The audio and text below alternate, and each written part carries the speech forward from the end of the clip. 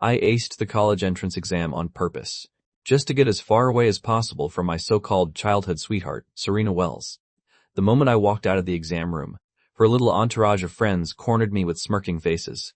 Our queen bee Serena said she didn't do so well on the test, so you'd better turn in a blank answer sheet this afternoon. Otherwise, don't even think about tagging along with her anymore. Looking at the contempt written all over Serena's face, I smiled and nodded like the obedient fool they expected. The second I turned away, I called our family butler, ordering him to immediately cut off all financial support to her family and cancel the black card I'd given her. The result? The school's golden girl nearly got hauled to the police station for dining and dashing. She called me 99 times, desperate and furious. I smiled coldly and rejected every single one. She still thought I was the same pathetic dog licking her heels. In my past life, I was the heir to the wealthiest family in the country, yet I'd crawled on my knees chasing after my chauffeur's daughter like a lovesick fool. It ended with my entire world crumbling to ashes. When I opened my eyes again, I had been reborn back to junior year of high school. The heartless Serena Wells stood before me, chin lifted with arrogance, opening her mouth to say, "Nathan, Brandon has a stomachache. Go buy him some antacids and grab his lunch from the cafeteria." Brandon Hayes was slumped over his desk, surrounded by a swarm of admirers like planets orbiting their sun. Serena was Brandon's girlfriend.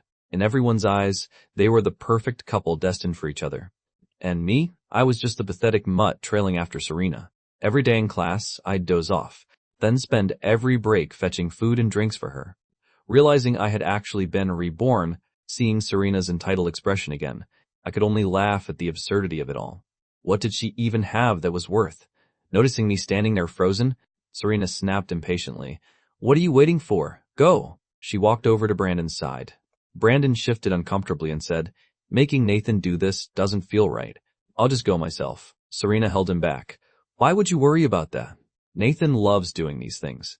If I didn't let him, he'd actually be upset. Right, Nathan?" I curled my lip, said nothing, and walked straight to the cafeteria.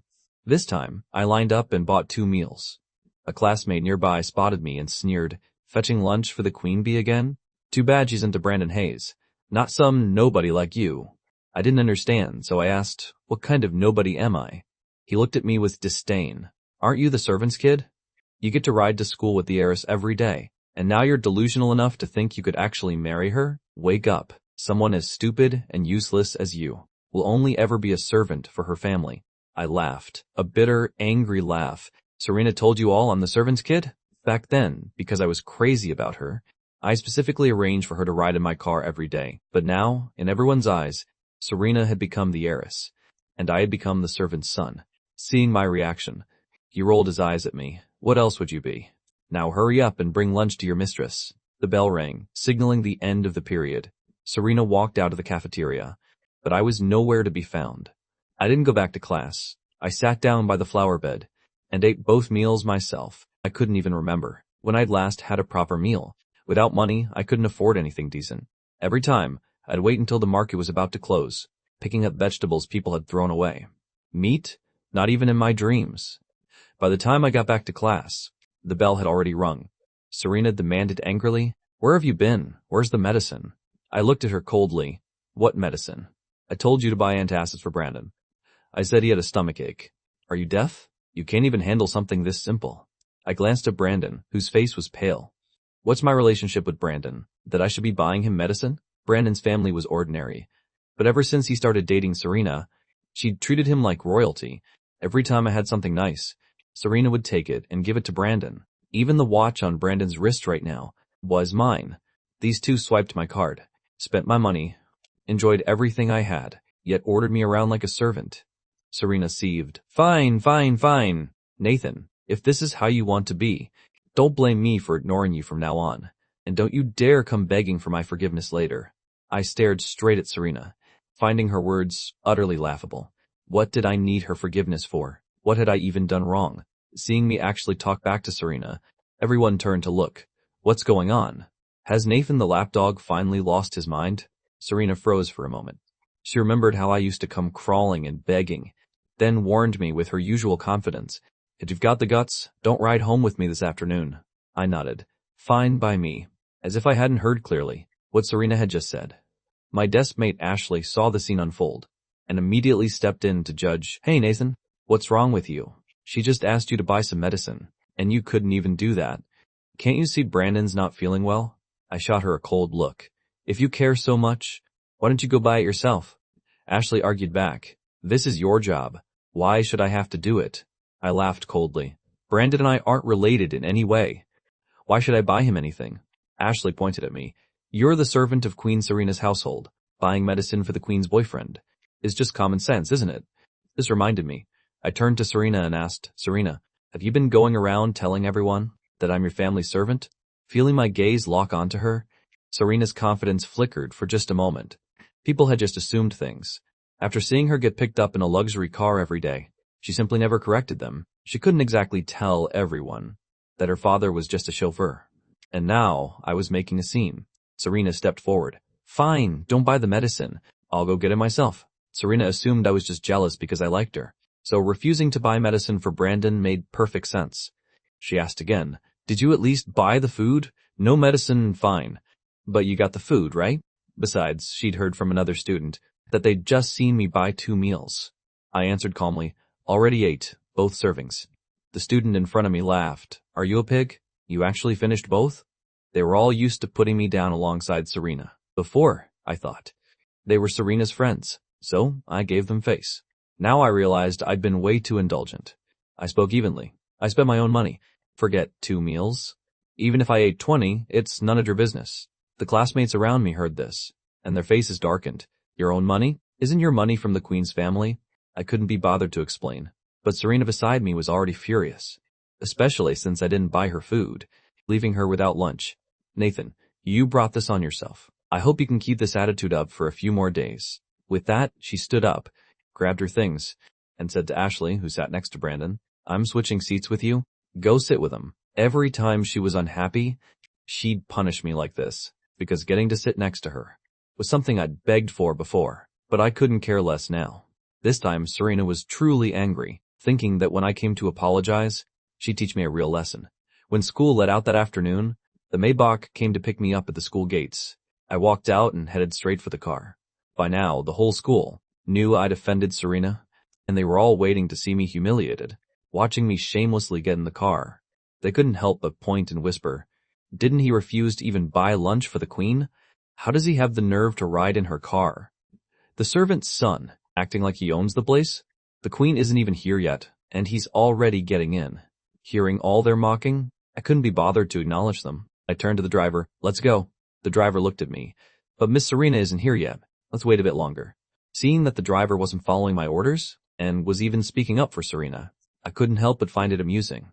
Mr. Wells, my father only has one son, me. So when exactly did our family get a missus? Mr. Wells looked concerned. Did you have a fight with Serena? Don't worry, young master. I'll discipline her when we get home. Just drive. I don't want to share the road with her, and I don't want to see her anymore, ever. Mr. Wells hesitated at this. He knew all too well how much I feared his daughter. Every time Serena said something, I never dared talk back. Even if he ignored my orders, nothing would happen. At worst, Serena would scold me a bit, thinking about how I'd inherit the family fortune someday, and all that money would eventually be his daughter's.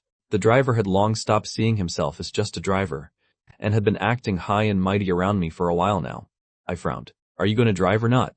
The truth was, my father had wanted to fire him long ago. After hearing he'd been secretly gambling, Dad didn't feel safe having someone like that in the house. But back then, my brain was broken, and I kept defending him. That's the only reason Serena got to stay in the Crane household. Who would have thought? Now even the dog doesn't obey its master. Seeing Serena appear at the school gates, Mr. Wells hurried out of the car. Serena was supporting Brandon, and the two of them walked toward the car together. Mr. Wells opened the door for them. Serena was about to help Brandon into the car. Because I was obsessed with Serena, wanting her to ride home with me, Brandon had always carpooled with us. The driver had to drop Brandon off first, then take us home. Not only that, he had to wake up early every morning to pick up Brandon first.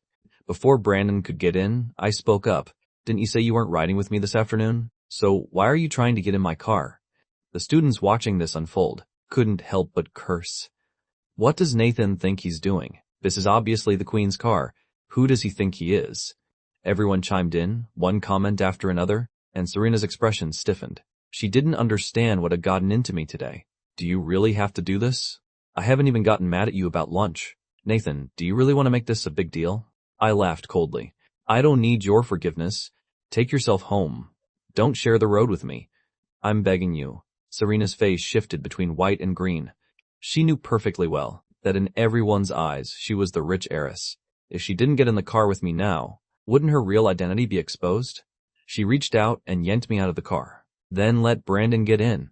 I'll admit, she pushed me over the edge. Serena, don't you think you've gone too far? I honestly didn't know how I'd put up with this before, or how I'd ever thought she was a good person. Serena ignored me completely, clearly not intending to reason with me. She turned and told Mr. Wells to drive. He immediately pulled away, and I was left standing there, abandoned. The watching crowd couldn't help but laugh. Good for her. That's exactly how he should be treated. I pulled out my phone.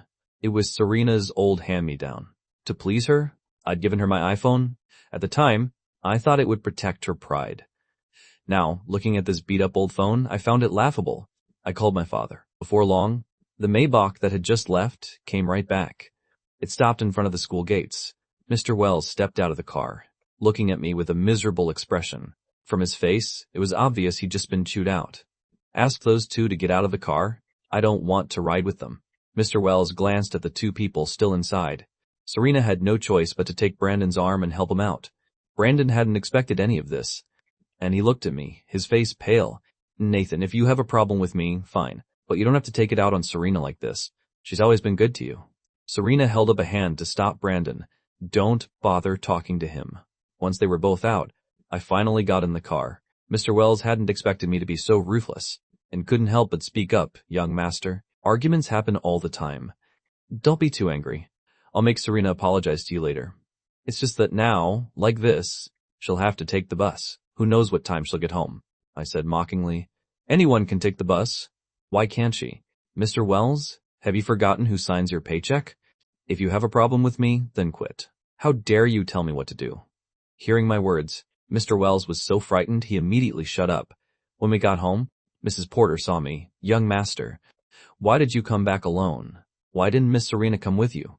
I announced to all the household staff. From now on, there is no Miss Serena in this house. Hearing me say this, Mrs. Porter was stunned. The young master of this house had finally come to his senses. Because I'd always treated Serena so well, both she and her father had started forgetting their place. Mrs. Porter had wanted to say something many times, but never dared, because it would upset me. I'm going upstairs first, Mrs. Porter reported. Miss Thornton is here. Tell her to leave. Actually, Celeste came to the house often, but since she was the one my father had arranged for me, and I was in love with Serena, it annoyed me. Celeste coming around was such a nuisance. Every time she visited, I refused to see her, and had the staff send her away directly. Because of that, Celeste and I had barely seen each other at all. Thinking about my final moments before I died, it was she who rushed me to the hospital, and she still remembered that she was my fiancée. I stopped Mrs. Porter. Where is she? In the backyard, playing with Snow. I walked down to the backyard and saw Celeste feeding Snow. I'd wanted to raise this dog myself, but Serena said she didn't like dogs, so I stopped going near him. I never expected that Celeste would get along so well with Snow. She wore just a simple pink school uniform, yet her entire presence radiated cool elegance. My eyes grew red. Celeste looked up at me, noticing I'd been standing at the door without her knowing when I'd arrived. She started to walk toward me, but then remembered how much I hated her and stopped, Mr. Crane.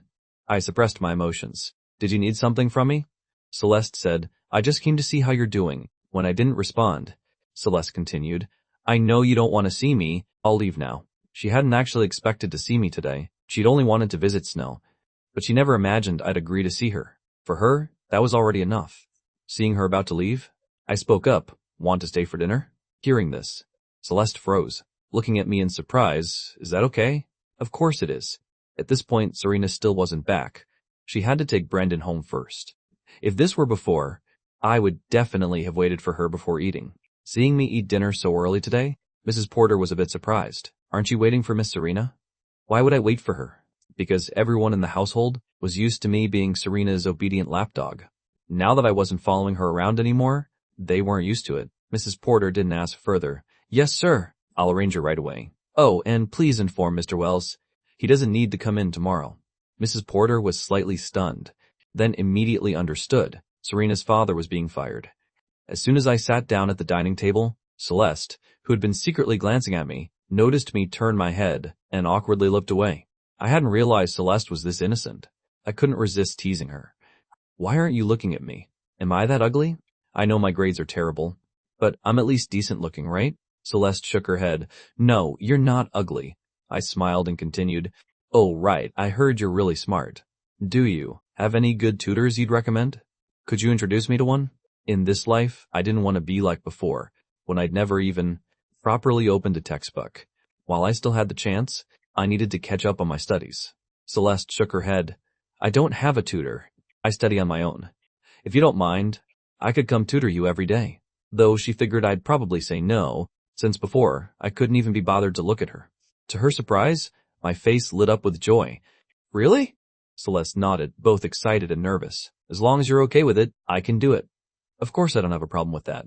I'm just worried it might affect your studies. Don't you have to study too? Celeste's eyes softened. It's fine. It won't affect me at all. She finished the high school curriculum long ago, and she already had an early admission offer. But afraid it would make me uncomfortable, she didn't dare mention it. I smiled. I'm really bad at studying. Just don't call me stupid, okay? Serena's grades were excellent too, but she had zero patience with me. If I didn't understand something after one explanation, she'd yell at me. My grades used to be average, but after she started tutoring me, they actually got worse. It completely destroyed my confidence. I would never. Then I'll come over after school from now on. The two of us ate dinner, and seeing how quiet Celeste was, I picked up my chopsticks and served her some food. Make yourself at home. Don't be shy. Just then, Serena walked in. She'd just gotten news that her father was fired, and he'd already yelled at her about it, and here I was, eating without waiting for her. Serena's face immediately darkened. She'd come to confront me about her father, but seeing Celeste here, she demanded irritably, what is she doing here? Before, to stay in my good graces, she'd avoided getting close to other girls around me. Every time Celeste visited, I'd send her away immediately. Now I was keeping her for dinner. Do you have a problem with that? Serena stared at me. You deliberately invited her here to keep you company. Just to make me jealous, didn't you? I looked at Serena. You're overthinking it, Serena. You're not that important. If you think hanging around other girls is going to make me jealous, then you really have no idea who Nathan Crane is. Seeing you get close to someone else actually makes me happy. At least he won't be bothering me all day.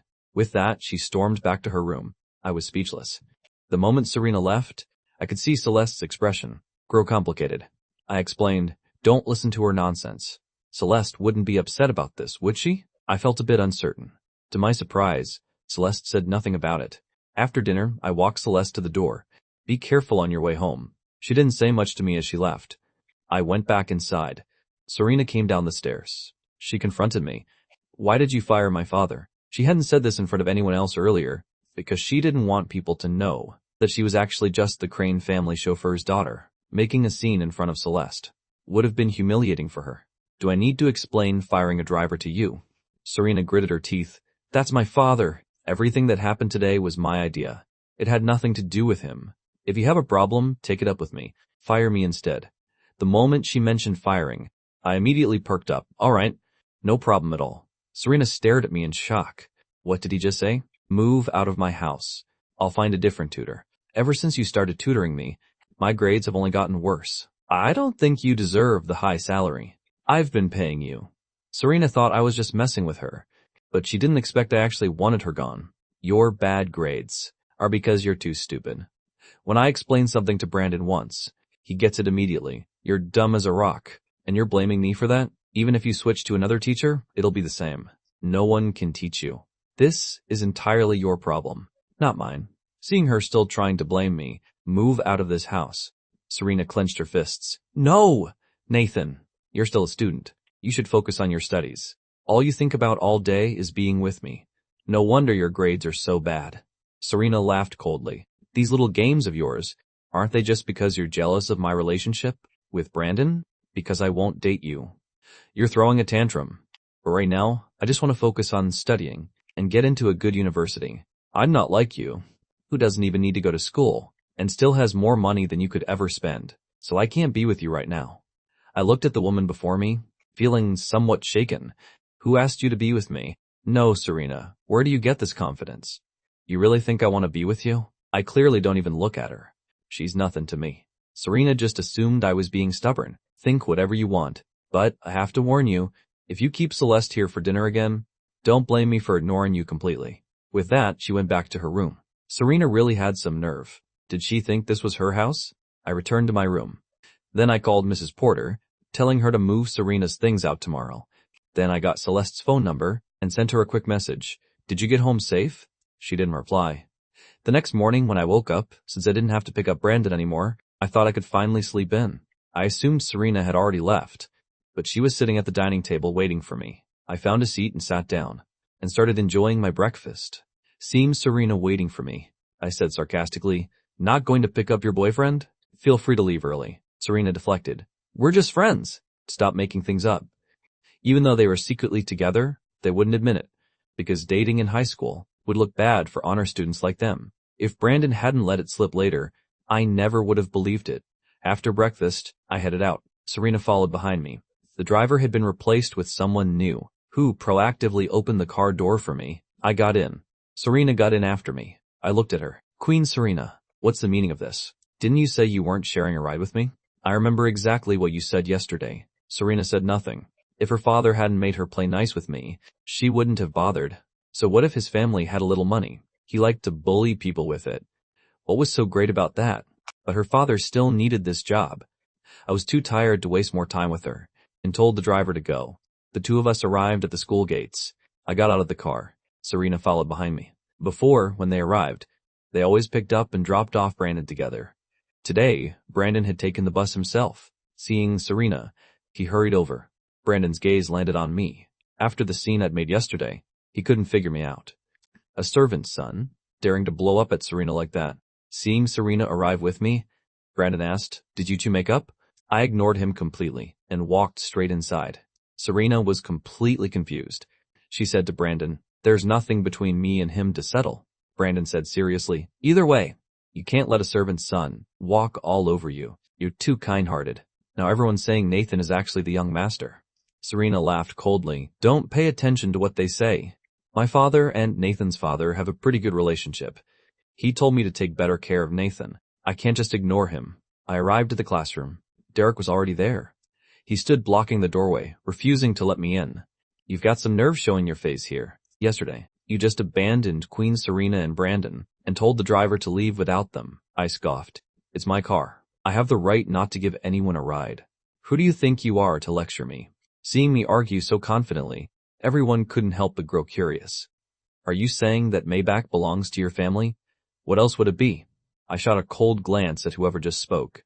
Derek smirked. "You? Nathan, we all know exactly who you are. Are you really going to stand here pretending to be some rich heir? Do you actually think you have the right?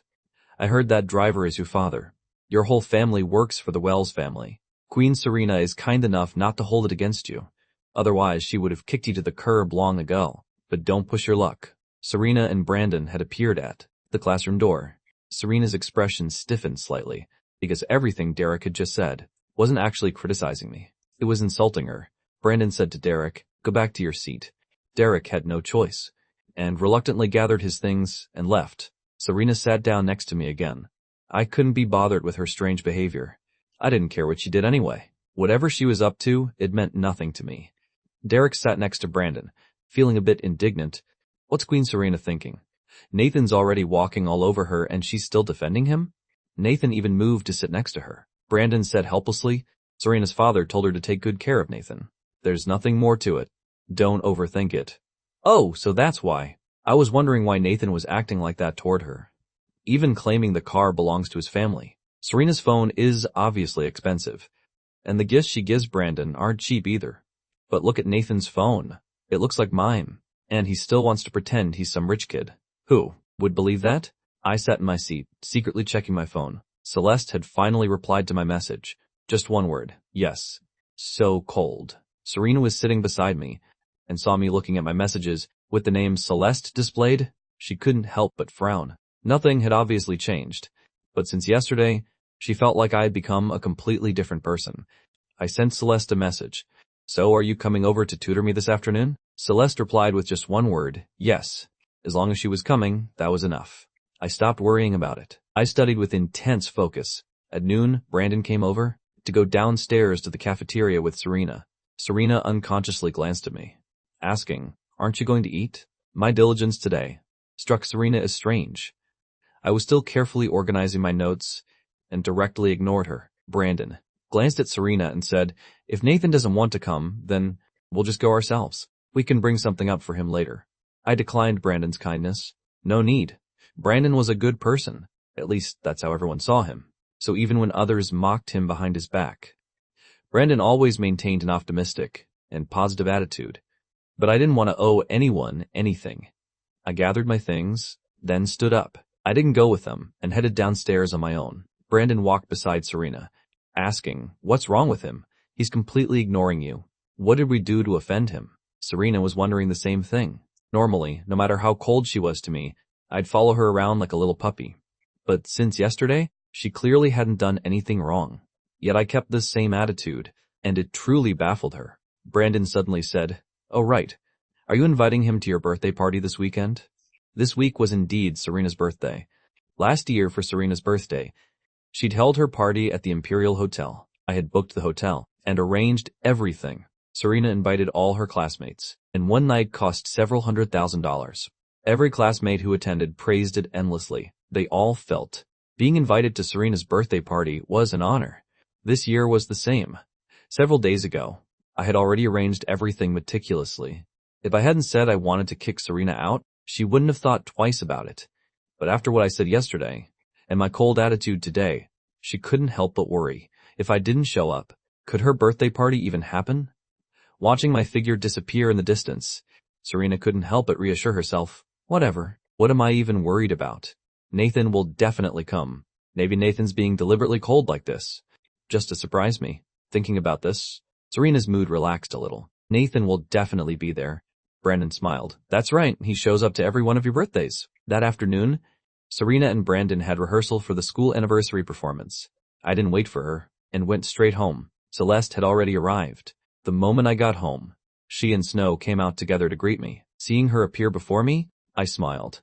Perhaps because of our connection from my past life, I always felt that seeing her was something precious and rare. Seeing the smile on my face, Celeste froze for a moment. She had grown, accustomed to my arrogance and coldness. My sudden warmth lately always made her a little shy.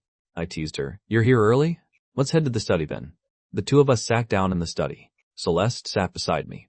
She'd brought 2 practice tests. Wanting to first assess my current level, I completed them seriously, then handed them to her. Celeste quietly took the tests and looked them over in silence for a while. I felt a bit embarrassed. "Sorry, I really am stupid." Celeste shook her head. "It's not your fault, just the wrong study methods. How about I help you review the fundamentals first?" I nodded in agreement. When Celeste explained things, she always kept her head down and avoided looking at me. But her explanations were incredibly easy to understand. To my surprise, I found myself grasping everything easily. Celeste had been teaching for quite a while, and I was starting to feel thirsty. The moment she looked up, she caught me staring at her. Celeste looked away shyly. "What is it? Is there something you don't understand? I just noticed how patient you are with me. But why are you so cold over text? Are you upset with me? Because of what happened between me and Serena?" Celeste denied it. "No. My relatives came to visit yesterday, so I was pretty busy. I didn't have time to reply to your message. By the time I saw it, it was already morning. If you ever need anything, just call me anytime." Just as we were in the middle of studying, my phone suddenly rang. I answered. It was Serena on the other end. "Nathan, what do you think you're doing?" What did I do now? I had absolutely no idea how I'd offended her this time. Serena said, "You had someone throw out all my stuff. I already told you yesterday, you're fired. In that case, you have no reason to stay in my house anymore, right? I'm studying. Don't bother me." With that, I hung up directly. Serena stood at the front door, unable to believe I was capable of this. Nathan really wanted to kick her out. Why? I said to Celeste, "Let's continue." Before long, the study door was suddenly pushed open. Serena stood in the doorway, her expression dark as a storm cloud. Her gaze immediately landed on me and Celeste. I stood up and asked, "What are you doing here? Don't you hate me? Don't you look down on me? Now you're the one who won't let go." Serena stepped forward to confront me. "Nathan, does humiliating me like this make you happy? Are you confused? How have I humiliated you?" "Serena, aren't you the one who's really been humiliating me? All your living expenses are paid by me. Yet you and Brandon are attached at the hip every day, while I follow behind you two like a servant. I wait on both of you, and still have to endure your coldness. How is that not humiliation? Now all I'd done was take back everything I'd given her. And in her eyes, that was humiliating her. Serena looked at me. Don't think that bringing someone here is going to force me into anything. I can't like you, and I'll never love you. Let me make this perfectly clear. I like Brandon. We're already together. As for you, I feel absolutely nothing. With that, she stormed off. I turned to look at Celeste. I'm sorry. Let's continue. Celeste looked at me. Maybe I should go. You don't seem like you're in a good mood. My face remained expressionless. I'm fine. I'm actually in a great mood. I was just remembering my past life, remembering all the foolish things I'd done. I wasn't sad because of Serena. Celeste still said, I think I should head out. She started to walk toward the door. I grabbed her hand. Celeste froze, staring at my hand holding hers. I didn't even know what I was doing, but I wasn't stupid. I could tell she was a little upset. Every time Serena appeared and said those things, Celeste would instinctively want to distance herself from me. I let go of her hand. Are you free Saturday? I want to have dinner at the Imperial Hotel. Do you want to come with me? The food at the Imperial Hotel was amazing. Having starved in my past life, now I just wanted to enjoy myself to the fullest. Celeste asked, Aren't you going with Serena? I countered, So you really want me to be with her? You want me to avoid you like before? Celeste immediately shook her head. Of course not. Then it settled, and see you Saturday. Saturday afternoon, I arrived a bit late. Walking in, I noticed quite a few familiar faces at the entrance. Everyone was dressed to impress. Seeing me appear, Derek couldn't help but sneer. Nathan, you've got some nerve showing up here. I frowned in confusion. Why wouldn't I be able to come? The owner of the Imperial Hotel was a close friend of my father's. I was a super VIP here. I could come whenever I wanted. Derek laughed coldly. These past few days at school, Queen Serena hasn't paid you any attention. Now she's throwing her birthday party. And you still have the audacity to show up? Serena's having a birthday party? Right, today was her birthday. I had already arranged everything with the Imperial Hotel staff. This year was Serena's 18th birthday. Her 18th birthday that year, I had thrown her an extravagant party at the Imperial Hotel. Absolutely grand. But it was also that very day I found out about Brandon and Serena being in a relationship. Looking at the lively scene before me now, I didn't want to deal with any of them. Everything Serena had at this hotel was arranged by me. The bill was obviously on me too. Now that I'd woken up, I couldn't care less about her. Yet she still had the nerve to bring them all here to spend my money. I was curious to see how she'd handle this later. I ignored my classmates' mocking and walked straight to the elevator. My reservation with Celeste was already set. I just didn't know if she'd arrived yet. The moment I stepped out of the elevator, I saw Serena with Brandon. Serena's gaze immediately locked onto me. She'd known all along I would show up. Serena walked toward me, her voice carrying a hint of smug satisfaction. Didn't you say you weren't coming? Don't think that just because you showed up, I'll forgive what you did before. Nathan, I'm still angry with you. Every time she did this, always using her anger to pressure me into backing down. I curled my lips slightly. Did you need something? Serena smiled. Aren't you here for my birthday? I laughed coldly. Why would I celebrate your birthday? You didn't even invite me. With so many classmates throwing you a party, you won't miss just me, right? Serena looked at me with irritation. Nathan, what do you want? Still trying to act tough. Just then, the restaurant manager walked toward me. Mr. Crane, I asked, has Celeste arrived? The manager nodded. Yes, she's here. Please show me the way. Thank you. The manager led me to find Celeste. Serena followed behind me. Nathan, haven't you caused enough trouble? I glanced at Serena. I'm not causing trouble. You're the one causing trouble. Serena lowered her voice. If this is about me and Brandon, I can keep my distance from him. Will that make you stop? I nodded, testing her. I know you're having your birthday party today. I shouldn't ruin everyone's mood, right? After saying this, I looked at the manager. I previously reserved a room here, called the Jade Room, under Serena's name. The manager nodded. Since today is Miss Serena's birthday, she can use that room. I finished and looked at Serena. Is that acceptable? Seeing me back down, Serena breathed a sigh of relief. Nathan, everything you've been doing was all to make me break up with Brandon. You can't stand seeing us together. I shook my head. You're overthinking it. I don't care who you're with. Serena, you'll understand eventually. I couldn't be bothered with Serena, and simply turned and walked away. The manager glanced at me. Then I'll have someone prepare the Jade Room. I nodded. Good. Make sure she pays for everything herself. No one leaves until the bill is settled. Yes, Mr. Crane. After arranging everything, I went to find Celeste. Serena returned to Brandon's side. Brandon spoke up. So, how'd it go? What did you two talk about?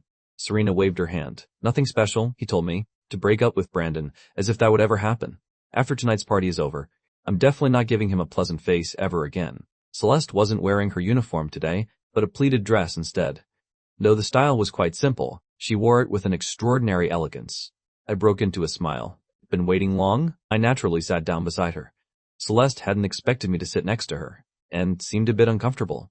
I didn't notice her discomfort. Have you ordered yet? Celeste shook her head. Not yet. I was still looking. Seeing me lean in closer, Celeste could no longer focus on the menu. Her attention kept drifting to me. I suddenly said, I want something with bold flavors. Celeste asked me, do you like spicy food? Sure. I looked up at her. What about you? I like it too. Before long, the owner of the Imperial walked in. His name was Mr. Knight. Seeing him, I greeted him politely. Hello, Mr. Knight. Mr. Knight looked at me. Nathan, you're here too? The moment he said that, I immediately understood he wasn't here for me. Sure enough, Mr. Knight walked towards Celeste beside me. He greeted her respectfully. Miss Thornton, welcome to our restaurant. If there's anything we can do better, please let me know. Because he was close to my father, he knew Celeste's true identity. Outsiders had no idea about her background. Celeste gave a soft acknowledgement, then continued eating. She was very cold. At first I'd thought she was a warm person, but meeting her now I realized Celeste didn't like talking to others. Mr. Knight stood beside her, personally pouring her water, yet she said nothing, giving off an aura that said strangers shouldn't approach. Finally, Mr. Knight had to say apologetically, well then, I'll take my leave. You two enjoy your meal. That's when I called him back. Wait a moment, Mr. Knight. Mr. Knight heard my voice, stopped, and turned around. Is there something else, Mr. Crane? If I remember correctly, in my past life, on Tuesday, the Imperial Hotel suddenly caught fire. After the fire was put out, they discovered the fire extinguishers were completely unusable. That fire even caused casualties. Because of that, the Imperial Hotel collapsed and never recovered. I heard Mr. Knight fell ill over it. I looked at Mr. Knight and asked, there's nothing wrong with the hotel's fire safety system, is there? My sudden question about this made Mr. Knight look at me with surprise. Mr. Crane, why the sudden interest in this? I just think maybe you should have someone do a thorough inspection, especially the kitchen area. Mr. Knight laughed. Don't worry. Our hotel's fire safety system is impeccable. There absolutely won't be any problems. We take responsibility for our guests. I looked at him steadily. Mr. Knight, why don't you go check it yourself? Seeing how insistent I was, Mr. Knight's face showed some displeasure. Mr. Crane, what do you mean by this? Are you saying you don't trust my word? Your father and I are friends. He knows exactly what kind of person I am. I run my business with integrity. You're questioning my character. Celeste spoke up.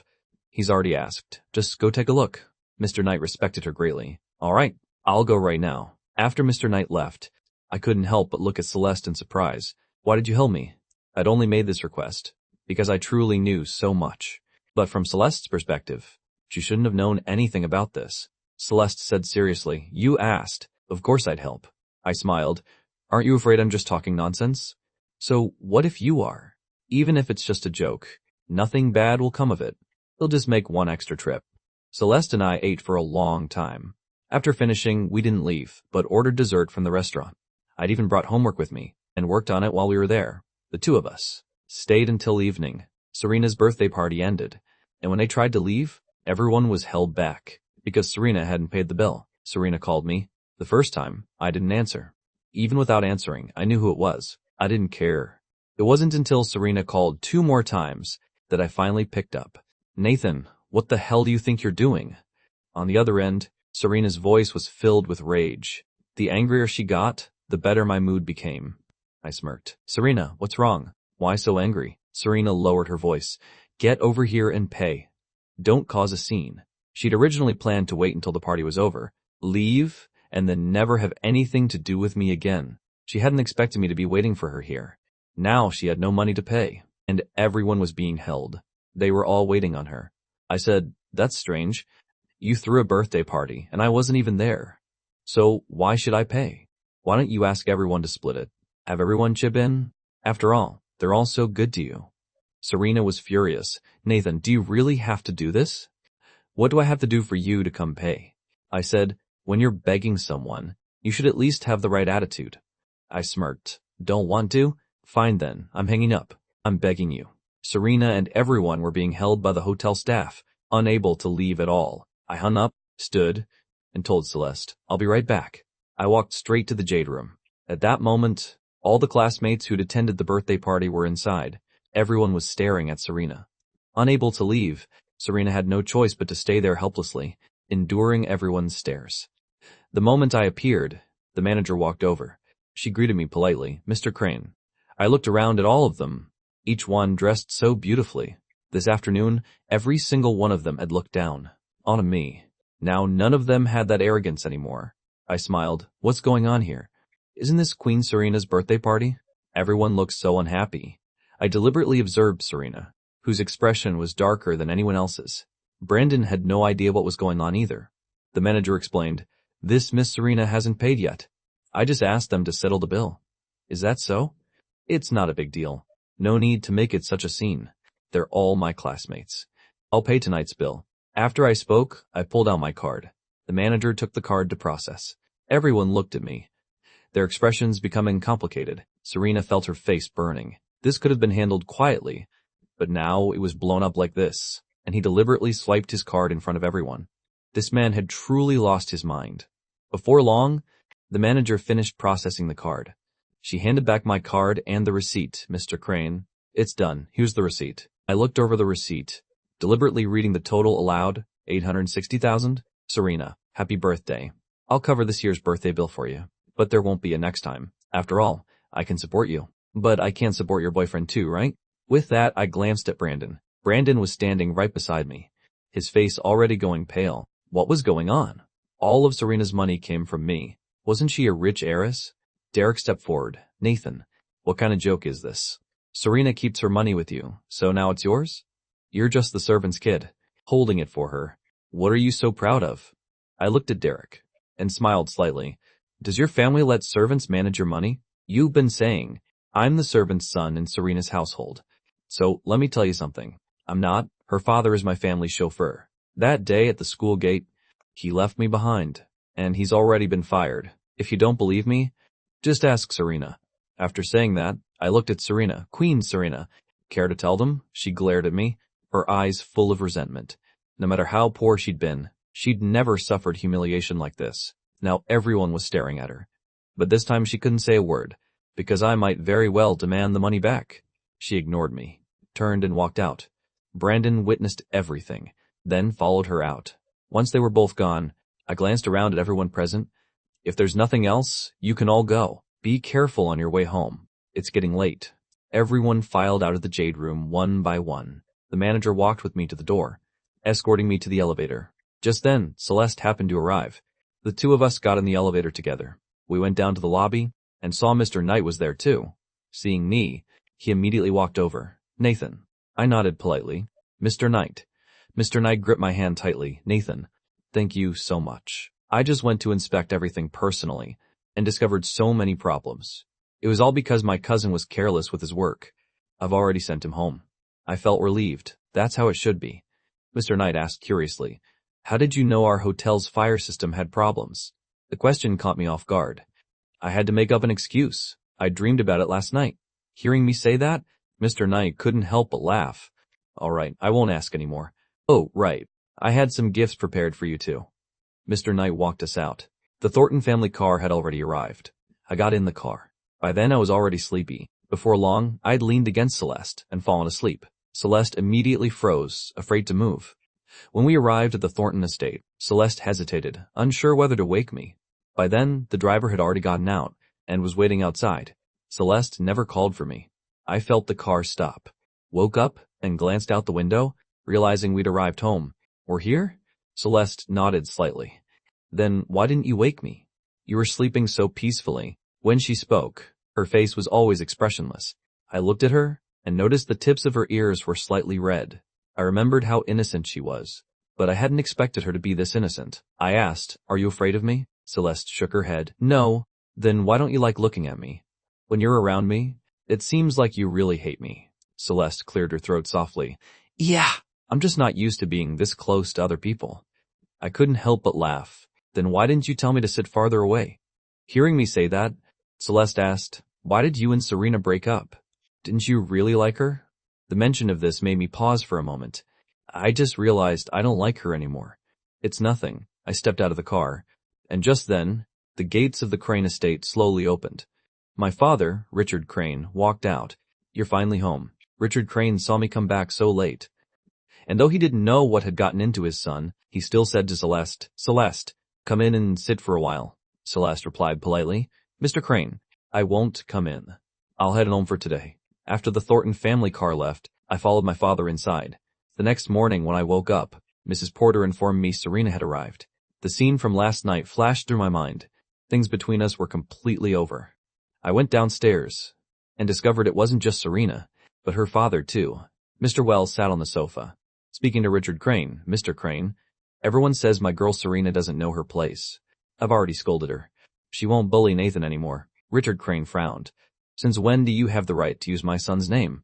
He'd long since been fed up with the Wells father and daughter. If he hadn't been afraid his son would cut ties with him, he never would have tolerated them. Mr. Wells realized he'd misspoken and quickly apologized. Young master? I mean young master. Seeing me come down the stairs, he quickly looked over at me. Young master, good morning. I specifically brought Serena today to apologize to you. I turned and saw Serena sitting there, silent, saying nothing. Apologize? I didn't think Serena came to apologize, because her face was written all over with reluctance. She was obviously still bitter about last night. So how could she possibly come to apologize to me? I said mockingly. Mr. Wells, you're too kind. Serena hasn't done anything wrong to me. There's no need for her to apologize. But I heard you fired her. When Mr. Wells himself had been fired, he hadn't even been this worried.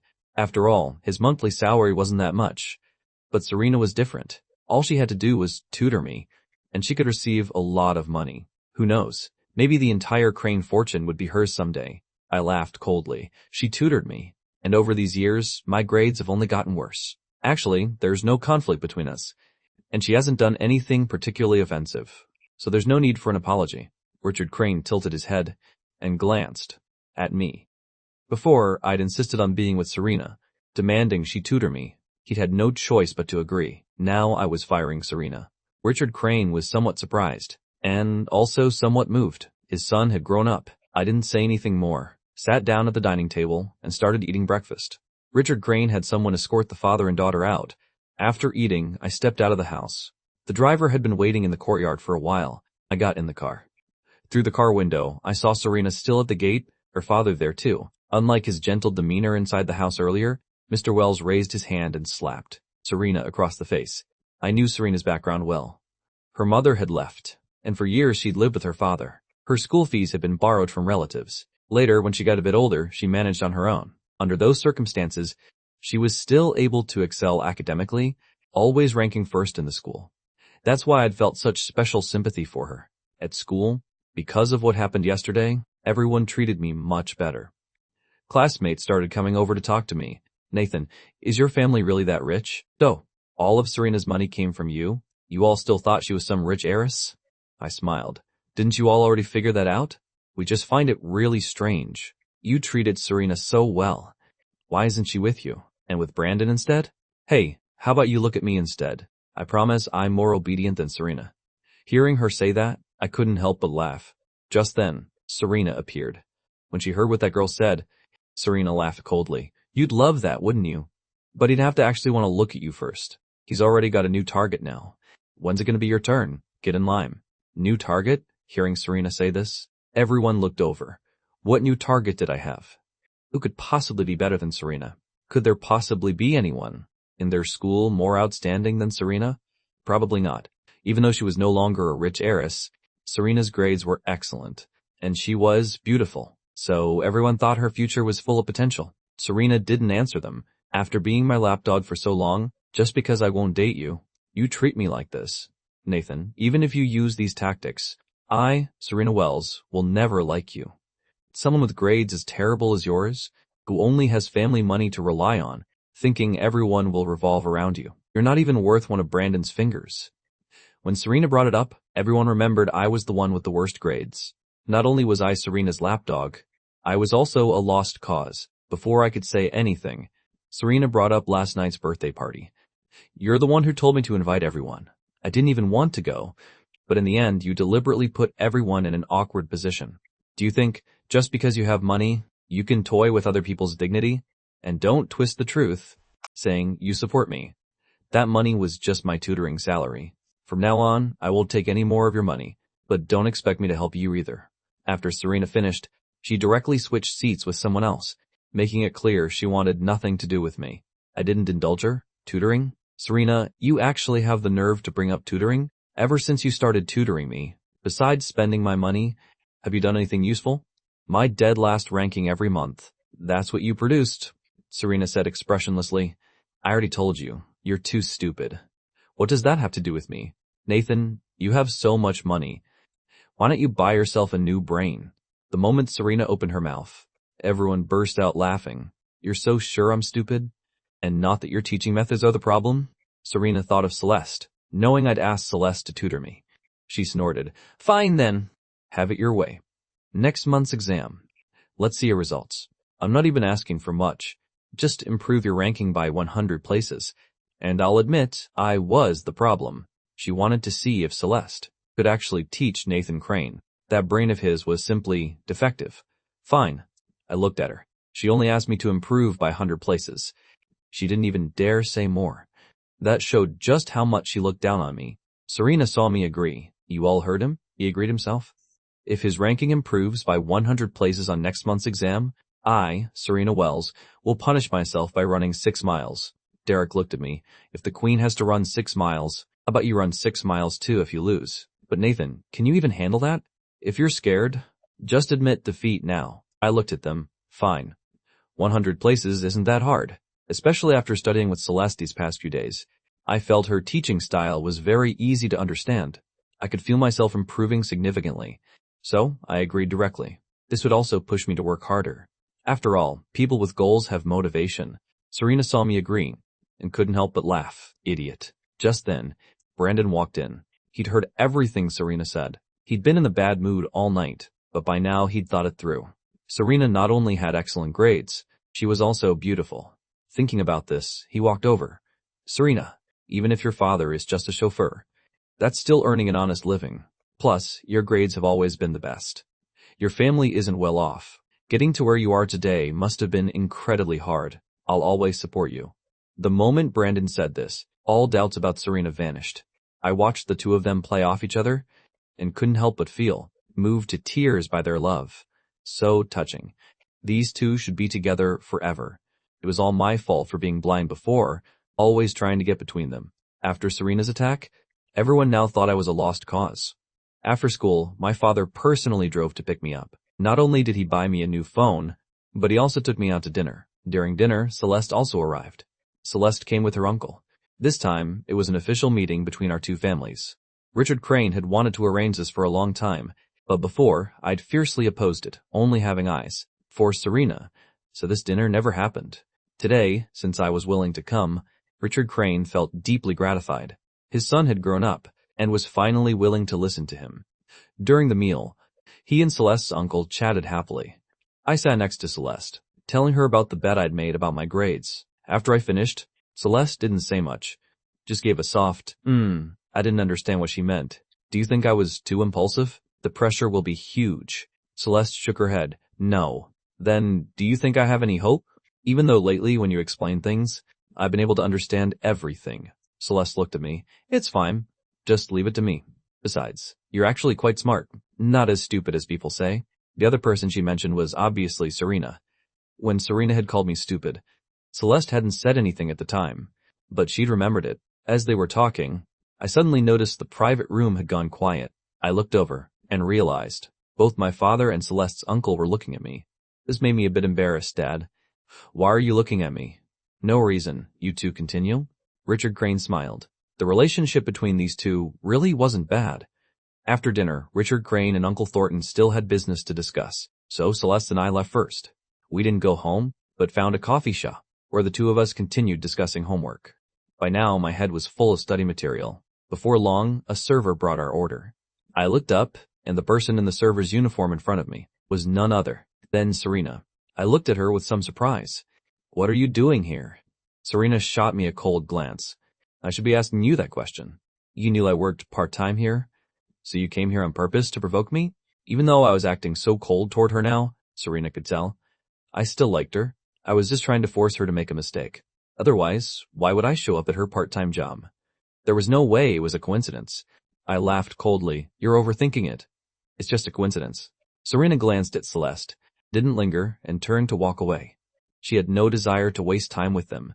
Seeing that arrogant, self-satisfied look on her face, I truly didn't understand what she had to be so proud of. I turned back and handed the ice cream to Celeste, then reached over to grab her bag, and we walked out of the coffee shop together. Actually, I'd planned to stay a bit longer, but then I ran into Serena here. It really killed my mood. Over the next 2 weeks, I studied hard every single day. Celeste also came over frequently to tutor me. My grades had improved significantly, but every time Serena saw me working so hard, she couldn't help but mock me. Nathan, if you regret it, there's still time to back out now. Otherwise, when the results come out, don't go back on your word. I frowned. You're distracting me. The monthly exam finally ended. I was in an excellent mood. Even though the results hadn't been announced yet, I felt like I'd done pretty well. Celeste was sitting in the courtyard. I said to Celeste, "You're here early today?" Celeste looked at me. I come early almost every day. I was curious. Don't you have other activities at school? Serena was also a top student at her school. She and Brandon before had plenty of things to do every day. But in comparison, Celeste seemed much more free. Every time I came home, she was already there. Celeste smiled. I have a lot of freedom. They don't keep tabs on me. So you don't have any school activities to participate in? Celeste shook her head. I usually don't participate. I was eager to find out what I actually scored, so I sat in the courtyard checking answers with Celeste for a while and discovered I'd gotten a lot of questions right. I was in a great mood. When the results were announced, the homeroom teacher walked into class and, as usual, praised Serena and Brandon. These two are first and second again. After praising them, the homeroom teacher continued, but this time I also want to mention one more person. That person is Nathan Crane. Hearing this, I immediately perked up. Serena's eyes were full of mockery. The homeroom teacher spoke again. Nathan did very well this time. He used to always be at the bottom, but this time he's made huge progress. His score this time landed in the top 200 of the grade. If he keeps working hard, he'll definitely achieve good results on a college entrance exam. Top 200? Hearing this, everyone's eyes went wide. Even Serena froze for a moment. She'd only hoped I could improve by 100 places at best, and now I'd made it into the top 200. I hadn't expected to improve this much either. The facts proved that hard work pays off. Sir, are you sure you're not mistaken? Nathan's grades were always so bad before. How is this possible? The homeroom teacher looked at me. Of course I'm not mistaken. Before, having a student dragging down the class average like this had really bothered him. Who would have thought my grades would improve so much? Being acknowledged by the homeroom teacher made me very happy. I looked at Serena. So? Didn't you say I was stupid? Don't forget those 6 miles. Serena bit her lip, truly unable to understand. After school, Serena reluctantly ran the 6 miles. I didn't go home either, specifically staying to watch her humiliation. Brandon stood nearby, watching me. Derek whispered to Brandon, so what if it's top 200?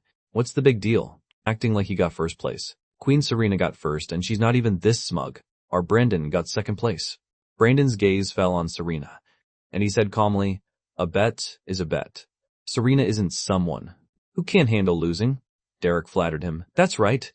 So what if Nathan's grades improved? Serena finished running the 6 miles, and it was nearly dark. She looked at me. Happy now? I nodded. I stood up. That was hard work. Feel free to bet with me again anytime. I left, and Brandon spoke up. Nathan's grades were always bad before. How did he suddenly improve so much? He didn't cheat, did he? Derek chimed in.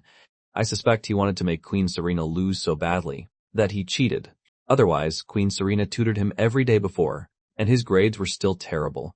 How could he suddenly improve so much? I'll go tell the teacher tomorrow.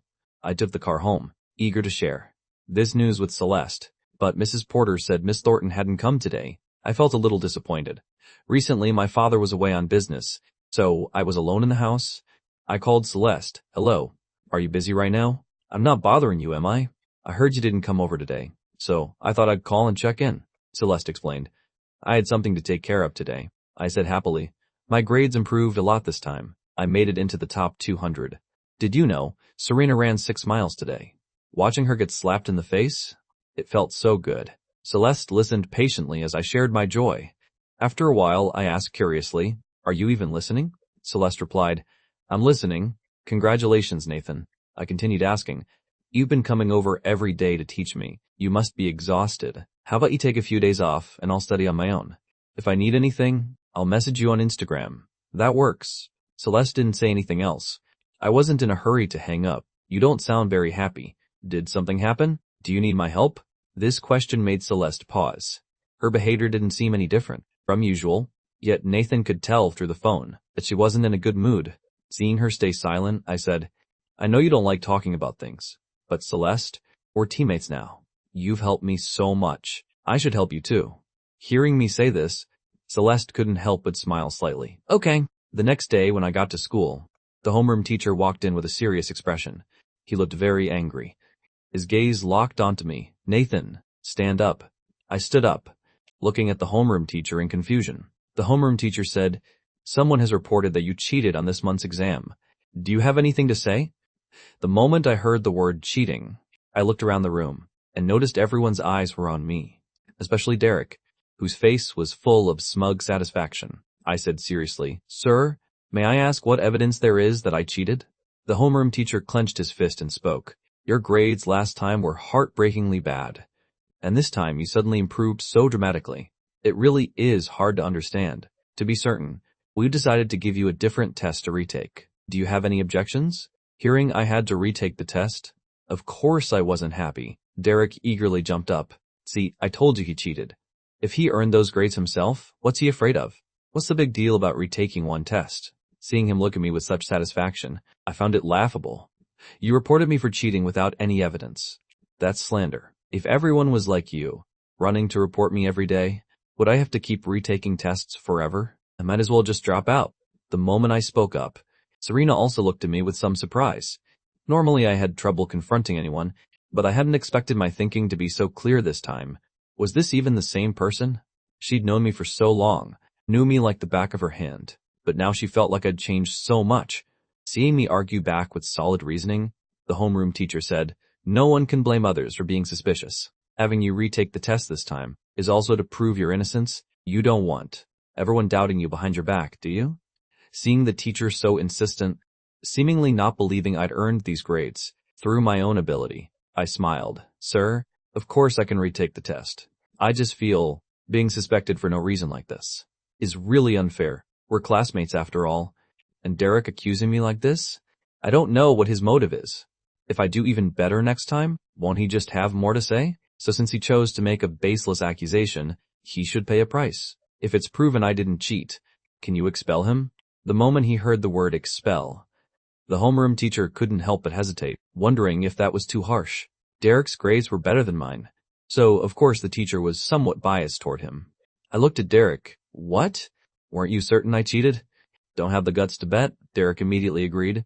He said angrily to the homeroom teacher, "Sir, I'm willing to bet my future on this. Everyone knows what Nathan's grades are like. I'm certain he cheated. Nathan won't retake the test. He's just making excuses here." Derek had convinced himself I was guilty. He said to the homeroom teacher, "If it's confirmed Nathan cheated, then expel him too. I don't want to be in the same school as someone like that." Before the teacher could respond, I'd already agreed. "Nathan, come to my office after class." With that, the homeroom teacher walked out. Derek looked at me, waiting for the show. Serena looked at me. Seeing me bet with expulsion on the line again, couldn't help but advise, "Nathan, are you sure you want to bet? If it's confirmed you cheated, you'll be expelled. That would be even more embarrassing." If I were you, I'd go apologize to the teacher. A monthly exam isn't that big of a deal. As long as you sincerely apologize, I can go talk to the teacher for you. After all, you beat me, and I won't hold it against you. Seeing Serena act like she was doing me a favor, I smirked. "Don't you also think I copied my way to these grades? That's why you're here pretending to be kind and advising me. Instead of advising me, why don't you go advise Derek? He's your boyfriend's best friend after all." Though Derek was the one who stepped forward, Brandon wasn't innocent either. Serena had meant well advising me, but now seeing I didn't appreciate it, her expression turned cold. "I'm trying to help you, and you can't even tell? Can you not distinguish good intentions from bad?" "Help me?" I looked at Serena curiously. "What? Being a server isn't easy? Having regrets and wanting to come back and mooch off me?" Hearing the word mooch, Serena's face darkened. Her part-time job hadn't been going smoothly lately. Her schoolwork was already demanding. Student council had a lot of work too. And every day she was busy until late before getting home. The key point was that little bit of money wasn't nearly enough to cover her expenses. I'd spoiled her into extravagant habits, and now she realized how hard it was to go from rich to poor. Especially with me. She'd originally thought I was just a rich heir who got worked up and wanted to make things difficult for her for a few days. But what was wrong with Nathan now? He wasn't coming back to cling to her anymore. Before, no matter how badly she treated him, he'd always come crawling back. Seeing Serena not refute what I said, I smirked. Are you still thinking that I'll be mad for a few days? Then come crawling back to make up with you? Serena pressed her lips together. I don't need that. I laughed coldly. If you're still thinking I'll come back begging, you're just daydreaming. If you want me to turn back, you come beg me. Maybe if I think you're pitiful enough, I might treat you a little better, give you some money, Serena said angrily. In your dreams. She refused to look at me anymore. I wasn't in a hurry either. After class, I went to the teacher's office. They gave me a new test to take. After I finished, several teachers graded the test together and announced the results. My grades were indeed excellent, proving that my monthly exam scores weren't copied. The homeroom teacher was somewhat surprised. It seems you really didn't cheat. But why were your grades so bad before? I thought back to how I'd acted because of Serena before. I was foolish before, didn't study seriously. Recently, my family got a new tutor, and the results have been very noticeable. I returned to class, and the homeroom teacher came in with the proctor, announcing the results. Confirming I didn't cheat, Derek's face was full of panic. How is this possible? How could he not have cheated? The homeroom teacher's face was ice cold. The atmosphere in our class has really become terrible. Classmates should be helping each other, but instead you're making assumptions about students who've made progress, and that's the biggest blow to them. I hope everyone learns from this. I looked at Derek. You said you'd drop out voluntarily. You're not going to go back on your word, are you? Derek said nothing. Looks like you want to break your promise. So, it turns out, there really are people who can't even keep their word. Since that's the case, how about not making any more bets? Brandon saw his best friend being bullied and stepped in to mediate. Nathan, we're all classmates. You don't have to be like this. Derek meant well. He was worried you'd have a moment of weakness and take shortcuts. He didn't mean any harm. Give him another chance. The moment Brandon spoke up, the other classmates also looked at me. That's right. Expulsion is too much. I smirked. They really did give Brandon face. Whatever he said, they went along with. I looked at Brandon. You care about him so much. Why don't you drop out in his place? My words immediately sparked outrage. Nathan, the one who offended you was Derek, not Brandon. Why are you going after Brandon like that? Seeing everyone targeting me, I smirked. Fair treatment. Is that too much to ask? If I were the one being expelled today, would he speak up for me too? Brandon immediately said, Of course I'd speak up for you. I've always told everyone to treat you well. I couldn't stand his fake act. Fine, whatever. Derek, you don't have to drop out if you don't want to. After all, you're someone with no credibility. Since you don't want to drop out, how about running 12 miles instead? Derek looked at me. 12 miles? Are you trying to kill him? His athletic ability was already poor to begin with. I laughed coldly. If you can't do it, then just drop out. Actually, whether Derek dropped out or not didn't affect me. But if I didn't punish him, everyone would want to walk all over me in the future. After class, Derek went to run his 12 miles. I wasn't about to leave either, sitting there watching him run lap after lap, with no intention of letting him off. His stamina was terrible, and before long he was so exhausted he nearly passed out. Brandon walked over and said to me, Nathan, Derek knows he was wrong. Let him off this time. His health isn't good. If he finishes all 12 miles, he'll die. So what you're saying is, if your rumors had driven me to death, I would have deserved it? Brandon deflected. But aren't you fine now? You're not the type to do something drastic. I fixed my gaze on Brandon's face. You've really got some nerve. Do you think I should be like the other classmates, doing whatever you say? If you're not happy about it, go run in Derek's place. Don't just stand there making snide comments. Seeing Brandon being attacked, Serena stepped forward. Nathan, don't go too far. Brandon was just kindly reminding you, worried that if something happens later you won't be able to handle it. I turned to look at her. What? Feel bad that your boyfriend came to provoke me? If you don't want to get yelled at, stay away from me. All those gifts I gave you before, they were all paid for with my money. Don't tell me you think people didn't care about any of that. They just cared that your family is poor and your father is a gambling addict? Brandon only knew Serena's father was a chauffeur. He didn't know he was also a gambling addict. A gambling addict too? So if I stay with her, won't that be a bottomless pit? Brandon looked at Serena, seeing her expression turn ugly, but he wasn't in the mood to worry about Serena's family issues. Brandon said to me, "Nathan, you hate me this much, and you're going after my friend? Is it because of Serena? You think I stole her from you? Fine, I'll give her back to you." Serena grabbed Brandon. "Don't say that. I don't like him at all." The two of them looked so loving together, while I seemed like the villain. I laughed. "Fine, whatever. Serena, you can keep him. I don't take out the trash. As for you saying I'm bullying Derek, the whole school knows he's the one who bullied me. I'm already being lenient. If he doesn't want to run, he can just drop out. I'm not stopping him." Serena saw I was beyond help and said to Brandon, "Brandon, he's like this. He doesn't need us to worry about him. If something happens to Derek later, it'll be too late for him to regret it. Let's go." With that, she pulled Brandon away. Derek's stamina was poor, and after only 6 miles, he collapsed and was taken to the hospital. I followed them to the hospital.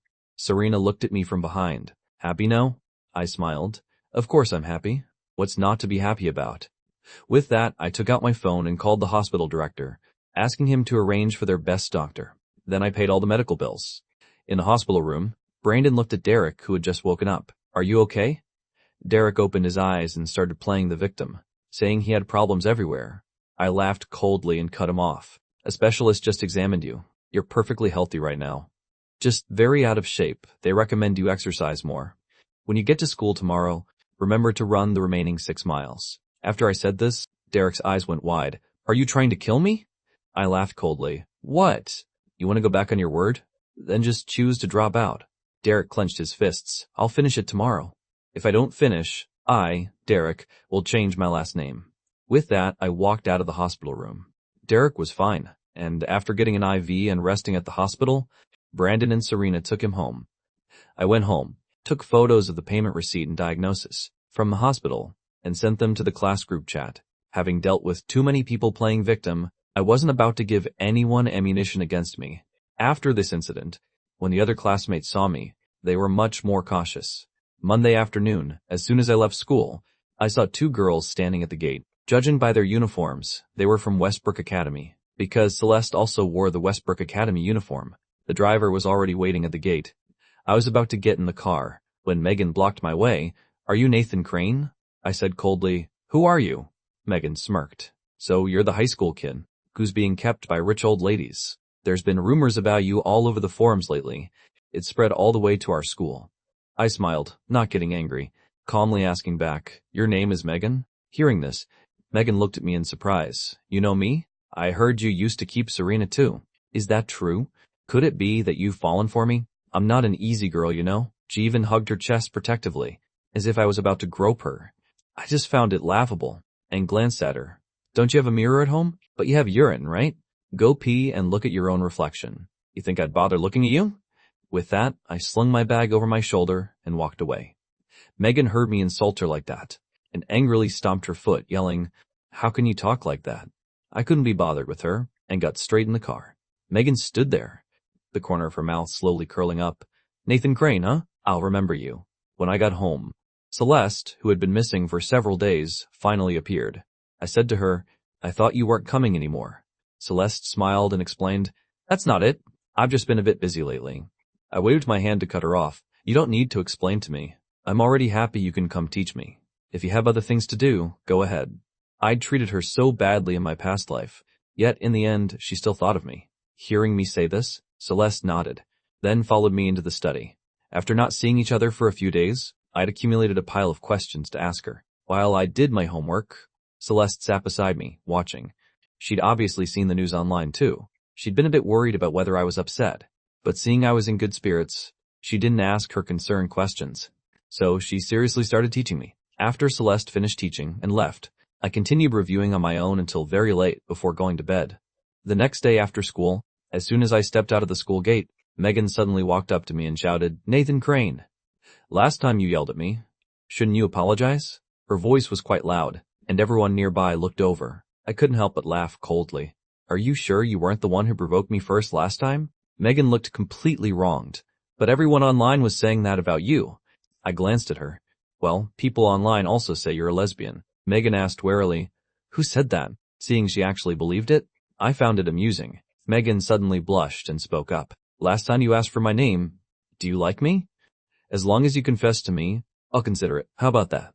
I couldn't be bothered with her, and kept walking forward. Just then, from behind me came Celeste's voice. Nathan, wait for me, let's go back together. Megan's eyes went wide, and she grabbed her. Celeste, you know him? Celeste said calmly, I'm pursuing him. Megan was immediately shocked. Celeste needed to pursue someone too? Normally, didn't Celeste just have to nod, and people would be eager to become her boyfriend? Seeing Celeste looking so serious, Megan continued asking, so how far have you two gotten? Celeste sighed. He doesn't like me yet. Even though she was his tutor, Celeste thought I probably didn't like her. Nathan liked Serena, and as for her, she was probably just someone he was using to make Serena jealous. But being by Nathan's side already made her very happy. Hearing Celeste say this, Megan couldn't help but glance at me. Celeste actually liked Nathan Crane. Everyone should know that I used to be Serena's lapdog, and Serena couldn't even be bothered to look at me. But now, Celeste, who was better than Serena in every way, was actually involved with me. Serena watched our retreating figures from not far away, looking completely dejected. Brandon and Derek followed behind her, wanting to comfort her, but didn't know where to start. They were frustrated too. 1 second ago they'd been thinking, someone like Celeste couldn't possibly like me, and then in the blink of an eye, Celeste was proactively coming to talk to me. Derek said angrily, is that Celeste girl blind? How can she like Nathan Crane? Doesn't she know what kind of person Nathan Crane is? Brandon's face was cold. Why is this happening? Someone like Nathan Crane. Not only is he obviously rich, but he's also pursuing someone like Celeste. Could it be that they're just not working hard enough? Celeste and I stood at the school gate, with Megan standing beside her.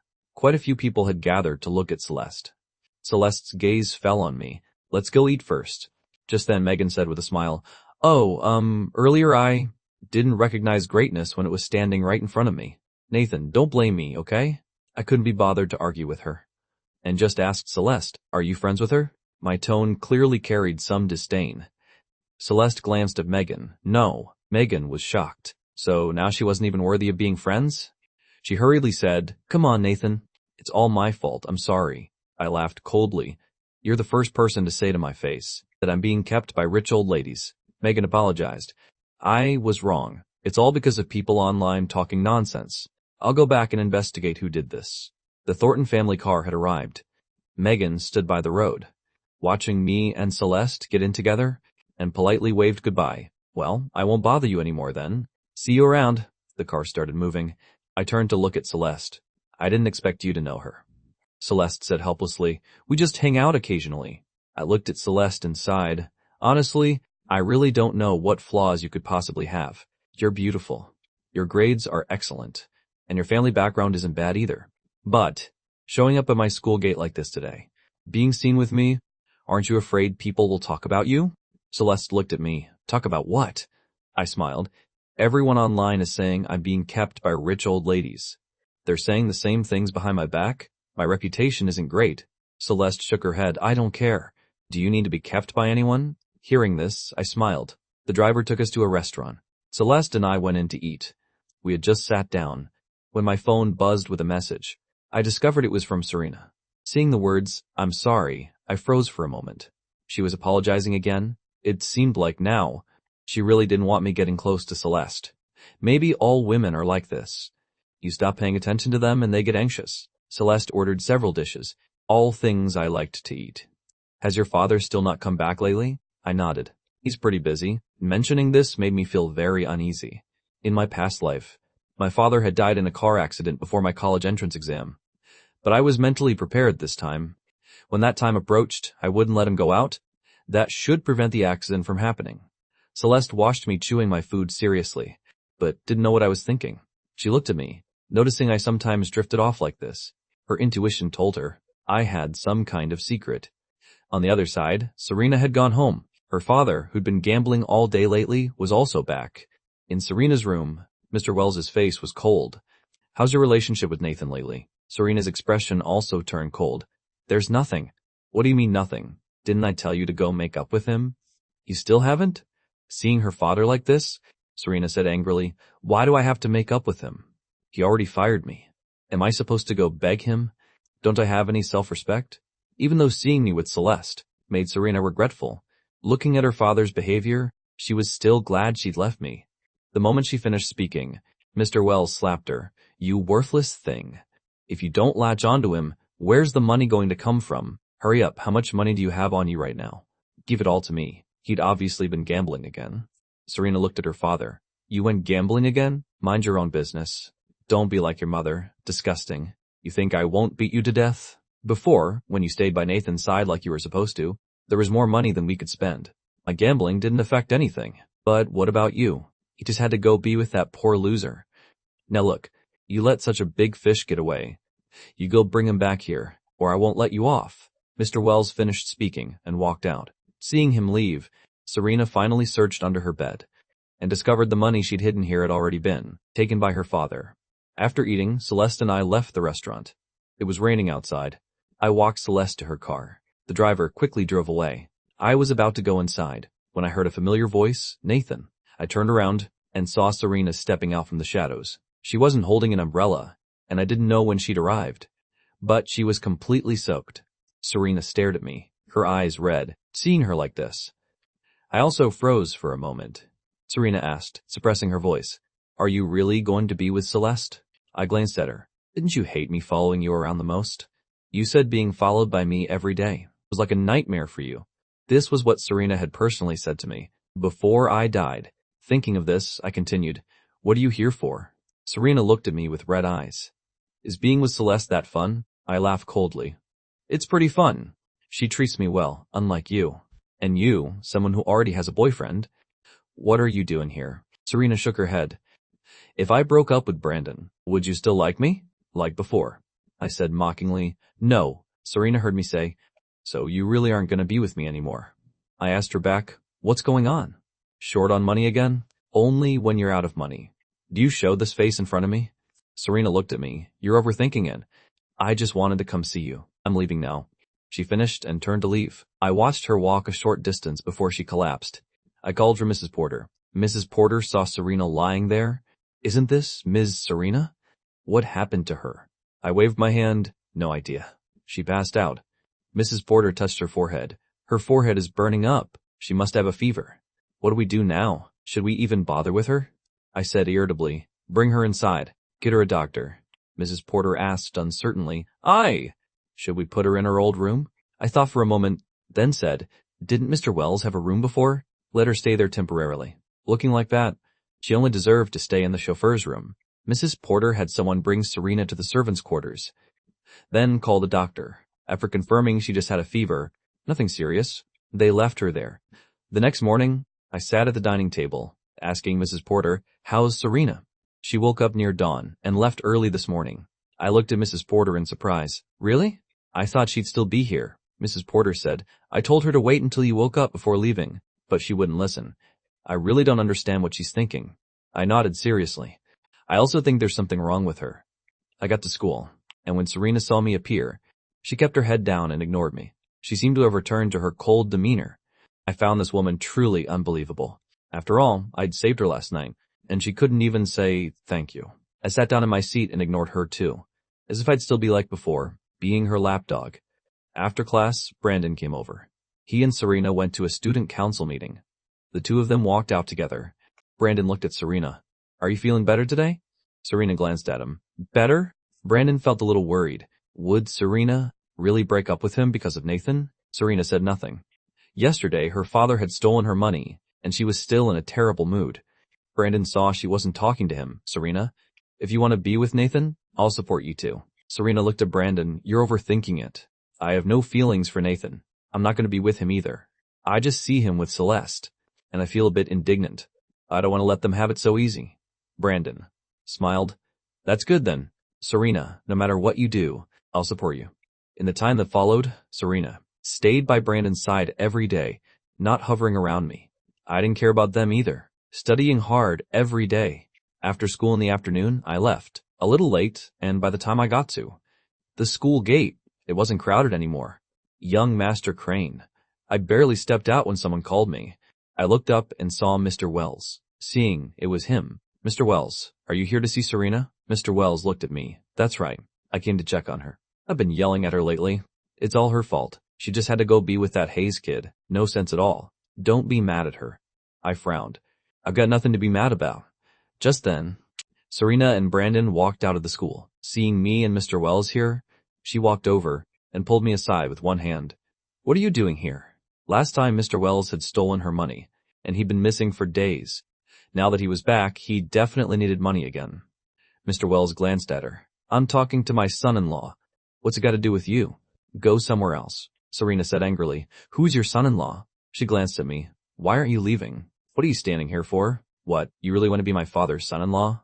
Take a look at whether you're even worthy. Serena talking to me like that. I was also caught off guard. It seemed like this woman always had this attitude toward me. I froze for a few seconds. You're overthinking it. Who'd want to look at you? With that, I hurried away. Mr. Wells watched my retreating figure. Son-in-law, don't worry. In a few days, I'll have Serena come find you. He was about to chase after me, but Serena didn't give him the chance, blocking him. Mr. Wells was furious, looking at Serena. What do you think you're doing? You won't put in the effort yourself, and you won't let me try either? We finally ran into Nathan, and you chase him away. Can you do anything right? I'd already gotten in the car, watching Serena block him. Dad, can you not come to my school? Mr. Wells glared at her. I'll come if I want. Where's the money? Got any? All day you don't know how to make money. Just dating, Serena said. I don't have any money. Last time you took all of it. That was my college fund. So, what have you been doing lately? Hanging out with that boyfriend of yours again? Just mentioning this made Mr. Wells furious, Serena said mockingly. That's my business. Go away. I have to go to my part-time job. Mr. Wells growled unhappily. All you know is work. How much does that crappy job of yours make in a month? You'd be better off making up with Nathan properly. Look at how you just treated him. After saying this, Mr. Wells couldn't help but want to hit Serena. But remembering this was a school. I'll deal with you when we get home. Give me the money now. If you don't, I'll go find Nathan myself. Serena pulled a few $100s from her pocket. This is all I have. How is this enough? Mr. Wells said angrily. Hurry up and go make money. You don't want to see them chop off your father's hands, do you? Serena's face was cold. If you know they'll chop off your hands, then don't go gambling. Whether you live or die has nothing to do with me. With that, Serena got on a bus. Brandon only appeared after they both left. He'd only known Mr. Wells was a chauffeur before. He didn't know he was actually Serena's father. Plus, Serena was now broke, and he was still coming to demand money. I sat in the car watching for a long while before telling the driver to go, thinking about how Serena had yelled at me again. I found it laughable. I didn't even like her. Yet she was afraid I'd become her father's son-in-law. I got home, Mrs. Porter said with a smile. Young master's home. Who made you upset? Seeing my cold face, Mrs. Porter immediately noticed I was unhappy. I shook my head. It's nothing, just bad luck. When Celeste arrives later, tell her to come find me in the study. Lately, Celeste had been arriving a bit late. I didn't know what she was busy with. I'd just gone upstairs when, not long after, Celeste arrived. The young master seems a bit unhappy today. Celeste asked, what happened? He didn't say, but judging by his look, it probably has something to do with Serena. Celeste went upstairs and found me at my computer, smiling happily. Celeste walked over. I looked at her. You're here? Celeste nodded. Something came up and delayed me. You've been pretty busy lately. Before, she used to come early every day and got out of school earlier than me too. But looking at her lately, she seemed to have a lot going on. Hearing me mention this, Celeste nodded. But it won't affect the tutoring. I'll try my best to come. Your grades have improved a lot recently. I looked at Celeste and said, Are you going to go to college in New York later? Hearing my question, Celeste froze for a moment. Actually, her family had been wanting her to go for a while now, but she'd kept putting it off. She looked at me. How did you know? I smirked. Of course I knew about things from my past life. I stretched. Then let's work toward that goal together. Celeste looked at me in surprise. You want to go to New York? I nodded. I just want to give it my best shot. Celeste looked at me, her confidence restored, her mood improving considerably. I smiled. I just got annoyed by Serena. I briefly told her what happened at the school gate, saying, Isn't it ridiculous? She just likes Brandon, acting like nobody can live without her, right? Celeste looked at me. Our Nathan is the best. Why would he bother looking at her? After she said this, I looked at Celeste. Clearly, after my past life, my heart had died. But when Celeste talked to me, I felt my heart flutter. It took me a long while to snap out of it. Do you talk to everyone like this? Celeste said shyly. No, I'm not that kind of easy person. So you're saying I'm special to you? Hearing me say this, Celeste froze. I promised your father I would.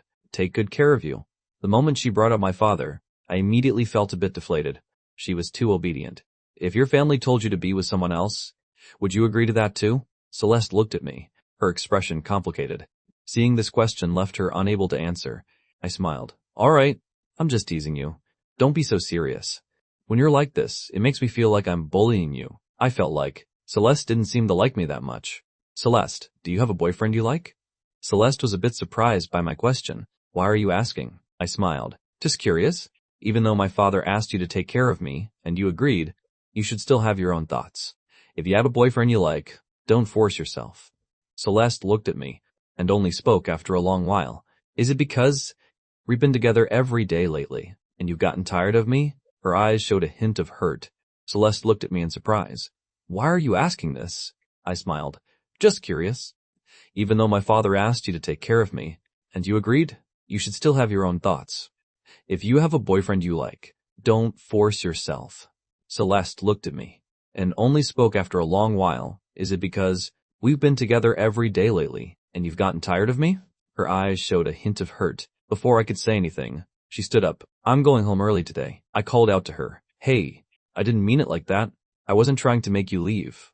Celeste didn't stop, and left directly. On the other side, when Serena got home for her part-time job, Mr. Wells was still there. Normally he would have left by now, but he was out of money and had come back, rummaging through the house for half a day without finding any, so he could only sit there smoking. Seeing Serena return, he spoke up. Busy all night. How much did you make? Serena glared at him. However much I made, I earned it myself. Mr. Wells continued. What's the point of your effort? The money Nathan used to give you, you couldn't earn that in your whole life. Serena, don't think just because you have some good grades. You're all that. This world runs on family background. Look at when you were living at the Crane house. What kind of life we had. And look at what kind of life we have now. Serena shouted angrily. I won't do something like that. Aren't you afraid of being charged with fraud one day and thrown in prison? Your life is already ruined. Don't drag me down with you. Besides, you talk about family background? Well then, why don't you work harder as a father? Mr. Wells was stumped by her, then said to Serena, I had bad luck back then, and I married your useless mother, always sick. That's why I'm this poor. That's why I told you to be with Nathan. Tell me, what's the point of being with Brandon? When you two get married someday, won't you still be living in poverty? The Crane family is so rich, and Nathan liked you so much.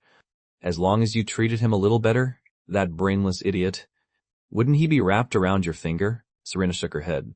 I don't like him, and I won't be with someone I don't like. Mr. Wells snorted. What's liking worth? I'm not telling you to actually like Nathan. I'm just telling you to get money from him. What's the problem with that? Serena argued back. I won't do it. He and I aren't from the same world, though she had to admit that with me around, her life had been really simple. But looking at her father's smug face, she just felt unhappy. Mr. Wells had driven her mother away, had abused her since she was little, and now he wanted to rely on her to enjoy life. All he knew was gambling every day. Did someone like him even deserve that? Mr. Wells sneered from beside her. If I hadn't made you so beautiful, you think you'd have the ability to catch anyone's eye? I know you're doing well in school. Good grades, but my grades weren't bad back in school either. What's so great about Richard Crane? Back then, his test scores weren't even as good as mine. He's only a boss because his family had money. Serena's face was cold, and she went straight to her room and shut the door.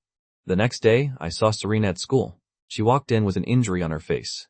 I froze for a moment. What happened to Serena? Did she get hit? I remembered her argument with her father yesterday. Did she go home and get beaten by him? Serena sat down beside me. Everyone who saw this didn't dare say anything. Brandon also saw Serena's condition and was startled to see her injured. Serena said nothing and sat down. I looked at her unfortunate yet stubborn appearance and couldn't help but speak up. Did your father hit you? Hearing me say this, Serena shot me a cold glance, her eyes full of mockery. What? You want to help me again? Fine, give me a few $1 million. He owes a lot of gambling debts. You give me a few million and I'll love you. How about that? I got annoyed immediately. I was just asking, and you open your mouth asking for millions and want to love me. What a way to think. Serena's face was cold as she lowered her head, then stopped meddling in my business. Actually, she wasn't beaten by her father, but debt collectors had come to the house early in the morning, looking to cause trouble with her father, and she got caught in the crossfire and was hurt. Remembering when she lived at the Crane house, she never had to go through any of this. Her father's salary was high, plus I gave her extra. Compared to then, her life now was truly miserable beyond words. But she didn't want to get close to me again. If she really did what her father said, kept stringing me along, making me give her money, she was afraid one day she'd become a terrible woman too. Become just like her father. I looked at Serena with an expression full of emotion. Actually, I do care about you. Those words, care about, made Serena's heart flutter a little. She looked at me. I smirked. I care about whether you're living well or not. As long as I know you're not doing well, I'm at ease. Serena's expression became extremely ugly. Seeing me bully her so excessively, she spoke up. Don't think that being with Celeste means you'll be happy. With her qualifications, she's excellent in every way. How could she like an idiot like you? She's approaching you with other motives for sure. I said through gritted teeth. What goes on between me and her isn't for you to comment on. As for you, look at yourself injured. Your boyfriend didn't even come check on you today. When your father came yesterday, he was right there. Yet he hid far away. Serena, tell me, you won't get dumped by me, and then get dumped by him too, right? What I said this time made Serena's expression turn quite ugly. Just as I'd said. After class, Brandon didn't come looking for her. He seemed very busy. Derek came over to look at Serena, saying, Queen Serena, what happened to your face? Did someone hit you? Serena shook her head. It's nothing. Derek glanced at me. Do you need to call the police or anything? Do you need us to help? Serena shook her head. No need. Seeing Derek care so much about Serena, I said, what's Brandon so busy with? Derek turned to look at Brandon and said to me, Brandon's been busy writing a speech lately. The teacher asked him to write it. Why? I gave, so he really is busy. Serena's hurt, and he doesn't even care. Hearing me say this, Derek hurriedly said, that's between them. They know best. What do you mean by that? Queen Serena's hurt. Brandon definitely cares the most. Brandon treats Queen Serena the best. They're even going to test into the same college later. Of course, you definitely can't pass, even if your family is rich. You can't buy your way into college, can you? When Derek was talking, Brandon sat beside him listening, just wanting to rush over and cover his mouth. He was already trying to lower his presence, but Derek's big mouth kept running, letting everyone know about his relationship with Serena. Brandon was full of regret. Serena's father was a gambling addict, and he wanted nothing to do with that. But if he proposed breaking up now, what would others think of him? What would Serena think of him? I looked at Serena. Which school are you applying to? In my past life, Serena and Brandon both went to Lakewood University, but I was still very curious why Serena didn't apply to a top school. At the time, I'd thought it was definitely because of me. Hearing my question, Serena said, why are you asking? I waved my hand. Just curious. Want to see which school you're applying to? So I can apply to the same one. We all know each other. Going to the same school would be nice. That way I can also see if you two stay together forever. Derek mocked from beside me. What kind of joke is this? Your grades are so bad. Even though your grades have improved now, you're still not even in the top 10 of the class. Are you sure you can get into the same school as them? Serena also seemed to think I didn't know. My own limits. We're applying to a top school. You want to apply too? How about that? Serena really did want to apply to a top school. That way she could get away from Mr. Wells. Plus, she could go to New York to find her mother. I was surprised. Not applying to Lakewood University? Serena said, why would I apply to Lakewood University? Maybe Lakewood University is the pinnacle for you, but not for me. I smiled. All right, then I'll apply to a top school too. Derek found what I said a bit laughable. He went back to sit next to Brandon and said to him, Nathan is too. Funny. He wants to apply to a top school. Does he really think his current grades are that good? Brandon looked up at me. Before, he'd wanted me to go back to liking Serena. But after Celeste appeared, it made Brandon feel that hope was very slim. His gaze fell on me, and he said to Derek, do you think Nathan still likes Serena? Hearing Brandon say this, Derek replied, if he dares to like Serena, I'll curse him to death. Brandon glanced at Derek. Having a friend who completely didn't understand him was really exhausting. That afternoon, when Brandon and Serena went to their meeting, he finally asked her, what happened? Did your father hit you? Serena said, no, some people came looking for my father, and there was a conflict. Brandon asked, is it about money? He'd seen it yesterday and could guess as much. Serena nodded. Yeah. Brandon looked at her and finally gathered the courage to say what he was thinking. You can't keep going on like this. Why don't you ask Nathan to figure something out? Serena looked at Brandon in confusion. Ask him to figure out what? Brandon continued. Didn't you used to tutor him before? Why don't you go back to tutoring him? Before, we really didn't treat him very well. After all, he's the young master. We should accommodate him a little. I'm sure he won't mind having another tutor. Serena refused without thinking. Number. He already fired me. She also didn't want to go begging me. She might be poor, but she still had her pride. Brandon continued. What's the big deal? It's just earning money by tutoring him. It pays more than working at the coffee shop. Plus your father's situation can be resolved too. Seeing him push her toward Nathan, Serena felt uncomfortable. We're dating, and you're not bothered by me tutoring him? Brandon smiled. Why would I be bothered? After all, you don't like him. For Nathan, being able to spend money on you would definitely make him happy. Serena looked at him angrily. Right now, the whole school knows he's involved with Celeste. If I go looking for him, what would that look like? I won't do things I don't like just for money. Brandon continued. Celeste will find out sooner or later. Besides, you don't want to see him end up with Celeste, only to have a miserable ending, do you? Serena didn't say anything. On this point, she agreed with what Brandon said. Brandon saw her go silent and probed. If you find it hard to bring up, I'll go talk to Nathan to get you your tutoring job back. Trust me, I can handle it, Serena, no matter what. You still have to finish high school first. If your father keeps going on like this, I don't think you'll even make it to graduation. Serena looked at Brandon, somewhat angry. You think I can't survive without Nathan? Brandon shook his head. That's not what he hadn't finished speaking when Serena cut him off. The reason Nathan treats me like this is to spite me, but I can't possibly go bow my head to him. My father's situation is what it is, and if I still went to him, dragging him into this mess, would I even have a conscience? After saying this, Serena didn't linger, and went straight to the multimedia room for the meeting. That afternoon, after PE class ended, I sat resting under a tree. Brandon came to find me, to discuss letting Serena continue as my tutor, saying she was in a difficult situation. He hoped I'd sponsor her, even hinting that she still liked me. I refused to be a fool, mocked them both for being fake, then turned and walked away. Brandon watched my retreating figure, and sighed. He'd already offered up Serena, and I was still like this. Looks like he could only go find Serena. Serena saw Brandon and asked, Where did you go? Brandon said sadly, I just went to see Nathan. He said as long as you go to him, he'll give you a job. You just need to have a better attitude. Serena was a bit confused. I already told you not to bring this up again. Why did you still go to him? Brandon advised, There's less than a year left. Just bear with it and it'll pass. Once you leave Lakewood, everything will get better. You think I wanted to go to him? You don't know how, he said. Some really nasty things because of you. I can take a little humiliation. Can you at least appreciate my intentions? Serena looked at him, saying nothing. Brandon lowered his head and continued, Remember to talk nicely to him. He used to like you so much. Just coax him a little and he'll get over it. Also, tell him we've broken up.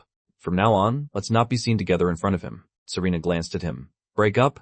She immediately remembered what I'd said today. Brandon saw she wasn't happy and comforted her. Serena, it's just a fake breakup.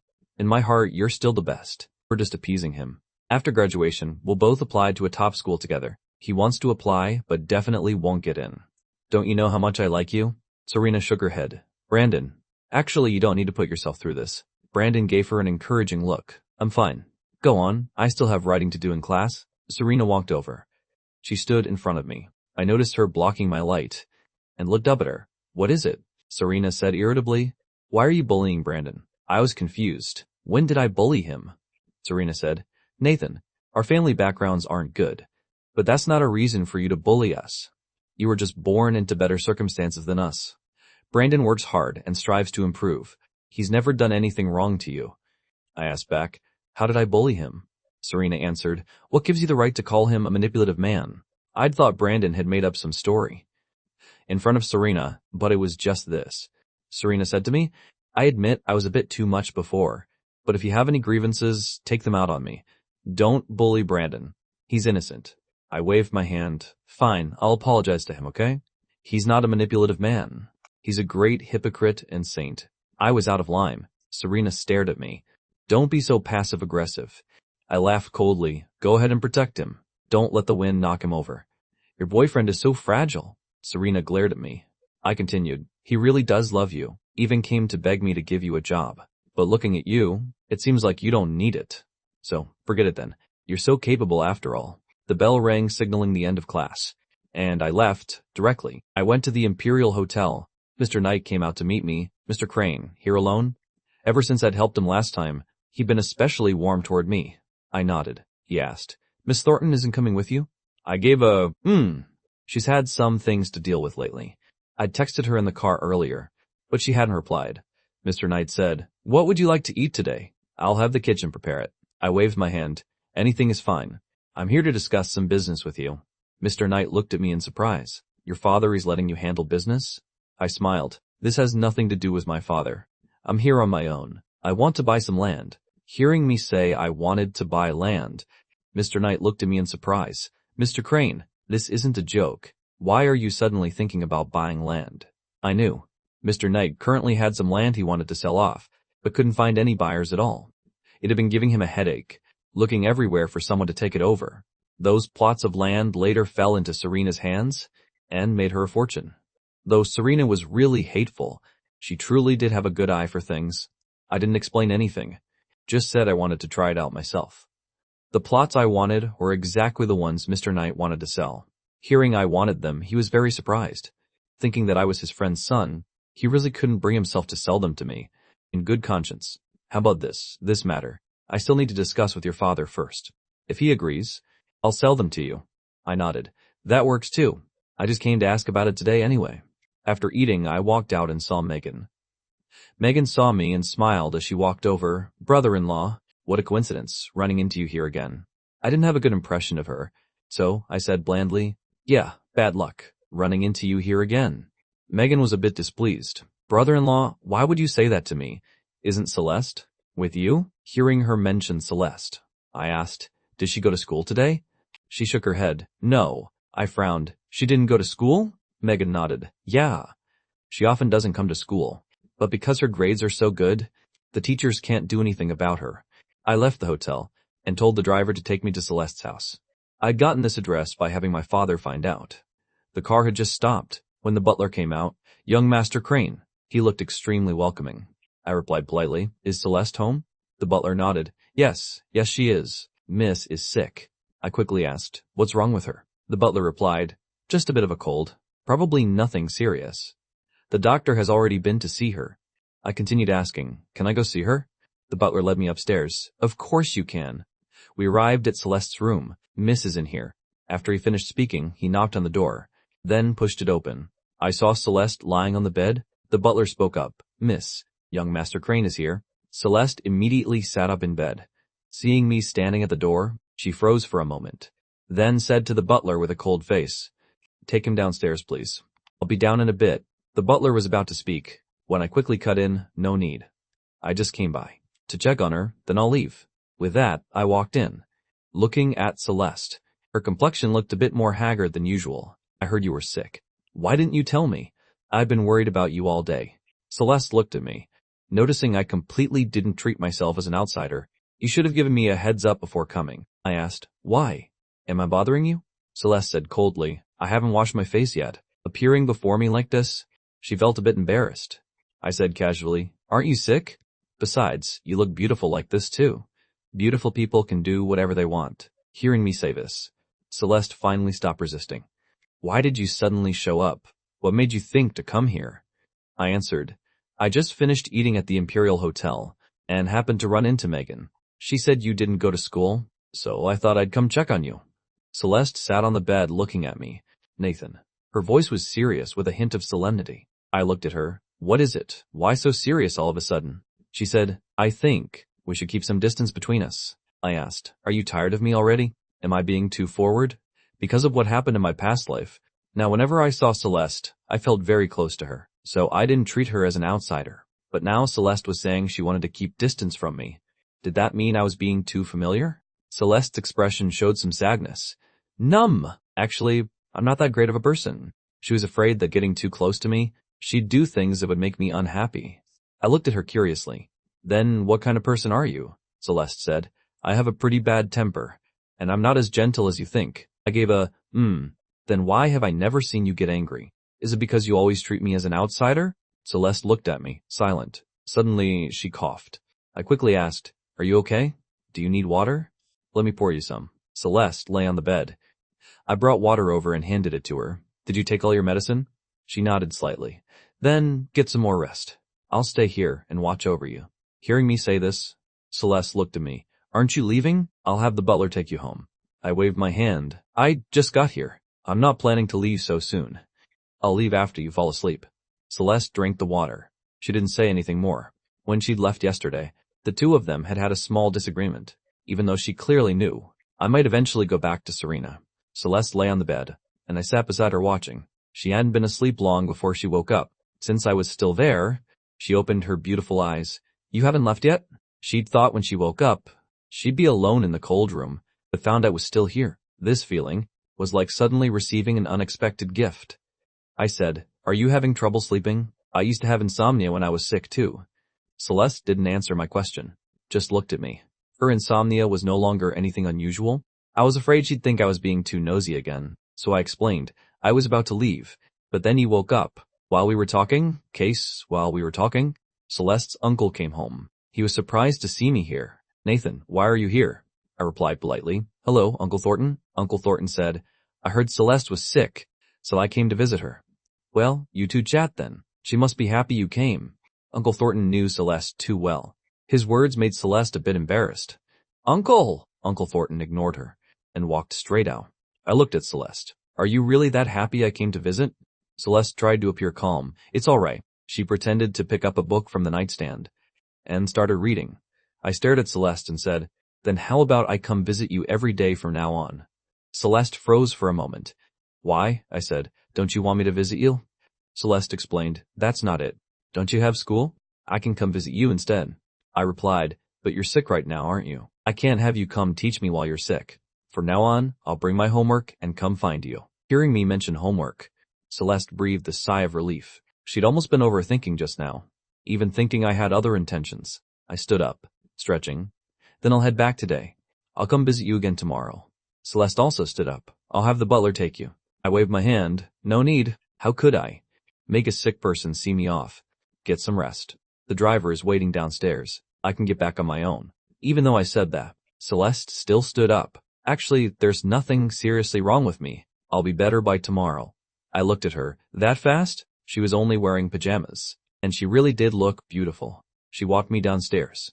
Downstairs, Uncle Thornton was sitting on the sofa making a call. Seeing us come down, he put down the phone. Leaving already, Nathan?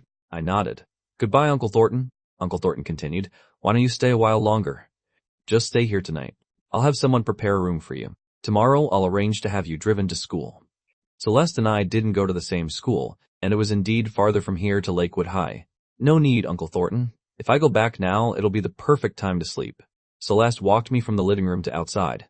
My family's driver was already waiting outside. The butler politely opened the car door for me. Take care, young Master Crane. I looked at Celeste. Rest well. I'll come visit you tomorrow. Hearing this, Celeste's eyes became gentle. Okay, text me when you get there. As soon as she finished speaking, I hugged her. Celeste froze, not daring to move. After a moment, she spoke. I let her go. My eyes bright, I don't even know. Why, I just wanted to hug you seeing you like this. You don't hate me, do you? Hearing me say this, Celeste was a bit stunned. No, how could she hate me? She was just afraid of getting used to my kindness. And one day I'd pull away, or reconcile with Serena. She might do anything to get me back. But would I hate her then? She'd been trying to control herself. I smiled. Then I'm leaving. Butler, please take good care of Celeste, so she recovers quickly. The butler secretly glanced at his young mistress. I will, young Master Crane. I got in the car and left the Thornton estate, looking at the night scenery outside the window, thinking about Celeste, thinking about before I died. Although she hadn't come in person, that little bit of tenderness was enough to comfort me. At least, before I died, I wasn't alone and cold in that rented room. There was still someone who cared about my situation. I got home, and Mrs. Porter was already waiting at the gate. Seeing me return, young master is back. I nodded. Is my father home yet? He's back, waiting for you. I walked through the door and saw my father, Richard Crane, sitting on the sofa, with a serious expression. I walked up to him. Dad. Richard Crane looked up. You're back? Uncle Thornton called, saying you wanted to stay at their place and weren't coming home today. I replied, how could that be? If I'm coming home late, I'll tell you myself. I wouldn't have someone else call. Uncle Thornton must have misunderstood. Richard Crane said, Nathan, although I hope you'll marry Celeste in the future, and that's for the future. Understand? Although it was an arranged marriage, I still hadn't graduated yet. Richard Crane was worried I'd do something rash. Seeing my father so serious, I said, don't worry, Dad. I know my limits. Having been hurt so badly in my past life, I'd naturally be more careful about these things.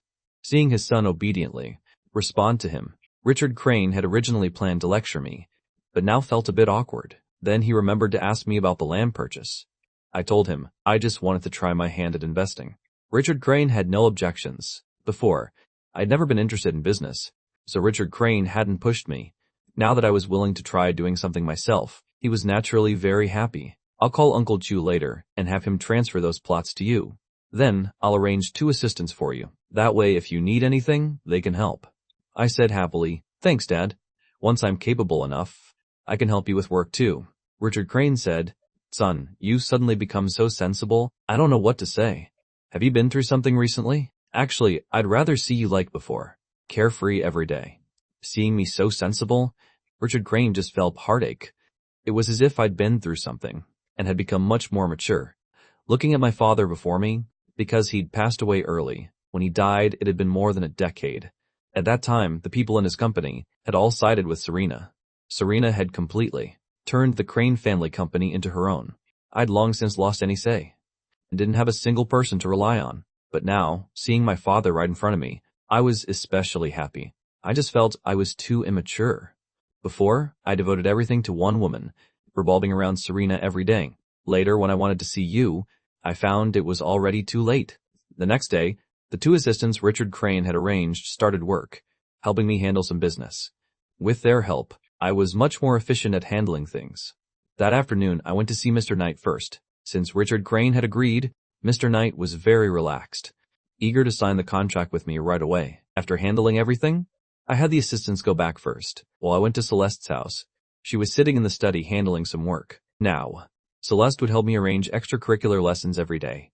I'd fallen behind too much before, and she had to help me catch up on everything. Just then, someone walked in, sis. A boy appeared at the door, probably still in middle school. Seeing me here, he froze for a moment. Who's he? Celeste didn't want to pay any attention to him. Get out. Ethan, when are you going to help me with my homework? I heard. You've been going to teach that Nathan Crane guy every day lately. What's up with that? I glanced at Ethan. Hello, I'm Nathan Crane. Ethan looked at me with a complicated expression. So it's you? You're the one who always makes my sister unhappy. The one who likes Serena? And you still want to be my sister's fiancé? Ethan looked very displeased. He had a very bad impression of me. He didn't know what his father was thinking. Wanting someone like me to marry his sister? Celeste stood up and directly grabbed Ethan by the collar and threw him out the door. I looked at this scene in surprise. Is that your brother? Celeste answered, my uncle's son. My uncle and aunt are getting divorced, so he comes here sometimes. I didn't miss what Ethan had just said and looked at Celeste. He said, I always make you unhappy. When was that? Hearing my question, Celeste looked at me. Don't listen to his nonsense. That never happened. Nathan, don't come over anymore starting tomorrow. I'll come to your house to visit you. That's more convenient. If I came over a few more times, her secrets wouldn't stay hidden anymore. Hearing her say this, I nodded. Okay. I could tell Celeste really didn't want me coming here anymore. After I finished my homework, Celeste personally drove me home. On the way, Celeste was very quiet. I sat beside her, scrolling through my phone on Instagram. Celeste secretly watched me, really enjoying these moments alone with me. When we reached the Crane house, the car had just arrived at the gate. When we saw Mr. Wells standing there, let me see Mr. Crane. I really have something urgent I need to see him about. The security guard was a bit annoyed. You're too much. You think Mr. Crane will see you just because you want to see him? Although Mr. Wells used to be the Crane family's chauffeur, back then, what they hated most was Mr. Wells, because Mr. Wells always bragged in front of them, saying I would marry his daughter someday, as if anyone believed him. Then when he saw my car appear, Mr. Wells hurried over, blocking the front of the car. I rolled down the window. What is it? The security guard walked over and said to me, Young master. He says he wants to see Mr. Crane.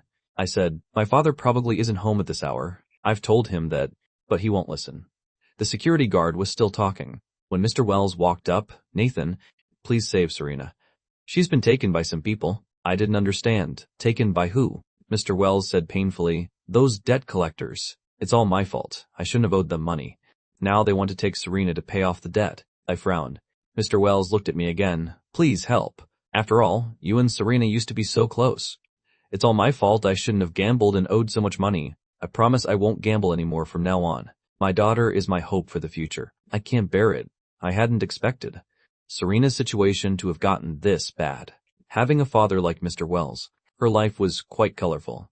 I had no intention of helping. Since something like this happened, go report it to the police. Finding the police would probably be more useful than finding me. Mr. Wells said anxiously, No, we can't call the police. If we call the police, they'll hurt Serena. You don't want to see that happen, do you? I said calmly. Actually, I'd quite like to see that. Mr. Wells seemed to find me cruel. Clearly I wasn't like this before. Before, if anything happened to Serena, I'd definitely be the most worried. Celeste also didn't miss my coldness. Seeing me unmoved by Serena's kidnapping, she was a bit surprised. Could it be that I really didn't like Serena anymore? Just then, there was the sound of a car horn from behind. Richard Crane was back. Mr. Wells saw Richard Crane appear, and quickly abandoned me to run to him. Richard Crane didn't refuse him. After getting to the living room inside, Richard Crane sat down, listening to Mr. Wells. Mr. Crane, please save my daughter. After all, we were classmates for so many years. If you don't help me, my Serena is really done for. It was precisely because of their old classmate relationship that Richard Crane had let Mr. Wells come work as a chauffeur. Later, when he discovered he liked to gamble, he thought it wasn't right and wanted to replace him. Now seeing him come because of Serena, Richard Crane said, I told you before, stop gambling. Your daughter isn't young anymore. If you won't think of yourself, at least think of her. Mr. Wells knelt on the ground. I won't gamble anymore from now on. It's all because I was foolish for a moment. But Serena is innocent in all this. Please help me one last time. I'm begging you. Richard Crane looked at the secretary beside him. Secretary Yan, please handle this. I didn't say anything either, because I knew even if I did, my father would still save Serena. He had a classmate friendship with Mr. Wells. He couldn't be too heartless, and he couldn't just ignore such a young, beautiful girl. The things Serena had done were all things from my past life. In this life, she was just a high school student who hadn't done anything unforgivable yet. Mr. Wells saw him agree and was endlessly grateful. Thank you, Mr. Crane. After Serena graduates, I'll definitely have her join your company to work for you. Our family may be poor, but she's always been top of her class. Richard Crane couldn't be bothered with his empty promises. This is the last time I'm helping. As long as my daughter is saved, Mr. Wells will agree to anything right now. Secretary Yan was responsible for leading people to get Serena. Mr. Wells went along too. I spoke up. Dad, I want to go too. Richard Crane looked at me. Aren't you going to rest? It's so late. I said, it's fine. I'll figure it out when I get back. Richard Crane was a bit helpless. Go ahead then. Serena and I were classmates. As long as I wasn't being foolishly lovesick anymore, Richard Crane had no objections. The car was already waiting at the gate. I walked out and looked at Celeste. Why don't you go back first? Celeste didn't want to leave. Can you go alone? I looked at her, testing. Then come with me. I was afraid she'd be unhappy. Although my intentions were pure, from Celeste's perspective, she might not think so. Celeste said, I'll go with you. I nodded. Then let's go together. The two of us got in the car. I told the driver to follow Secretary Yan's car. Before long, we arrived at an abandoned factory. Secretary Yan had called the police before arriving. Those people were also arrested. Serena was let out. She looked quite pitiful. I looked at her defeated appearance and couldn't help but smirk. I said to Celeste, I'll go check on her. I wasn't idle, running up to Serena. Serena, are you okay? How are you? Are you hurt? My eyes were full of worry, as if I was really anxious. Serena looked at me. Seeing me look at her so tenderly, she was a bit touched, but thinking of how coldly I'd been treating her, her face turned cold again. I don't need your concern. I'm fine. I pressed my lips together looking at her. Seeming extremely aggrieved, I care about you so much, and you won't even say something nice to me. If I hadn't begged my father to come save you, they probably would have chopped off your hands by now. Celeste thought to herself. If she hadn't been at the Crane House gate, personally witnessed me refuse Mr. Wells, and that coming to save Serena was actually Richard Crane's idea, she might have believed what I said. This behavior of mine was incomprehensible, but she found it quite interesting, and stood calmly by the side watching the show. Hearing me say I had begged Richard Crane to come save her, Serena was also a bit surprised. She really thought I wouldn't care about her anymore from now on. Back at the Crane House, Richard Crane saw Secretary Yan bring Serena back, with all limbs intact, and felt more at ease. Serena, how are you? Serena said. Thank you for your concern, Mr. Crane. I'm fine. Although Serena's attitude toward me wasn't good, she was always quite polite in front of Richard Crane. Richard Crane said, It's good that you're okay. I've also talked to your father, told him to stop gambling from now on. Go take care of your wounds first. Mrs. Porter, has the doctor arrived? Mrs. Porter replied, On the way. Serena shook her head. No need for the trouble. These are all just surface wounds. I can take care of them myself later. Serena went to take a bath. Mr. Wells stood beside Richard Crane, flattering him. I walked Celeste to the door. At the gate, I looked at Celeste. Only then remembering she was sick, You should go home and sleep. You're still not fully recovered. If you don't rest, you'll be sick again tomorrow. Celeste said, It's fine. I'm very healthy. I didn't believe her. Then who was sick before? I heard your butler say you often have insomnia, that you don't sleep well. Why don't you sleep properly? Celeste lowered her eyes. My concern immediately made her feel like she needed to get enough sleep when she got home, to sleep properly. My gaze became gentle. That's good then. Hurry home. See you tomorrow. Celeste looked at me, but had no intention of leaving. It seemed like she still wanted to say something. I smiled and asked, What is it? Can't bear to leave me? Celeste said, Did you really beg your father to go save Serena? Seeing her ask directly, I guiltily touched my nose. You heard that? I thought you didn't hear.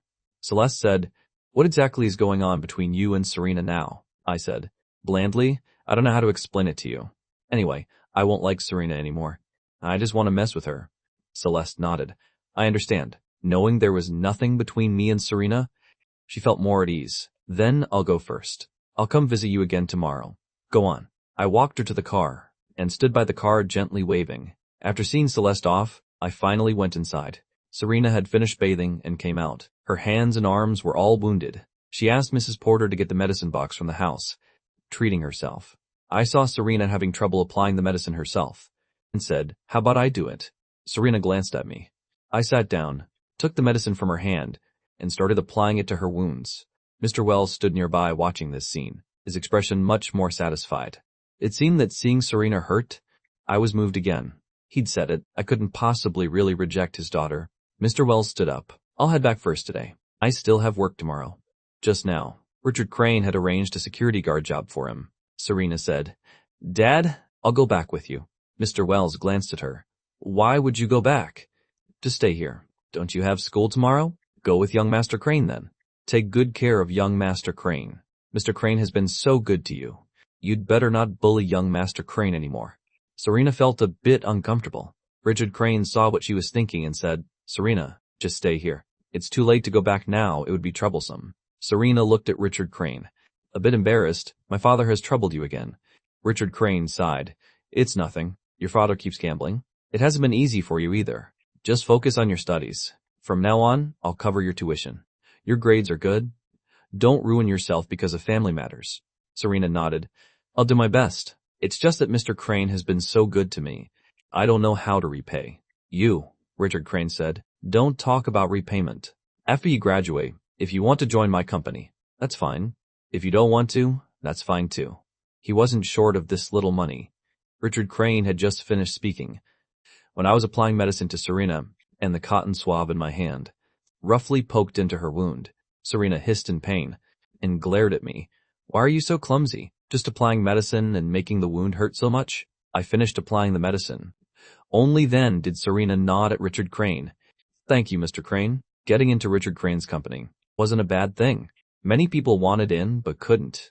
Richard Crane finished talking and didn't bother with us anymore, going upstairs to rest.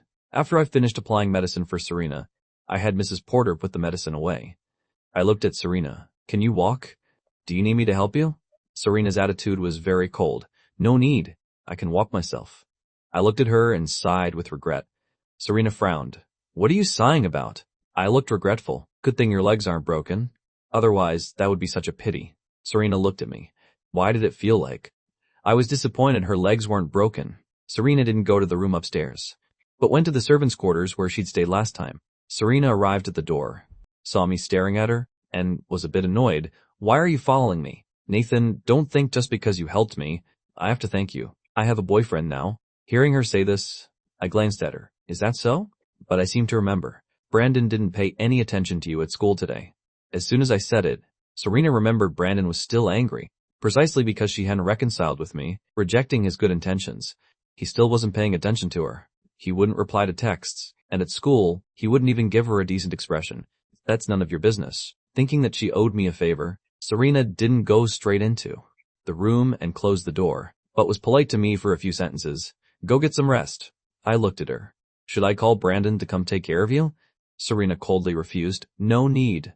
That's between me and him. Don't interfere, I said, but you don't have anyone to take care of you. Serena, actually, I'm not mad anymore about you being with him. As long as you're living well, I'm at ease. Wasn't Brandon being magnanimous? The reason Serena liked him? As long as I don't like someone, I can be magnanimous too. Serena hadn't expected I could do this. I said again, all right, I won't bother you anymore. I'm going to sleep. With that, I turned around sadly. Serena immediately felt guilty because of me. I lay on my bed, receiving a message from Celeste. I'm home. I smirked and replied, okay. Good night. Celeste sent another message asking, how is she? I replied, just went to sleep. Serena's attitude toward me, her lifesaver, seems slightly better, although she still has that drama queen act. It really is slightly better than before. The next day, Serena and I went to school together. Because she was injured, my father had the driver take her along the way. Before reaching school, I had the driver stop. I looked at Serena. Get out. Serena looked at me. Kicking me out? I smiled. Of course not. Although I was indeed kicking her out, could I admit it? I'd already thought of an excuse. My expression becoming even more innocent. What if your boyfriend sees us? At the school gate?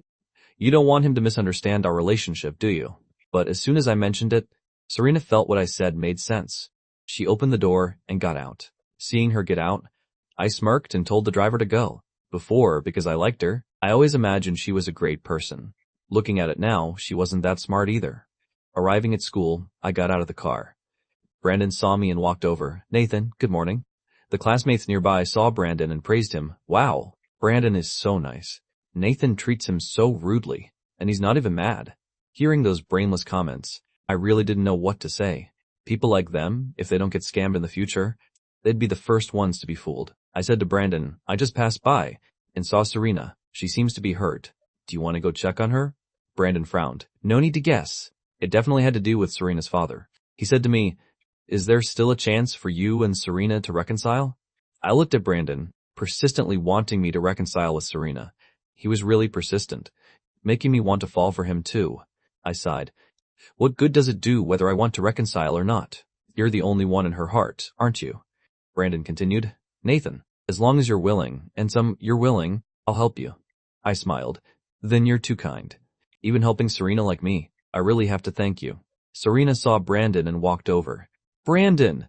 Brandon saw her and his face turned cold, directly ignoring her. Serena was rebuffed, but refused to give up, following behind him. Why do you keep being mad at me? Brandon said. You didn't take my words seriously. You treated my efforts like they were nothing. You don't know why I'm mad? Serena heard him say this, and looked at him. You want to push me away that badly? Brandon looked her up and down. I'm only doing this for your own good. Look at yourself. With Nathan around, would you have gotten hurt? Do you just love suffering? After scolding her, Brandon put on a helpless expression. Serena, seeing you hurt, I'm more heartbroken than anyone. I only want what's best for you. For you, I'm willing to humble myself. Why don't you understand? The bit of resentment Serena felt from his coldness was quickly soothed. Brandon sighed, looking heartbroken. If you don't reconcile with Nathan, let's break up. If she kept going on like this, he'd rather distance himself from her, in case her family's problems affected him. He didn't have money like me to carry the debts of Serena's gambling addict father. Brandon directly left Serena and walked away. I walked over and looked at Serena. What's wrong? Really having a fight? About to break up? At this moment, Serena's gaze fell on me. Did you say something to him? I looked at her innocently. It's about me again. Yeah, sure. Blame heaven and earth. Now you're blaming me too. Serena saw my innocent look, remembered that I really hadn't interfered in her business lately, and turned to leave. Arriving at class, Brandon continued being busy with his own things, truly not paying attention to Serena.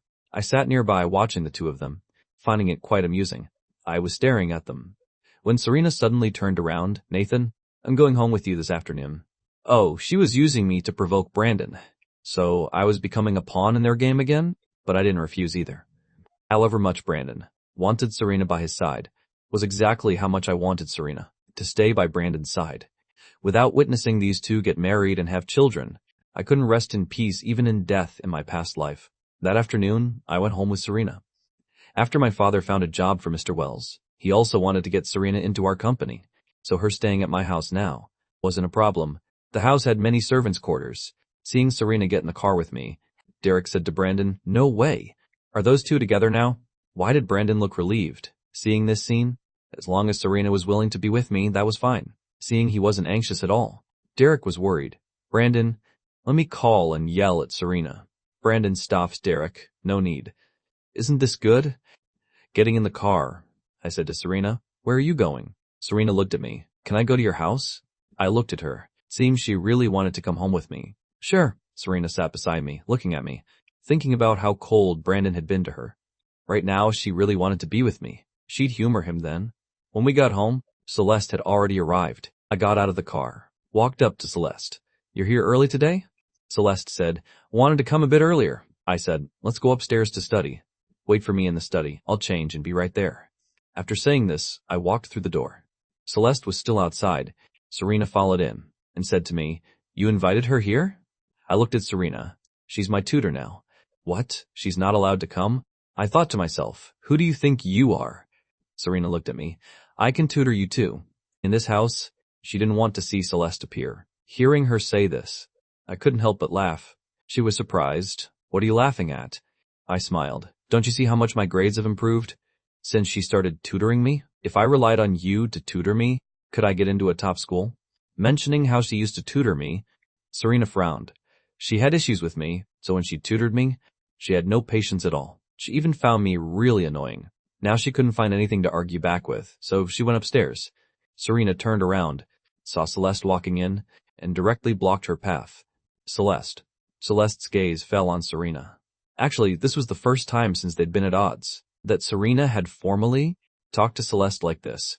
Before, the two had been secretly competing. Now Serena was acting like the lady of the house. "Make sure you tutor Nathan well. There's not much time left until the college entrance exam. If he doesn't get into a good school, he'll blame you." Celeste, with her brain that was always first in the province, thought about it for a moment, and still couldn't understand what gave Serena the right to say these things. She said calmly, "He's my fiancé. Helping him study is what I should do." Hearing her say the word fiancé so confidently, Serena was stumped. "Of course I know she's his fiancé, although Nathan has always liked me. Don't worry. I have someone I like. I won't fight you for him." The way she said it was as if she was giving me to Celeste. She just wanted to provoke Celeste a little. I went to my room, changed, and came back to the study, seeing Celeste standing by the window looking outside. I said, "I'm back." She turned around and gave a, I sat down at the desk. Celeste walked over and sat beside me. She'd already prepared practice problems for me before coming. I worked on them very seriously. Celeste quietly watched me, remembering Serena's ridiculous, provocative behavior downstairs just now. But Celeste also remembered seeing Mr. Wells begging for help. Yesterday when she came back, I had looked completely indifferent, telling him to call the police. Did I like Serena? Not necessarily. Compared to Celeste's calmness, Serena was feeling a bit restless downstairs, because she remembered that after she said that, Celeste had no reaction at all, and just went upstairs. Why hadn't she come down after half an hour? Shouldn't she have been angry and come argue with her? Richard Crane was also home tonight, plus Serena and Celeste. Everyone ate dinner together. I sat next to Celeste. Noticing how elegantly she ate, I picked up food with the serving chopsticks and put it on her plate. "Look, have some of this. Mrs. Porter says eating more celery helps you sleep better." Celeste said, "Thank you." Seeing the two of us getting along so well, not affected by the Serena situation, Richard Crane was relieved. Actually, he had ulterior motives for letting Serena stay at the house. My history with Serena had been so dramatic. He was really worried Celeste would have issues with it. Serena sat nearby, seeing me care so much about Celeste, feeling a bit annoyed. The person I liked wasn't her, so why was I treating Celeste so well? After eating, Celeste left. I watched Celeste get in the car, turned around and saw Serena standing beside me. Staring at me meaningfully, I said, "Why didn't you say something?" "You startled me." Serena looked at me. "Do you like Celeste?" I answered very quickly, "No, but I see you treating her so well." Serena saying this seemed like she couldn't quite figure out her position. I pressed my lips together, patiently making excuses. "She's someone my father introduced. I have to give my father face." Remembering my past life, after I'd signed the company over to Serena, she'd also pretended in front of me like this during that time. Every time I caught her with Brandon, she had all kinds of excuses, stubborn as anyone. I continued, "Don't you believe me?" My eyes were extremely sincere. Serena looked at me, and for a moment, couldn't tell if I was being real or fake. Just then, Serena's phone rang. It was a message from Brandon. "Serena, have you finished your homework? I have a problem I don't quite understand. Can you explain it to me?" Serena had gotten close to Brandon, precisely because Brandon used to often ask her about homework. These past few days, because they've been fighting, he'd ignored her. She'd thought they were done for good after this morning, but now he was replying again. I leaned over and glanced at Serena's phone. Seeing it was a message from Brandon to Serena, I directly used Brandon's voice and read it out loud. Serena glared at me, quickly turning off her phone screen. "Why are you looking at my phone?"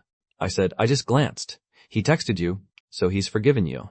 That was fast. Serena saw me caring so much about her and Brandon's business and felt a bit uncomfortable. "We've always been good," I said. "Then why did you come home with me today? He's looking for you. Hurry up and make up. He's playing you like a dog." Serena looked at me, asking defensively, "Whether things are good between me and him? What's it to you?" I looked at Serena. "Aren't I just caring about you? Tell me, why is it that as soon as you came home with me, he immediately texted wanting to make up?" Serena remembered Brandon saying those things to her. He told her to pretend to be with me, even to pretend to break up with him. All along, in Serena's heart, Brandon wasn't that kind of person. He was a pure, bright moon, never had thoughts like that. But now thinking about what he'd said, and now texting her again, Serena was quite surprised. She glanced at me. Defending Brandon. Brandon isn't like that. He probably just happened to not understand this problem. I gave a, what a coincidence then. Seeing her refusing to admit it even in death, I went straight upstairs to rest. Serena also went back to her room, and, as usual, explained how to solve the problem to him. When she was done, the two chatted for a bit. Brandon said, "I was a bit hasty this morning. You're not mad at me, are you?" Serena held back. "No," Brandon said. "Serena, I really like you so much. I worry about you every day. Thinking about you being hurt, I'm more heartbroken than anyone. I've always thought that liking someone means caring for them. It's good that you're with Nathan like this. It was so hard for him to finally accept you. Can you please not make him angry anymore?" Seeing him constantly talking about Nathan, Serena didn't know if the person he liked was her or Nathan anymore. He might as well be with me instead. She stopped replying to Brandon's messages and went straight to sleep. The next morning, Serena and I went to school together. Today, Serena didn't get out of the car early, arriving at school with me. I sat in the car looking at her. "You're not afraid of being seen?" Serena smiled. "Aren't you happy I'm with you?" I waved my hand. "Being with someone who has a boyfriend? I'm not interested. I'm afraid people will call me a homewrecker." Serena ignored me and got out of the car. I followed her out. People at school, seeing the two of us appear together again, only now Brandon wasn't beside her. Everyone wondered if Serena had dumped Brandon for me. They immediately thought Serena was a social climber. There was more than a little contempt. The two entered the classroom. Brandon saw Serena, his eyes gentle as water, completely unlike yesterday's coldness, meeting his gaze. Serena didn't respond to him like usual. She waited until I sat down, then sat down beside me. Her cold demeanor startled Brandon. Why did Serena seem unhappy? A few days passed like this, with Serena by my side every day. Especially in front of Brandon, she was extremely warm toward me. Although I knew she was doing it to provoke Brandon, using me as a tool, I couldn't be bothered to argue with her about it. All I wanted now was for people to see how Serena acted, like a dog in front of me. At noon, I saw Serena walk into a small grove, and I followed. I saw Brandon standing there. "Serena, are you planning to ignore me from now on?" I crossed my arms, watching this scene indifferently. In my past life, I wasn't smart and couldn't see many things. Now that I finally had the chance, I'd watch how Brandon handled Serena. Serena was clearly still angry at Brandon. Now seeing Brandon come to her, she felt incredibly satisfied inside. She also lifted her chin. "Didn't you tell me to be with him? And told me not to make him angry? If I get too close to you, what if it makes him angry?" Hearing Serena speak, Brandon looked aggrieved. "It's my fault," Serena said coldly. "Then why did you call me here?" Brandon lowered his head. "I just missed you a little. Telling you to be with Nathan was only because I hoped you'd be okay. I thought I could control my emotions, but I can't." After saying this, his eyes turned red. I thought to myself, wonderful. It would be a waste if Brandon didn't become an actor. Forget Serena. Even I was a bit moved. Sure enough, after Serena heard him, she was silent for a long while. She wasn't as angry at him anymore. Her tone clearly softened somewhat. If I'm not with Nathan, will you still be with me? Brandon heard Serena speak and looked at her in confusion. What do you mean? Hadn't they been together every day lately? Seeing his surprised expression, not answering her question, Serena seemed to already have her answer. But she wouldn't give up and continued asking, I just want to know, is it only when I'm with Nathan that you're willing to contact me? Brandon stared at her, silent for a few seconds before saying, Serena, of course not. Then from now on, I won't go with him anymore. Serena felt she'd been putting on too much of an exhausting act these past few days. Every day she had to go to the Crane house and read my expressions and watch how lovey-dovey I was with Celeste. Although I said it was just pretend, she still felt uncomfortable watching, she concluded. It was probably because she hated Celeste so much. She didn't want to see me treat her well at all. If it wasn't to compete with Brandon, she wouldn't have put herself through this. I just want to be with you. I don't like anyone else, and I don't want to be with him. Hearing her say this, Brandon's expression immediately turned cold. What do you mean? She wanted to break up with Nathan again, wanted to go back to before, throwing away all her pride and offending Nathan. Serena stepped forward and grabbed his hand. Brandon, I really want to be with you every day. Brandon didn't let her touch him, directly dodging. What kind of relationship is this? The way you don't think about the bigger picture. It's really annoying. Do you understand?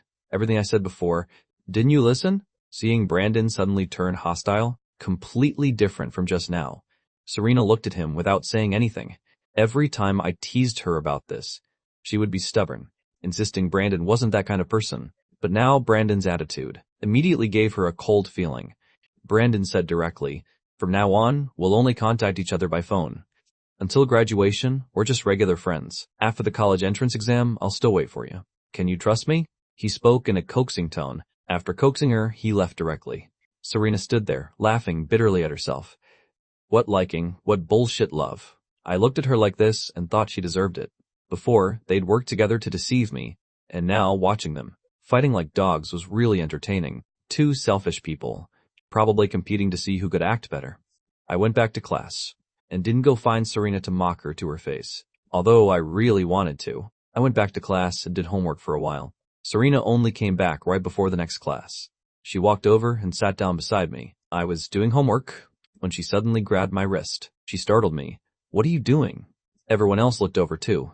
Seeing my guarded expression, Serena let go of my hand. I lowered my head and continued doing homework. Serena sat beside me watching, thinking about how I'd been by her side after all, how I'd asked my father to save her.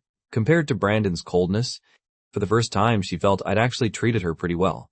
And yet she let me down like that. She said to me, don't leave too quickly this afternoon. After my meeting, I have something to tell you. What was she making such a big deal about? I felt a bit uneasy, but that afternoon, I still waited for her a while.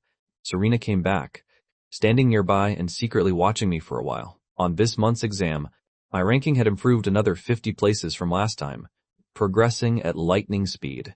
Seeing me start to pack up, she finally spoke. Done? I nodded. Yeah, didn't you say you had something to tell me? Go ahead. Serena looked into my clear eyes. I broke up with Brandon. I pretended not to know about what happened at noon. Didn't you two break up a long time ago? Serena seemed hurt by Brandon, saying, now it's officially over. From now on, I'll never be with him again. So she made me wait just to tell me this? The next second, Serena said, Nathan, let's be together. This time, Serena was serious. Why should she go just because Brandon told her to? Why couldn't she choose someone else?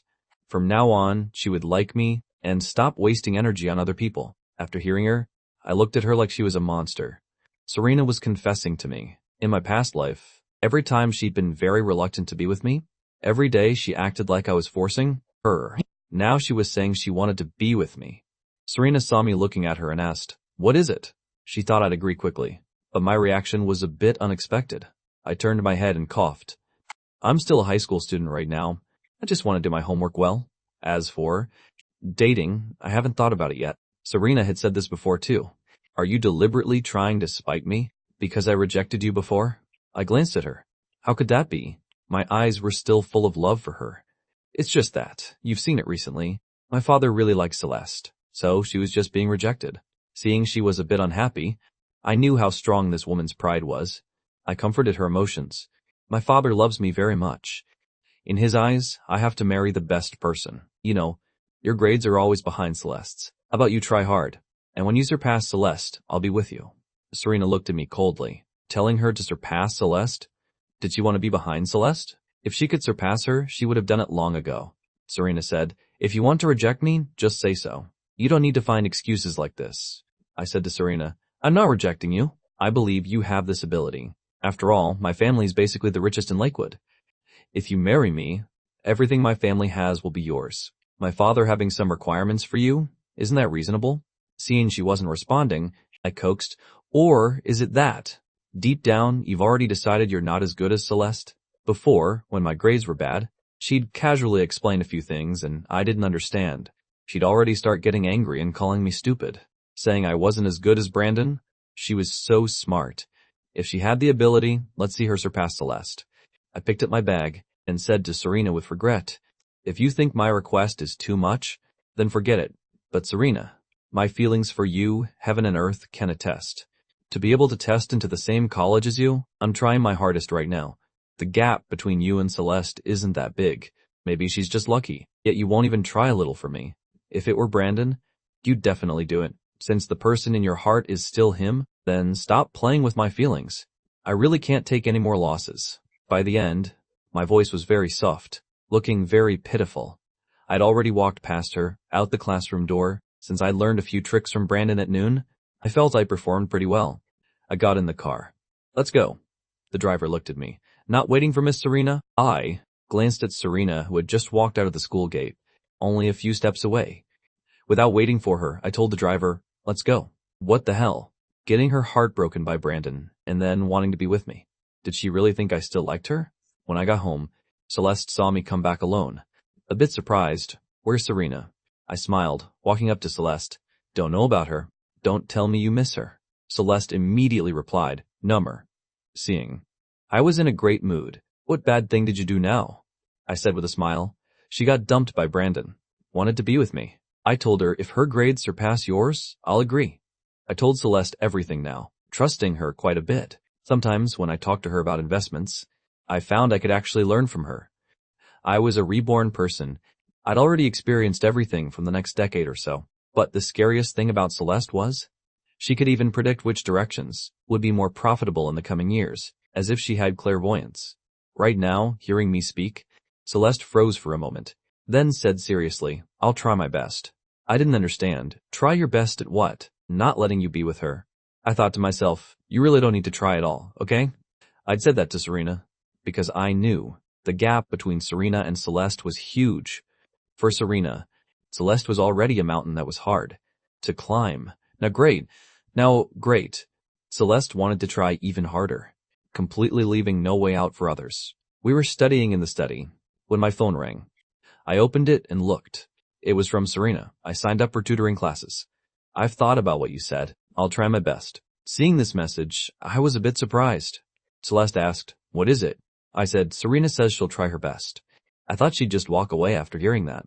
Sure enough, those tricks learned from Brandon, Serena really bought into them. She probably didn't want to admit defeat, letting people think she wasn't as good as Celeste. Serena came back after her tutoring class ended. Now, after her tutoring class, she came back at night to stay in the Crane family's servants' quarters. That way she could go to school with me in the morning. Although I hadn't agreed to be with her yet, she didn't want Celeste to be alone with me all the time. When she came back, the luxury car from the Thornton estate had just picked up Celeste. Looking at that car that showed her status as a wealthy heiress, Serena felt inferior. She walked over and looked at me. She's gone? I nodded. Yeah, we already ate. Have you eaten? Seeing me care about her, Serena felt a bit better. I ate, I said. Then I won't worry about you anymore. I'm going to sleep. Nathan, Serena called me back. I turned around. Serena said, how about you stop letting Celeste tutor you from now on? I said seriously, why? You're being too unreasonable. I'm just having her tutor me. I'm not dating her. Why are you so petty? Saying this, I acted completely righteous. If it were before, I definitely couldn't have done something like this. But now I suddenly discovered, haha, it's actually quite fun. No wonder Serena used to like treating me this way. If I had the slightest dissatisfaction with Brandon, she'd attack me like this, even saying I was too petty. Biting back like this actually felt pretty good. Walking the villainess's path, leaving the villainess with nowhere to go. Seeing Serena standing frozen in place, seemingly still thinking about what I'd said, I switched to a gentle expression. I just hope I can improve my grades a bit. Serena, everything I'm doing is just so I can stand by your side. Because I don't want people to call me an idiot. Didn't you used to look down on me too? If my grades stay bad, being with you, wouldn't you feel embarrassed? My voice carried a hint of grievance. Serena had wanted to argue back, but seeing me look so hurt, she immediately felt guilty. I'm sorry, I smiled bitterly with resignation. I don't blame you. No one likes a fool. I just want to try hard for you. To become a better version of myself. Serena was convinced by me. She had indeed been a bit unreasonable. I understand. I'm just worried Celeste likes you. Seeing her worry about these things, I said, she doesn't. Serena asked, how can you be so sure? I sighed. Do you really think rich kids are all idiots? What right does she have to like me? I'm so stupid. How can I compare to her? If it weren't for my father, she wouldn't even bother looking at me. This last sentence, Serena actually believed. Celeste wasn't an idiot. Her gaze gradually softened. Fine, go rest. I won't care about you and her anymore. Seeing her convinced by me, I said goodnight and went back to my room. During the following period, Serena went to her part-time job. After work, she'd come back to stay at the Crane house. My father had no objections to this. I also didn't stop Serena from staying at the house, but I didn't give her a single cent. Many women can say they'd die for you, but when they actually have to give something up, they won't give an inch. Before long, it was time for final exams. During this time, Serena had been saving money. In the mornings, she could still catch a ride with me to school, but not in the evenings. At night, after work, she'd take public transit back to the Crane house. Winter evenings in Lakewood were quite cold. Life was pretty hard. Brandon had thought Serena would come looking for him, but discovered that apart from going to school with me, she had no interaction with him at all. She treated him like a complete stranger. Then, one afternoon, he came to ask Serena to explain a problem in front of me. Serena, can you explain this problem to me? Serena refused. I don't have time right now. She was seriously writing something, not even lifting her head. Brandon stood beside her watching, looking hurt. I smiled. What problem? Let me explain it to you. The moment I said this, Brandon looked at me like I was a joke, saying, if you don't want to, forget it. I just saw they hadn't been interacting lately, worried there were problems in their relationship, and thought I'd try to lighten the mood a bit. Brandon heard me and sat down beside me, saying to Serena, Serena, it's almost New Year's. Where are you spending the holiday this year? Going back to your hometown? Serena said coldly, not going back. Brandon said, so you're spending New Year's at the Crane house.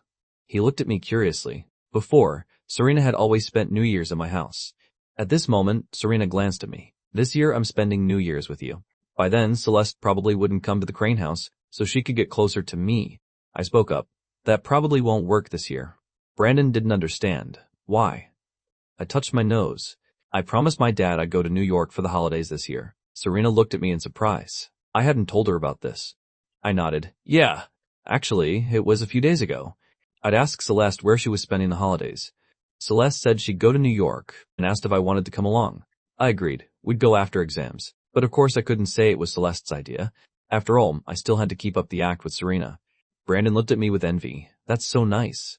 I've never been. He guessed Serena would probably go with me. If only he could tag along. I looked at him. Let's go together. Brandon looked at me in surprise. Really? I said generously. Transfer me the money for the plane ticket, and I'll have someone book it for you too. I can also help book the hotel. We're friends after all. It's no trouble at all. Don't be polite. Brandon froze for a moment, then asked, how much is the plane ticket? I replied, for round-trip tickets, economy is probably over $3,000, but I always fly business class. With fuel surcharges, it's about $5,000 or so. Brandon looked at me in shock. That expensive? I looked completely unfazed. Near the holidays? Plane tickets go up even more. It's better to have someone help book. Brandon heard that price and was stunned. Forget it then. I won't go. $5,000 for a round trip. His parents' combined monthly salary wasn't even that much. He'd originally thought I'd pay. Serena had been by my side for so long, yet he hadn't gotten any benefit. Brandon felt a bit annoyed. I continued, you're not going? That's too bad. As long as Brandon paid his own way, I didn't mind taking him along. But Brandon wanted to treat me like a fool. No way, Brandon said awkwardly. I'm busy over winter break. Plus, I have homework to do. I nodded. Then there's nothing we can do. That afternoon, Brandon and Serena went to their meeting. he said to Serena. I'm so jealous of you. Serena walked ahead. Jealous of what? Brandon continued. Getting to go to New York with Nathan. So much money. Only he can afford to spend that much.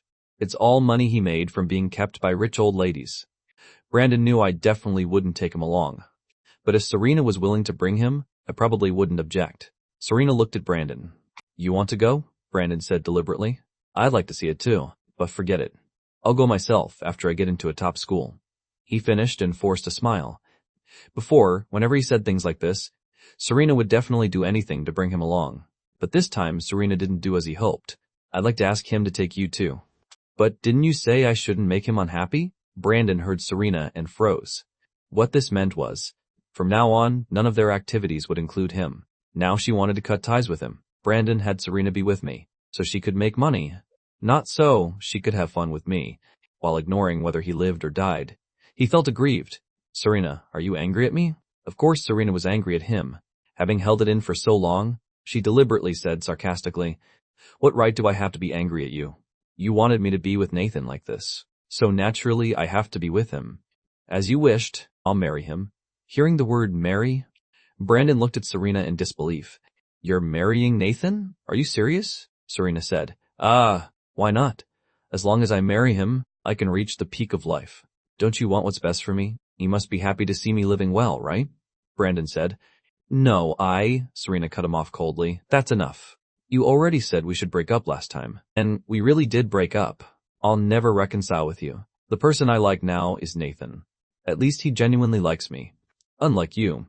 After saying this, Serena walked away. Brandon watched her figure leave, suddenly feeling a bit panicked. Was she going to leave him? No, absolutely not. Thinking of this, Brandon's face showed some panic. After the meeting, Brandon wanted to talk to Serena. Serena ignored him. I have things to do. After saying this, Serena was already gone. After school, Serena followed behind me. You're going to New York, right? After exams? I nodded. Yeah, I won't be able to stay and spend New Year's with you. But I'll bring you back a gift. Serena looked at me in surprise. So, you're not taking me? I said confidently. Didn't I already say? I can't stay and spend New Year's with you this year. By then, Mrs. Porter and everyone will be on vacation too. You should go back to your own home first. Don't miss me too much. After saying this, I'd already stopped in front of the car. Then, I'm going first. At this moment, Serena's expression was very ugly. She'd just told Brandon she was going to New York with me, and now I was saying I wasn't taking her. Serena immediately felt annoyed. Nathan does what you said before about being together. Still count? I said, of course it counts. Exams are coming up. Focus on your exams. You can surpass Celeste, right? But today, Serena seemed to have suddenly grown a brain. Not as easy to fool as before. Why do I feel like you don't actually want to be with me? I stepped back 2 paces, looking at her in disbelief. How could you think that? How much I like you. Can't you really feel it? Serena frowned. I just feel like you don't treat me the same as before. Before, he'd give her spending money, wouldn't make her go to tutoring classes every day, and wouldn't be lovey-dovey with Celeste every day. Mentioning before, I smiled helplessly. If you think liking means me being like before, being a servant for you and Brandon, then I really can't do that. Serena was afraid I'd be unhappy, and explained, I don't need you to do those things. I just want to know if you like me. I said blandly, haven't I already told you? As long as your exam scores surpass Celeste's, I'll be with you. She asked, what if I don't surpass her? I pressed my lips together, directly changing the subject. I have plans later. Can't stay with you. If there's anything, we'll talk when I get home tonight. I turned and got in the car. I sat in the car and glanced at Serena. Seeing her standing there watching me, looking quite pitiful, I directly told the driver to go, not caring about her. Treating her like this now was just what she deserved. The driver took me to the Imperial Hotel. Before school ended, I'd arranged to meet Celeste here, Mr. Knight said. Their hotel had just received fresh seafood flown in, and told me to come try it. I was a foodie, and ran over the moment I heard there were mantis shrimp flown in from the coast. In my past life, I couldn't eat so many things because of my illness, and because I had no money, I couldn't eat even if I wanted to. Now that I was back, I naturally had to treat myself well. When I arrived, Celeste was standing outside the VIP room, having just finished a call. I looked at her and asked, has Ethan arrived? Celeste frowned. Yeah. Why did I have to call him here? Last time we met, Ethan's attitude toward me was very bad. Celeste had issues with him. I said, he's your brother after all. He already doesn't like me. I'm calling him here to improve our relationship. Hearing me say I wanted to improve my relationship with Ethan, Celeste was a bit surprised. You're not angry about last time? I smiled lightly. Not angry. He wasn't wrong. I really was pretty brainless before, making everyone know I liked Serena, and was her lapdog. Besides, if I don't get along with your brother, what if I marry you someday, and you're stuck in the middle? Wouldn't that be awkward? Celeste stared at me. So, are you planning to marry me? Really? Before Celeste could speak, I'd already grabbed her sleeve. Let's go. I'm starving. I pushed open the VIP room door and walked in.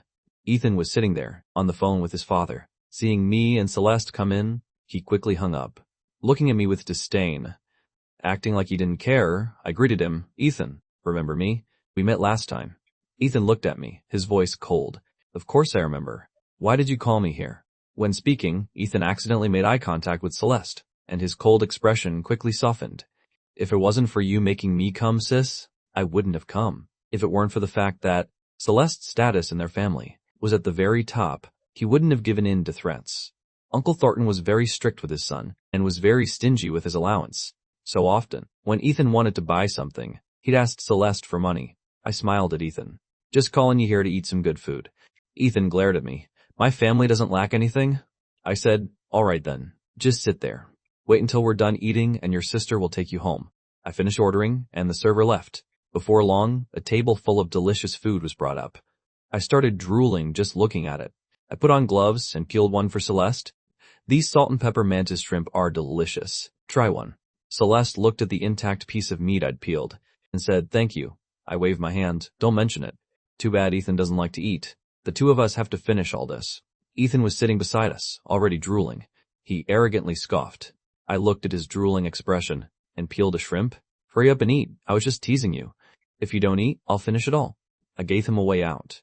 Ethan looked at me, suddenly realizing I didn't seem that annoying after all. Plus, I was treating his sister Celeste pretty well. This meal was very enjoyable. Ethan wasn't as resistant to me anymore. That night, Serena didn't come back. After tutoring, she went straight to her own home. Mr. Wells had to work the night shift, so she was home alone. Before, every time she got mad at me, I'd go to her house to coax her back, but when she woke up in the morning, she discovered I hadn't even called once. Arriving at school, she saw me get out of the car and head straight into the school. Serena walked over proactively. Nathan. I turned to look at her. Hey. Serena looked at my cold attitude and suddenly had an indescribable feeling rising up. I seemed to have changed, seeing her stare at me like she wanted to say something. I looked her up and down. What's wrong with you? Serena said. I had something to do last night, so I didn't come back. I nodded. Oh, really? My casual response made Serena realize I completely didn't care whether she came back or not. I said again, I was so busy last night. Went straight to sleep after finishing. Sorry about that. Did you finish handling your stuff? Serena nodded. Yeah. After saying it, she felt a bit humiliated. I didn't say anything more either. The day exams ended, Serena and I went home together. Celeste had already arrived. Serena got out of the car, saw me walk up to Celeste, talking to her very gently. In that moment, Serena suddenly felt that since I stopped following behind her like a puppy, I seemed to have become a different person, like I was glowing, and my academic performance was getting better and better.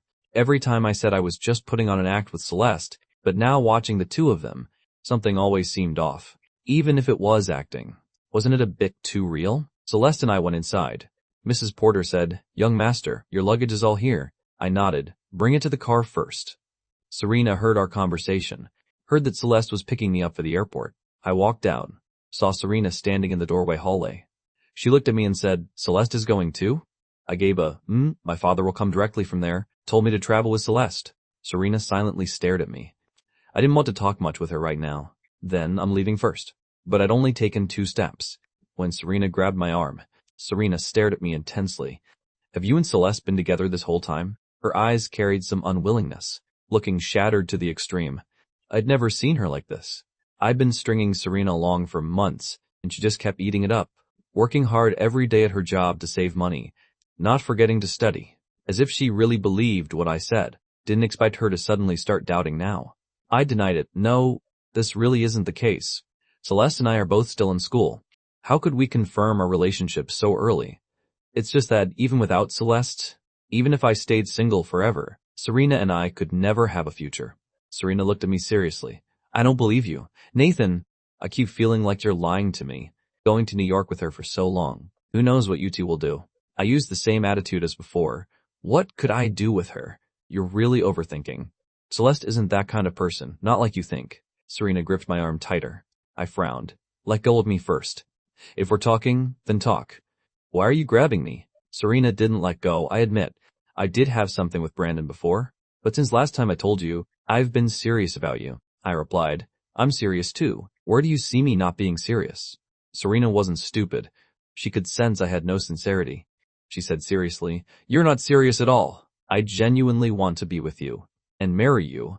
A few days ago when Brandon came looking for me, I rejected him. Seeing her say this, my gaze turned cold. So what? Trying to say you're very attractive? That even the school heartthrob likes you? Serena noticed. That I got upset whenever Brandon was mentioned. She knew I'd always held a grudge about Brandon. She took a deep breath and said, I just hope you can be serious about our relationship. I'm serious. I want to build a future with you. Since you like me, shouldn't you cherish this love even more? She felt she'd been performing pretty well during this time. Didn't know what else I was dissatisfied with to keep treating her like this. I saw her aggrieved expression and smirked. Seeing me study with Celeste, you feel very uncomfortable, don't you? Serena's eyes turned red. Yes. Although you say it's just studying, don't you see how well you treat her? Every time you see her, your eyes light up. When you see me, you're not like that. Right now, I was looking at her with very cold eyes, like an outsider watching her make a scene. She kinda didn't like this calm gaze of mine. I raised my slender, fair hand. My father was the richest man in Lakewood. I'd never worried about money growing up, but in my past life, when I was picking through trash every day, what kind of days did I live? My hands could never be washed clean. Always dark and dirty.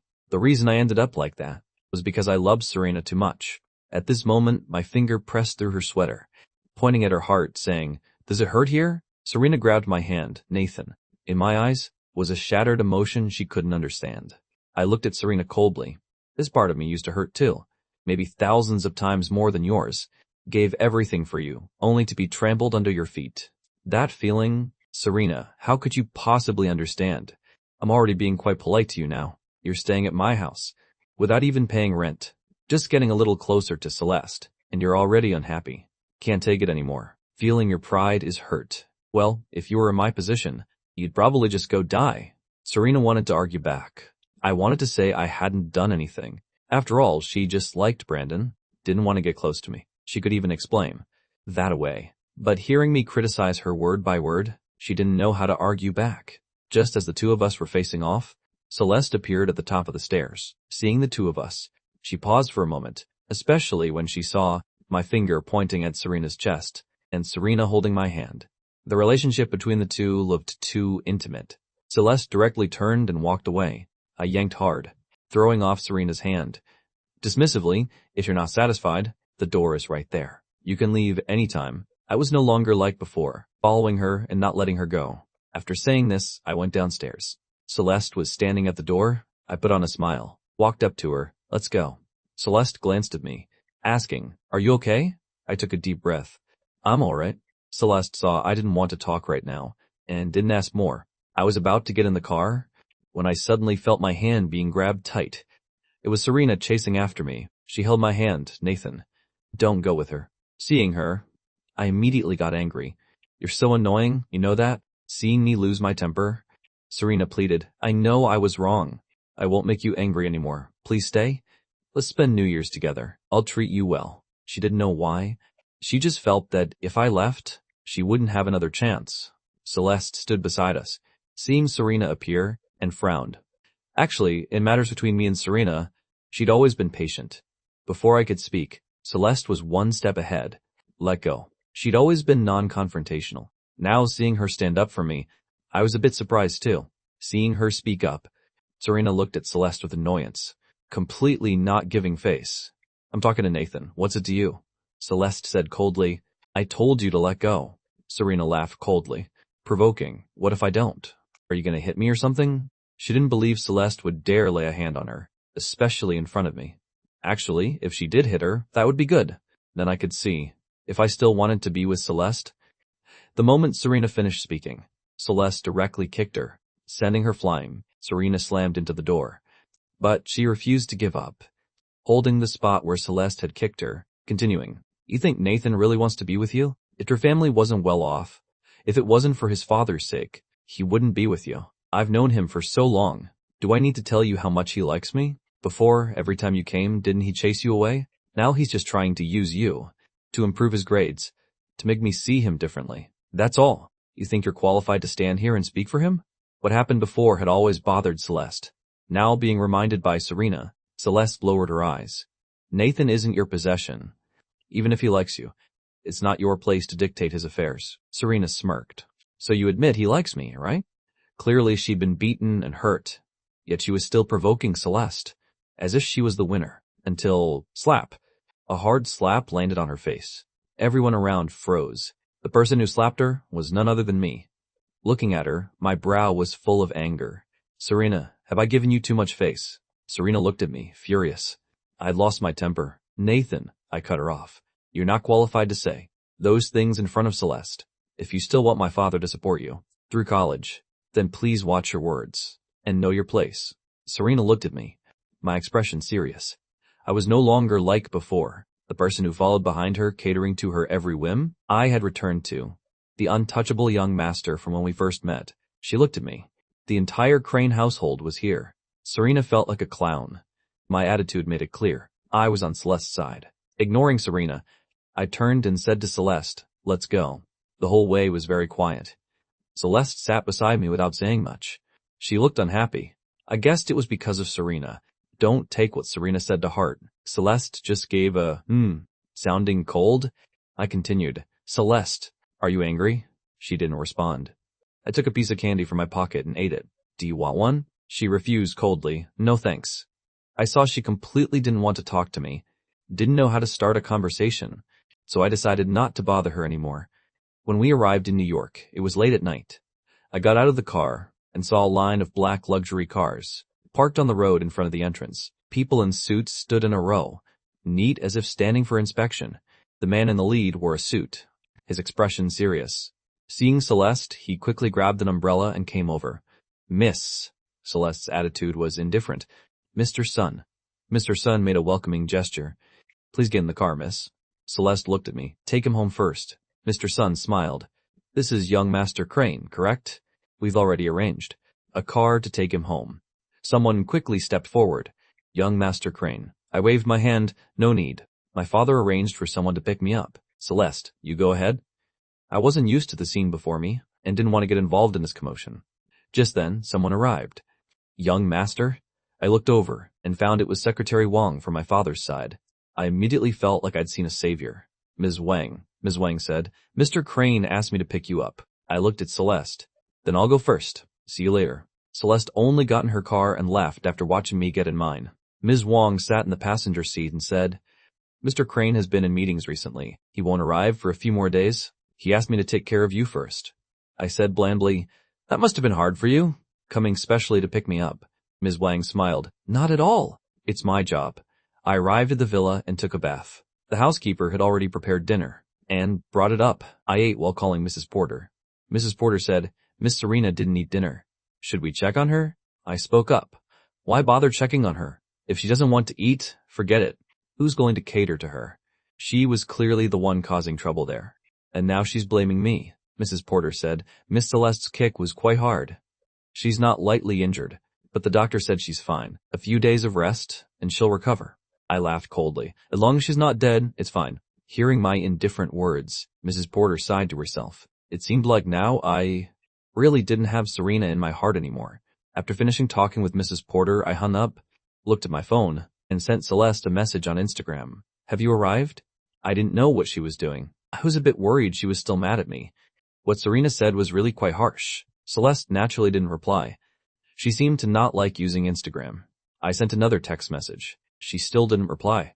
Then I went to sleep. Before coming, I'd had my assistant schedule house viewings. I'd only been interested in buying real estate lately. After signing the contract, I looked at the time and realized Celeste and I hadn't been in contact for 2 days. In my past life, I hadn't cared at all about Celeste's affairs in New York, except when I was about to die, she still remembered me. I didn't know much about her. Coming to New York, this unfamiliar place, I suddenly realized that even if I wanted to go see Celeste, I didn't know where to go. Ms. Wong called saying my uncle wanted to see me, so I went. My mother was from New York, but in my memory, my uncle didn't interact much with my family. Before, we'd meet once or twice during holidays, but later we stopped visiting even for special occasions. Now that I was in New York, and my uncle wanted to meet, I naturally had to go. Proper etiquette couldn't be neglected. At the estate gates, the driver opened the door. I got out of the car, and just as I stepped into the estate, I saw Celeste. 2 people in black were following beside her. I didn't expect to run into her here. I chased after her, Celeste. Celeste turned around and saw me. A flash of gentleness passed through her usually cold eyes. She said something to the 2 people beside her, and they went ahead. I walked up to her. What a coincidence, running into you here. Celeste looked at me silently. I saw her cold expression. Are you busy? Then I won't bother you. I admit I was quite concerned about what she was up to, but seeing her coldness, I suddenly lost my courage. Before, I was Serena's lapdog. Now I'd be Celeste's lapdog. I refused. Just as I turned around, Celeste grabbed my hand. I turned to look at her. Aren't you mad? She didn't answer my question directly, but asked, have you eaten? I shook my head. Not yet. Was busy all day. Meeting my uncle for dinner here. Do you want to come, or do you have other things to do? Celeste said, not busy. I looked at her. Then come eat with me. Celeste agreed. I took her to dinner. My uncle hadn't arrived yet. We sat down in the VIP room. I finally had a chance to talk to her about that day. Were you planning to ignore me? Celeste looked at me. My reflection was in her eyes. I'm a bit unhappy. Why? This was the first time I heard her say she was unhappy. Celeste opened her mouth, her eyes a bit lonely. I just feel like you don't like me. Hearing her say this, I felt my heart soften. I looked at Celeste. Why would you think that? I like her very much. If I wasn't worried about being too forward, which might scare away Celeste, who was still very innocent, I wouldn't have held back so much, she continued. Your grades are already very good now. When the results come out, will you still care about me? She was quietly expressing her feelings.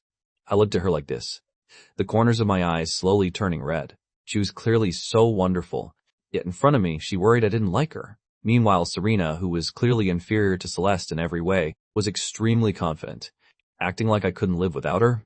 I said, in your eyes, am I that heartless, using you and then tossing you aside? Celeste finally looked at me. That day, you and Serena, I was completely different in front of Serena versus in front of her. It seemed like in that moment, Celeste suddenly realized that no matter what, she could never be more important to me than Serena. I heard Celeste speak and asked, is this why you've been angry? Celeste said blandly, you never get angry in front of me. I smiled. You mean you want to see me get angry? But if I got angry at you, what if I scared you away? She looked like she could run away at any moment. Celeste didn't answer my question directly, but said, I've been home these past 2 days. I asked with concern, are you unhappy at home? Are they bullying you? Actually, I was quite curious. Why did she always stay at her uncle's place? Could it be her father didn't treat her well? I'd heard her mother passed away early, and there was a stepmother in the house. Although I didn't have a stepmother, I'd seen families with stepmothers before. Celeste denied it. No. My father and stepmother treat me very well, very politely. She'll scold. My sister, but not me. Like you. Hearing this, I immediately understood.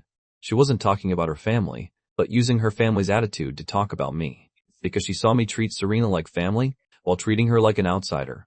I said to Celeste, what your family thinks of you, I don't know, and I don't understand. But you're very important to me. Celeste looked at me. Really? I pouted. You don't believe me? I've even been thinking about after we graduate, I'll marry you. And then we'll have 7 or 8 kids together. Hearing me say 7 or 8 kids, Celeste looked shocked. Nonsense.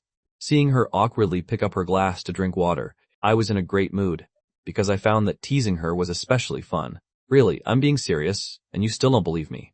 I probably can't explain to you why I treat you well now, but wanting to be with you after graduation is truly what I think. Celeste said, I just don't want to see you sad because of other people. I said, that's because I feel like I've been bullied, very unwilling to accept it. Every time I thought about my past life, I really felt so wronged. Only when I saw Celeste did I feel somewhat comforted. Celeste looked at me. This expression made her heart ache a little, not knowing what she could do for me. I looked at her and said, anyway, no matter what, even if my grades get better, it won't be like Serena said, just using you. I definitely won't be with her. Although she didn't know if I was telling the truth or not, but my willingness to say these things to comfort her already made Celeste very happy. The discomfort in her heart these past 2 days was gone. I looked at her. Anyway, I've already decided on you in my heart. If you don't mind me later, let's get married?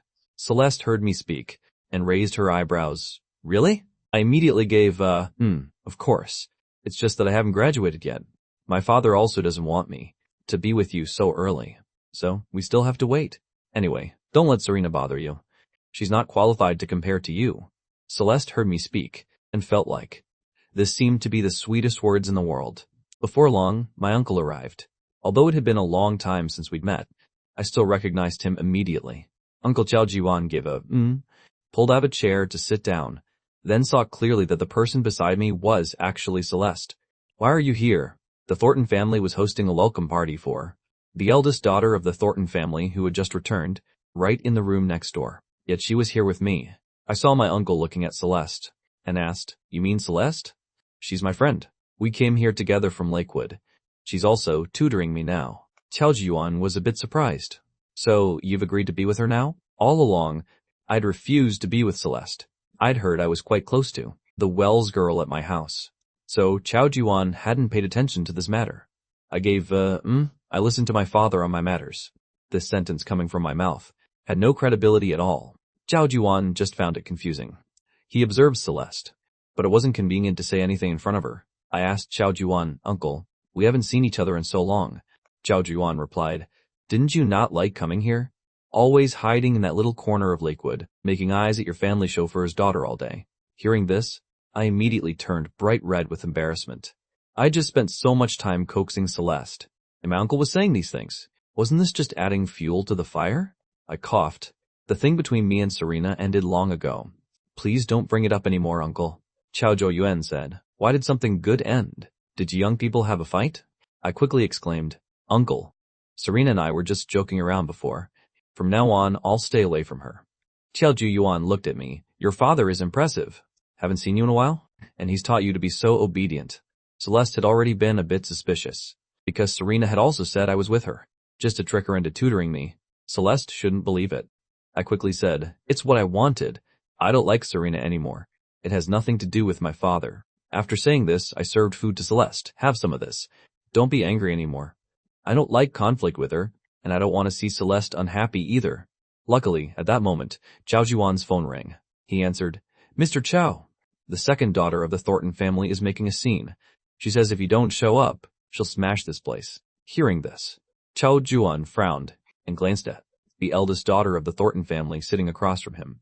The eldest daughter hadn't said anything yet, and that other one was already making a scene. This resort hotel was owned by Chao Jiwan. At this point, he had to stand up and say to me, There's some hotel business. Uncle needs to handle it. You two read first. Seeing my uncle leave, I finally breathed a sigh of relief and said to Celeste, I haven't seen my uncle in a long time. He doesn't know anything about my situation. Don't listen to him. I won't. Just as Celeste finished speaking, her phone also rang. She glanced at it and directly hung up. I asked, Do you have something to do? Thinking that she came here, she must have had a reason. Celeste said, Nothing important. I was a bit worried. Celeste looked at me. Really, it's not important. I just arrived in New York. What important things could there be? It's just dining with the adults. So boring. It's more peaceful here. She was someone who liked peace and quiet. Sometimes when I went out with her, she'd even have people clear the place out, just to have more quiet. Before long, a server came and said to Celeste, Ms. Thornton, our owner is asking for you. Celeste asked, Your owner is the Mr. Chao who just left. If Chao Jiwan were an ordinary person, Celeste naturally wouldn't give him face. But Chao Jiwan was my uncle. In the banquet room next door, the servers were trembling. Sophia Thornton stood in front of an expensive vase. This must not be cheap, right? Chao Jiwan cried out, Don't. The vase crashed to the ground and shattered. An antique he'd worked so hard to collect. What a little devil. His heart was bleeding inside. But she was a member of the Thornton family. Chao Jiwan really had no way to deal with it. Sophia Thornton stood nearby, scoffing coldly. You better actually know where my sister is. If she gets lost, I won't let you off. Chao Jiwan said, How could she get lost? Our estate is very safe. Celeste chose not to come herself. How can you blame me? But my sister disappeared right in your estate. Sophia Thornton said this and picked up another decorative piece. Chao Jiwan was about to cry, Please, miss, don't do this. Just then my voice rang out, Uncle. Xiao Ziyuan looked up and saw me and Celeste appear at the door. Seeing the shattered pieces all over the floor, Celeste frowned. Her gaze fell on Sophia Thornton. Put it down. Sophia Thornton had grown up in the Thornton household since birth, the little demon king of the Thornton family. Every time she went out, she caused chaos. Because she had her mother backing her up, outsiders didn't dare do anything. The moment Celeste spoke up, this legendary little demon king immediately put down the item in her hand out of fear. Seeing this scene, Xiao Ziyuan finally breathed a sigh of relief. Sophia Thornton walked up to Celeste. Sis, where did you go? I thought you'd been kidnapped. Celeste said coldly. Are you trying to control me now? Sophia Thornton quickly begged for mercy. No. I was just worried about you. Mom and Dad are almost here. If they don't see you, they'll definitely say I didn't take good care of you.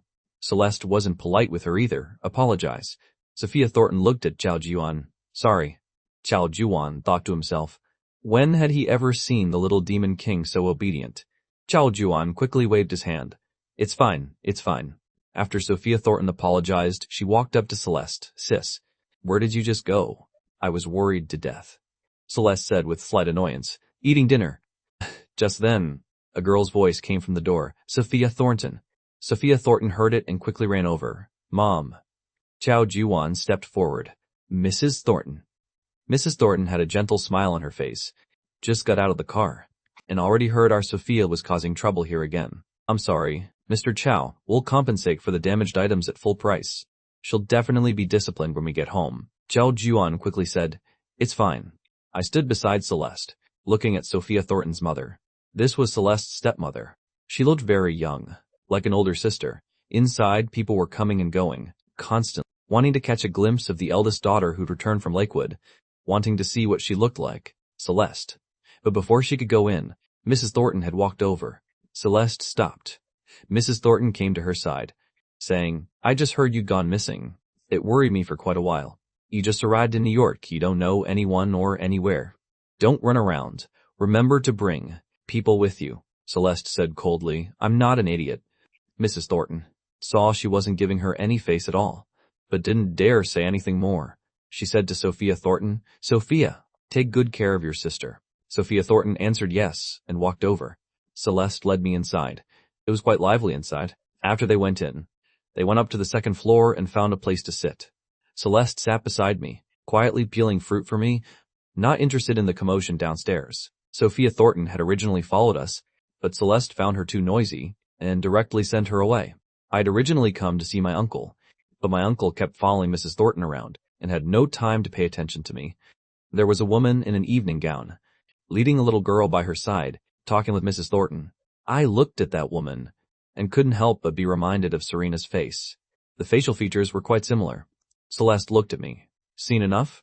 I replied. It's so lively. They all came because of you. Celeste looked unfazed. Not because of me. They all just want to see the excitement. I am that excitement. I looked at Celeste. What does your father do? He's impressive. Besides celebrities, there were also the richest people and some high-ranking officials. Celeste said, not sure. She didn't seem to want to talk about him. After waiting for a long time, my uncle finally finished his business. He came up and said, Nathan, Uncle will take you home. Go back early and rest. I replied, now? Isn't it too early? Xiao Ziyuan was very firm. Uncle is taking you home. I had to say to Celeste, then I'll go first. My uncle is calling. He probably has something to tell me. Celeste looked at me. I smirked at her. I'll miss you. Celeste watched me leave, her eyes softening. I followed my uncle downstairs and happened to see the woman who looked like Serena. She greeted Xiao Ziyuan. Mr. Chow, Mrs. Lin. I'd like to ask for one of Mr. Chow's business cards, if that's all right? Xiao Ziyuan nodded. Of course. Xiao Ziyuan personally drove me home. On the way, I sat in the passenger seat, asking Xiao Ziyuan, the person who just greeted you, who was that? Xiao Ziyuan replied, their family is in logistics. Her husband has some business dealings with me. Why? Do you know her? I asked again. What's her family name? Xiao Ziyuan replied, Shao. You just arrived in New York. Is there someone you know here? I shook. My head, probably mistaken. Hearing the surname Shao, my guess was now about 70 to 80% certain. Before, I'd always had people searching for news about Serena's mother. To get Serena to like me, I really put in all my effort. In my past life, I really did help Serena find news about her mother. But what happened after that, I wasn't clear. Serena never told me anything. While I was thinking about this, I heard my uncle speak. From now on, don't get close to Celeste anymore. Hearing this, I was a bit surprised. Why? No wonder my uncle deliberately said those things. In front of Celeste today, Chao Juan said, Nathan, Uncle is doing this for your own good. You and that little girlfriend of yours, don't you have a good relationship? That girl named Serena. I said, but now I like Celeste. Besides, my father wants me to be with Celeste. Why don't you like it? Chao Juan said, I don't know what your father is thinking, but I don't want you to be with her. If your mother were still alive, she probably wouldn't want you to marry a daughter of the Thornton family either. At the mention of my mother, I fell silent. Chao Juan dropped me off at the gate, not going inside. He just sat in the car and said, listen to me. Don't get close to Celeste anymore. Just stay in Lakewood. Find someone you like and get married. Our family isn't short on money. No need to climb up by connecting with the Thornton family like this. I stood at the gate and said to Chao Juan, Uncle, drive safe. I knew it. Why did my uncle suddenly want to take me home? So it turned out, it was because he didn't want to see me and Celeste getting too close. Because I was in New York, Mrs. Porter gave everyone time off. Serena went back to her own home. That evening, Mr. Wells switched shifts and came home. Seeing Serena home alone, he asked, why are you back? Not staying at the Crane house anymore? Serena was in a bad mood, her face cold. Nathan went to New York. There's no one at the Crane house now. Mr. Wells wondered, if he went to New York, why didn't he take you? Serena ignored what her father was saying. She went into her room and closed the door. Remembering what I'd once said to Serena, I've been having people search for news about your mother lately. If there's any news, I'll definitely tell you first. When she was with me before, she wasn't that interested in other things I offered, but this was the one thing she was most interested in. She just didn't know if I'd gone to New York, and still remembered her situation. Thinking about how I'd hit her because of Celeste, Serena just felt the anger in her heart. It couldn't go down no matter what. Just then, Brandon sent a message. Serena, is New York fun? This sentence from Brandon was like rubbing salt in Serena's wound. He'd also seen my status update. Brandon assumed she'd gone to New York, and yet she was now hiding in her tiny house. Serena didn't reply to Brandon's message either. The next day, I hadn't even woken up yet. When the housekeeper came to call, young master, Miss Celeste is here. I came down from upstairs and saw Celeste standing by the living room window. I walked up behind her, stretching. It's snowing? She looked at me, seeing me come down in my pajamas, asked, still not awake yet? I looked at Celeste. I was planning to sleep more, but heard you were here so I came down. Why did you suddenly come over? Celeste said, I was free so I came to visit you. Besides, there's nothing fun at home anyway. The past few days, everyone had been revolving around her. She couldn't get away. Compared to the atmosphere at the Thornton house, Celeste still preferred being at my place. I smiled. Then let's go skiing after we eat. Playing with Celeste for a few days, I was especially happy. 2 days before New Year's, Richard Crane came back. Celeste and I walked through the door together, and my father was sitting on the sofa. With him was Celeste's stepmother. Mrs. Thornton saw me and smiled. Is this Mr. Crane's son? So handsome. I looked at her. We'd clearly met last time, but she was acting like she didn't know me. I said, how should I address you? Richard Crane said, just call her auntie. She's Celeste's stepmother. At this moment, seeing her appear here, Celeste asked, why are you here, auntie? Mrs. Thornton smiled. Your father will be back tonight. I came to pick you up. You haven't been home lately. Always out and about. How is that okay? Celeste replied, I'm fine here. Mrs. Thornton smiled. I know. You and young Master Crane have a good relationship, but you can't be together every day, can you? After you come home, you can visit him anytime. Celeste remembered she'd been here for several days, and besides, the Thornton family had personally sent someone. Not going back probably wasn't an option. She said to me, then I'll go. I nodded. Mrs. Thornton took Celeste away, and I also sat down on the sofa. Richard Crane looked at me. Where did you go to have fun? I said, went skiing. It was so fun. Richard Crane looked at me and asked, I heard since you came here, you've bought quite a few properties. I smiled and replied, thought I had free time so I went to look. Richard Crane also smiled. Why are you so obsessed with buying properties lately? If not properties, then land. If your father didn't have savings, you'd have spent it all. I said to Richard Crane, don't worry, Dad. I'm not spending money recklessly. Wait another 2 years, and you'll see what a good decision buying property in New York was. Being reborn, I just wanted to make money. Richard Crane saw me analyzing seriously. If you like it, then it's fine. I continued. Also, that person who makes phones from last time, didn't he come to you for investment? I think you could agree. He'll definitely make money in the future.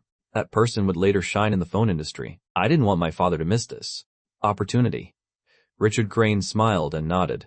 Since my son has spoken, I'll give you face. He actually called me a few days ago. The next day, my father took me to visit my mother. I hadn't been to New York in so many years, and my mother was buried here.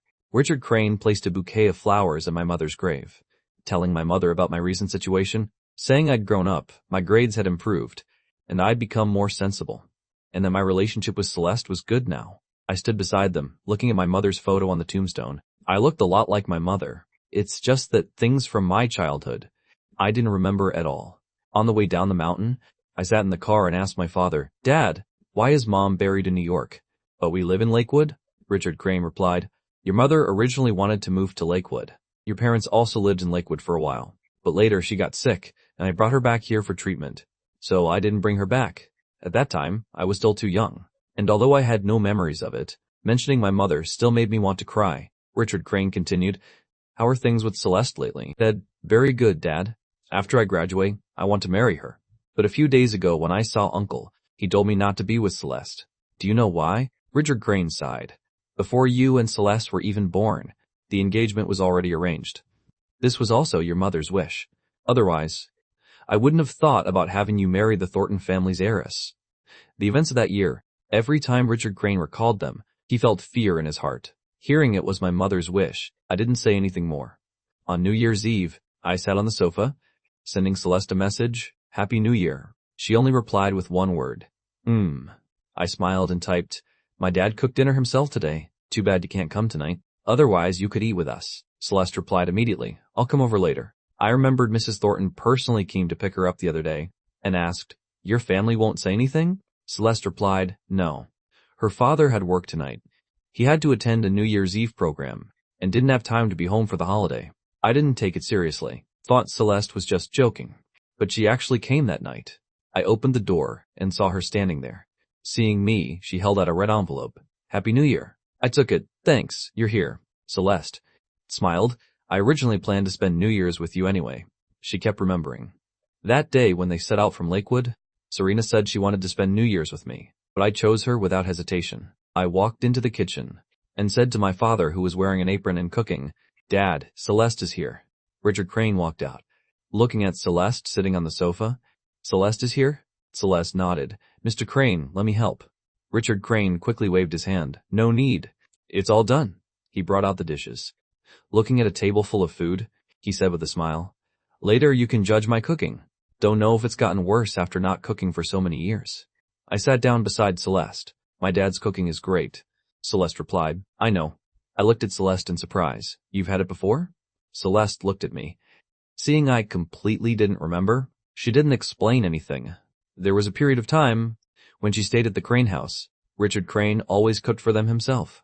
Clearly he was a boss outside, but at home there was no distance at all. Then Richard Crane called us. "All right, come eat." For me, this New Year's was completely different from other years.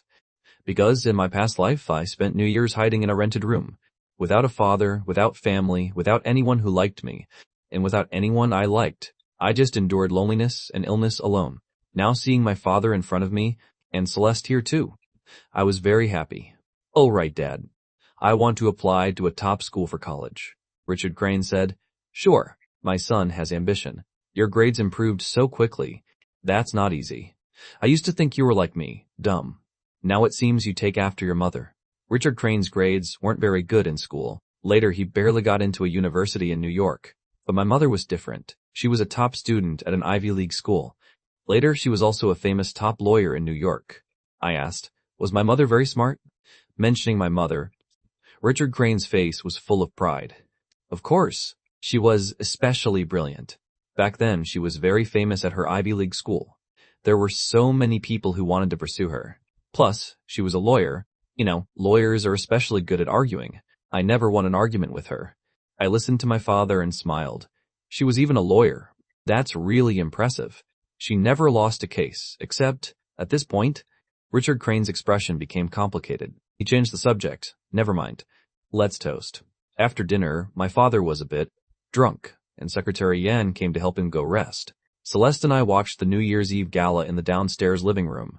I asked Celeste, "What kind of person do you think my mother was? Why can't I remember her at all?"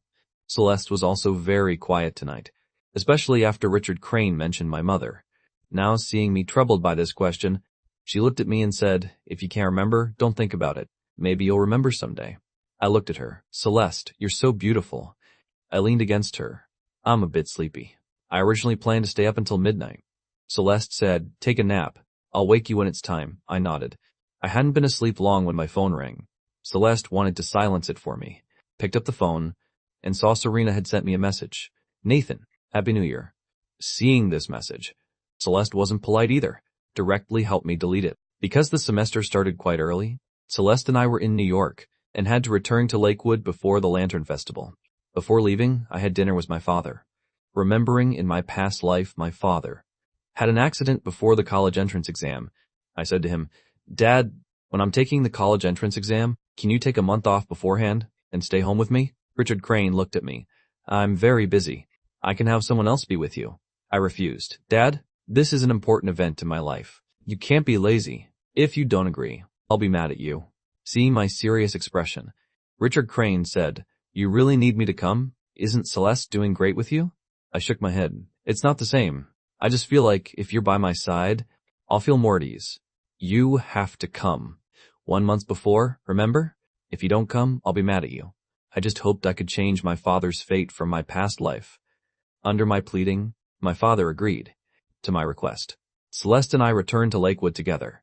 As soon as I got out of the car, I saw Serena. I thought after what happened last time, things between me and Serena were over. Didn't expect to see her as soon as I got back. Luckily, Celeste wasn't here. She went straight home to the Thornton estate from the airport. Otherwise, seeing Serena would make her unhappy again. Serena reached out her hand. I asked, "What are you doing?" She looked at me, her eyes very gentle. "Long time no see. Don't you miss me?"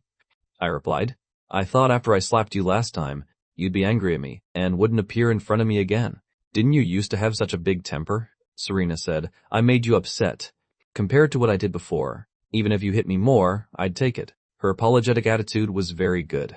I looked at her sincere appearance, surprised that there would come a day when she could reflect so deeply on her mistakes. I sat down on the sofa. Serena walked over. "I brought your report card. Because I went to New York early, I didn't go get my grades. Serena picked them up for me." Hearing her say this, I glanced at Serena. "You've improved a lot. This semester, if Celeste keeps tutoring you, getting into a top school shouldn't be a problem." I was already in the top 20 of my grade. This was a result Serena never dared imagine before. After all, in her eyes, I was an idiot. Thinking about how she'd said that about me before, me being angry was normal. Serena brought such good news. I wasn't polite either, asking, "What about you? How did you do?" "Don't tell me you've already surpassed Celeste?" Mentioning this, Serena's expression darkened. She said with regret, "You study with her. You must know her ability. I don't even know how she studies." If she could share her study methods, that would be great. Seeing her so humble about learning, I said, "She doesn't really study anything." This made Serena's expression even worse. I stood up. "All right, I need to go change." Going back to my room, I shared my results with Celeste. Going from the bottom to the top, 20 of the grade, Celeste had put a lot of effort into helping me. Otherwise, her own studies probably wouldn't be this exhausting. Celeste replied, "Congratulations," and said she'd arrived home. Because we'd spent some time playing in New York, after coming back, both Celeste and I had our own things to be busy with. Celeste and I didn't see each other for a few days. Seeing Celeste hadn't come, Serena was a bit happy inside. In the morning, she went to school with me, asking, "Did you and Celeste have a falling out?" I glanced at her. "Who told you that?" Serena continued, "Then why haven't you two seen each other? She hasn't come looking for you either." I found this woman quite amusing. Not seeing each other means a falling out? Celeste and I have a great relationship. Don't worry. Serena was a bit unwilling. "Nathan, do you really need to go this far to spite me? If you say I didn't treat you well before, I can understand you messing with me. But now I genuinely want to be with you." The more I ignored her, the more she pushed. She didn't believe the feelings between us for so long could be so easily replaced by Celeste. I looked at Serena. "Is this the answer you came up with over the entire winter break?" Serena said, "I really have been reflecting on myself." I smiled. "Well, to get everything the Crane family has, you're working quite hard." Her eyes looked especially sincere right now. If I hadn't already known what kind of person she was, I might have been fooled. Serena heard me speak and looked at me with a hurt expression. In your eyes?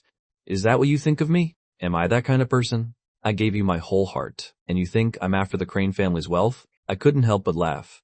Then what kind of person are you? Serena was displeased.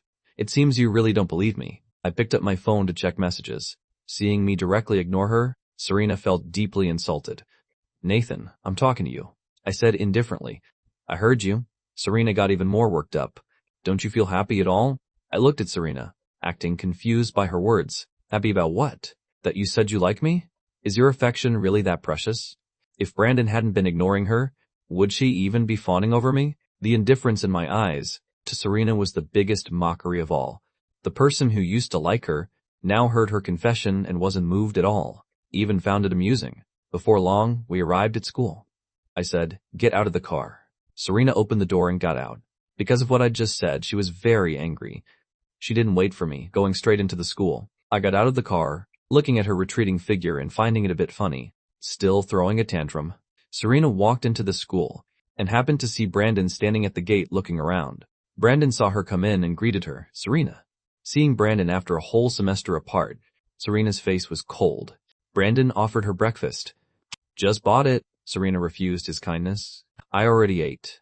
After being provoked by me just now, she couldn't swallow anything. Brandon saw her mood was terrible and asked, "What's wrong? Who made you angry?" Serena pursed her lips and walked toward the classroom. Not wanting to discuss this, Brandon walked beside her. Is Nathan back? They'd met when picking up report cards. Brandon knew. Serena hadn't gone to New York with me. During winter break, Brandon had asked her out several times, but she never went out. Just thinking about me and Celeste in New York? Serena couldn't calm down at all. Before, she hadn't cared. Because she knew I would always be there, couldn't be chased away. Now she couldn't help but care. Because she realized if she let her guard down even a little, I'd run off with someone else. Serena said, "He's back." Brandon asked, "Didn't you go with him?" Serena said coldly, "He's behind me." Seeing her expression like that, Brandon asked, "Did you have a fight?" Give him some slack. Did you think he's like me, tolerating you and everything? He and Brandon were in similar situations, so in front of Brandon, she didn't have such an intense feeling of inferiority.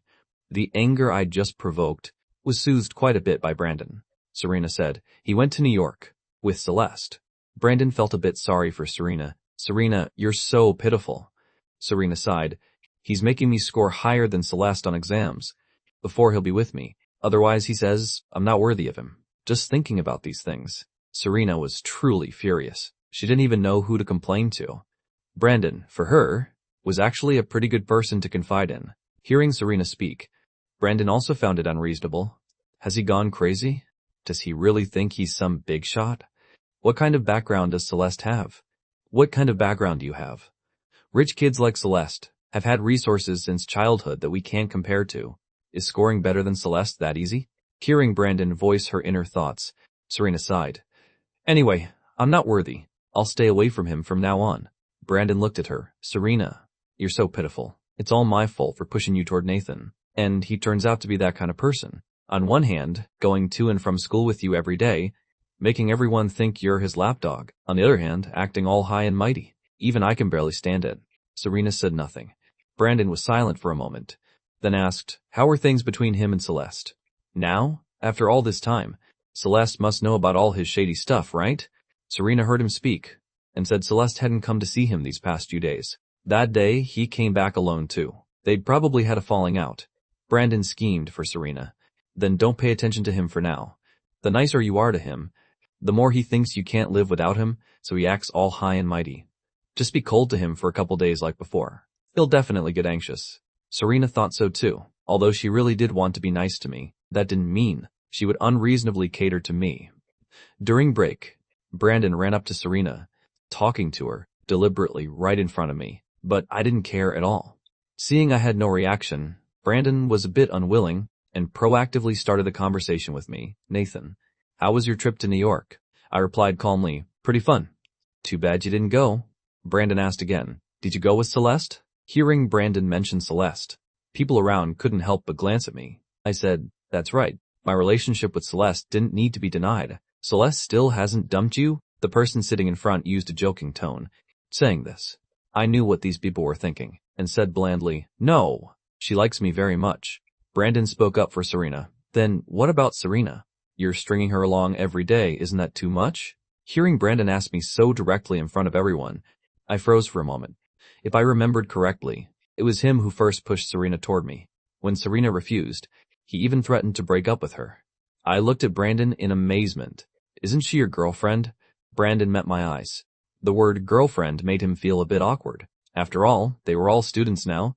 Even if they were really dating, they'd be very discreet. After a while, Brandon finally said stubbornly, "Serena and I are just classmates." I said, "That can't be. Don't you two have a great relationship?" On her birthday, didn't you tell everyone in front of everyone that you two were dating? Did I remember wrong? I deliberately looked around. As soon as I mentioned it, everyone remembered what Brandon had said. At that time, Brandon had only wanted to lock down Serena, this fake heiress, and hadn't left himself any way out. But since learning that Serena was just the chauffeur's daughter, he was now in quite an awkward position. Seeing he wanted to play dumb, there was no way I'd let him off easily. I looked confused. Speaking of which, it's strange. You two haven't been hanging out lately. Could it be because you found out Serena's family has no money? That she's just my family chauffeur's daughter? You don't want to date her anymore? These few sentences of mine painted Brandon as a gold digger. Brandon's face turned red. Thinking back to then, it really was him who, proactively, talked about dating Serena. Now, I had something on him. If he really broke up with Serena, treated Serena badly, what would others think of him? Afraid his perfect image would collapse, Brandon explained, "No, I just saw you with Serena every day, so I didn't dare disturb you two. I know you've always liked Serena, so I thought there was no need to ruin our classmate relationship over a girl. I'm willing to step aside for you two." I was afraid he'd push Serena onto me, and quickly explained, "No need, no need. If that's the case, rest assured, there's nothing between me and Serena. She just catches a ride with me to school, and there's definitely no stringing her along like you said. I'm not blind. With someone as great as Celeste available, why would I compete with you?" These sentences of mine completely disparaged Serena. Especially when I compared Celeste and Serena, the difference was crystal clear. Seeing me talk about Serena like that, and then trying to push Serena onto him, Brandon was naturally unconvinced. Why should he take someone I didn't want? He wasn't picking up trash. Brandon said, "If that's the case, why did you lie to her and say, once she scores higher than Celeste, you'd be with her? Isn't that stringing her along?" I glanced meaningfully at Serena. Didn't expect she'd tell Brandon about this too. I smirked, saying, "That's only because Serena proactively said she wanted to be with me. Maybe because she saw I ignored her last semester. She started getting anxious? I only said that to reject her. Everyone knows. She always ranks behind Celeste on exams. She absolutely can't surpass Celeste. You don't really think I said that to string her along, do you? Even if I really gave her a chance, she couldn't surpass Celeste, right?" Brandon had originally wanted to use this to smear me, make people see me as a jerk. Who knew I'd turn the tables? Now everyone knew. Serena had confessed to me and been rejected. Seeing Brandon stare at me angrily, I smirked. "Don't be mad. Brandon, I know you're devoted to Serena. Otherwise, you wouldn't be standing up for her here. Actually, rest assured, Serena really likes you too.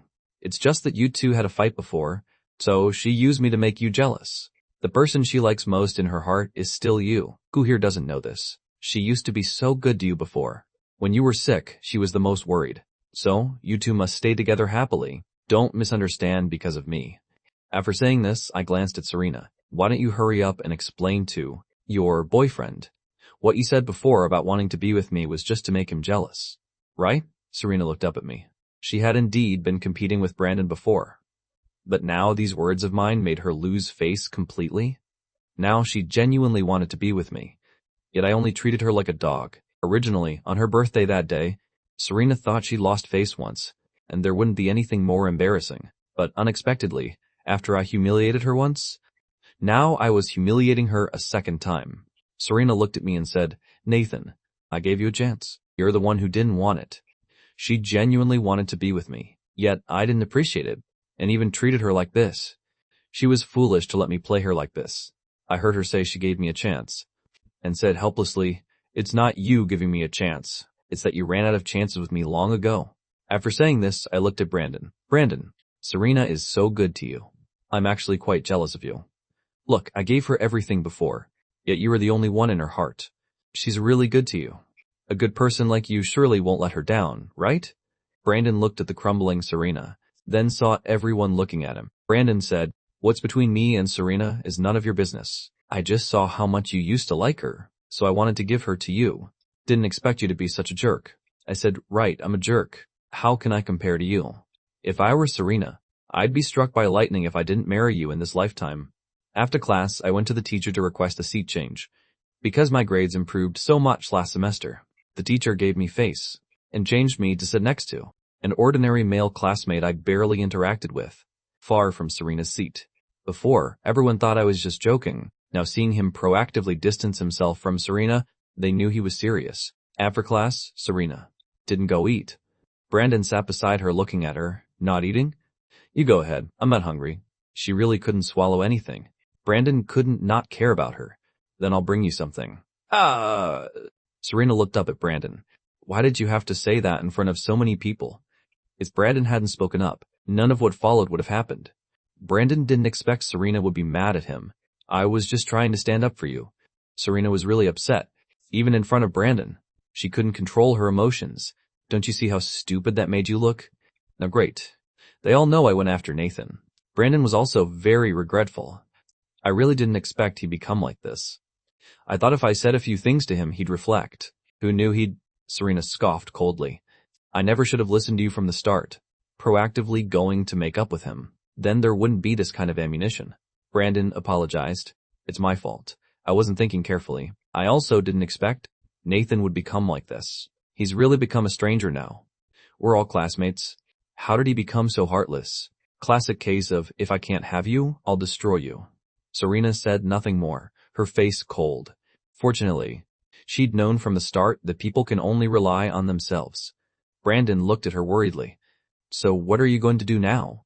"And there's college too," Serena said. "It's fine. I have a scholarship. I can also work part-time. If I really get in, am I worried about not having money?" She was 18 now, and could open her own bank account. She'd deposit her part-time earnings into an e-wallet, or her father couldn't steal it anymore.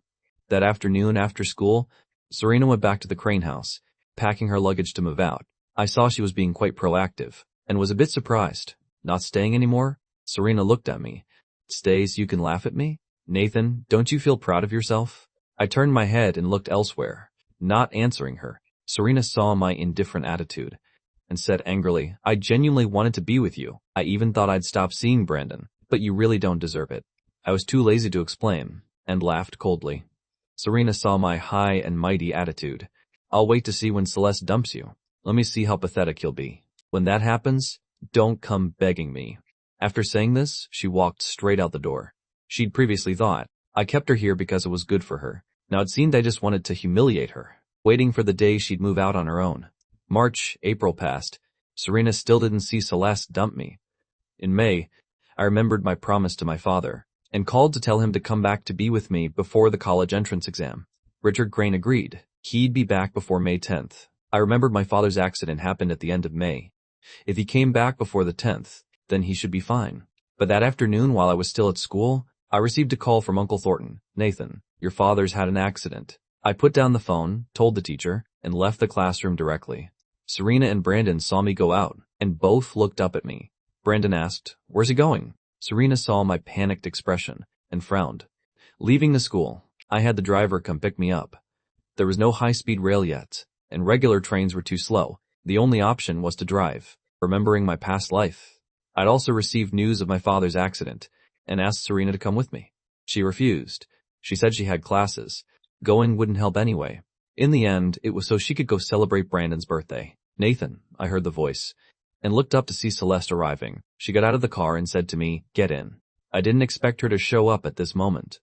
Seeing her, I felt a bit sad, and said, "My father had an accident." Celeste nodded. "I know. I heard from my cousin, so I came to get you." I heard her speak, and got in the car. Compared to Serena's dismissive reaction in my past life, Celeste's attitude was incredibly reliable, and also put people at ease. It's just that although I'd been through this once, I still couldn't face this reality. I'd clearly been reborn. Why did my father still have an accident? Moreover, the timing of his accident was clearly earlier, leaning against the car window, trying hard to grip my own wrist, wanting to control myself from shaking. My father was the person who loved me most in this world. The tragedy of my past life started after he left. I just wanted him to stay. It was raining outside. Celeste saw I wasn't speaking. Got some water, unscrewed the cap and handed it to me. Nathan, drink some water. I looked up at Celeste. I didn't take her water. Just looked at her with red eyes. I'm not thirsty, Celeste said. It'll still be a while before we arrive. Mr. Crane will definitely be fine. If there's any news from there, my cousin will call me right away. Don't worry too much. Seeing her try to comfort me for so long, I took the water and drank a little. Celeste looked at me, knowing how much pain was in my heart. She understood this feeling all too well. She'd once witnessed her mother die right in front of her. That was the most terrifying memory of her childhood. We arrived at the hospital. It was already past 9 p.m. Uncle Thornton saw me and Celeste come in and walked over. You're here. My voice was hoarse. Uncle, how is my father? Uncle Thornton said, fortunately, the emergency treatment was timely. He's temporarily out of danger. Don't worry too much for now. Really? Although Uncle Thornton said so, I still unconsciously asked again. Uncle Thornton said, he's really fine. He hasn't woken up yet. Let me take you to see him. In my past life, the person who told me about my father's accident was an Uncle Thornton.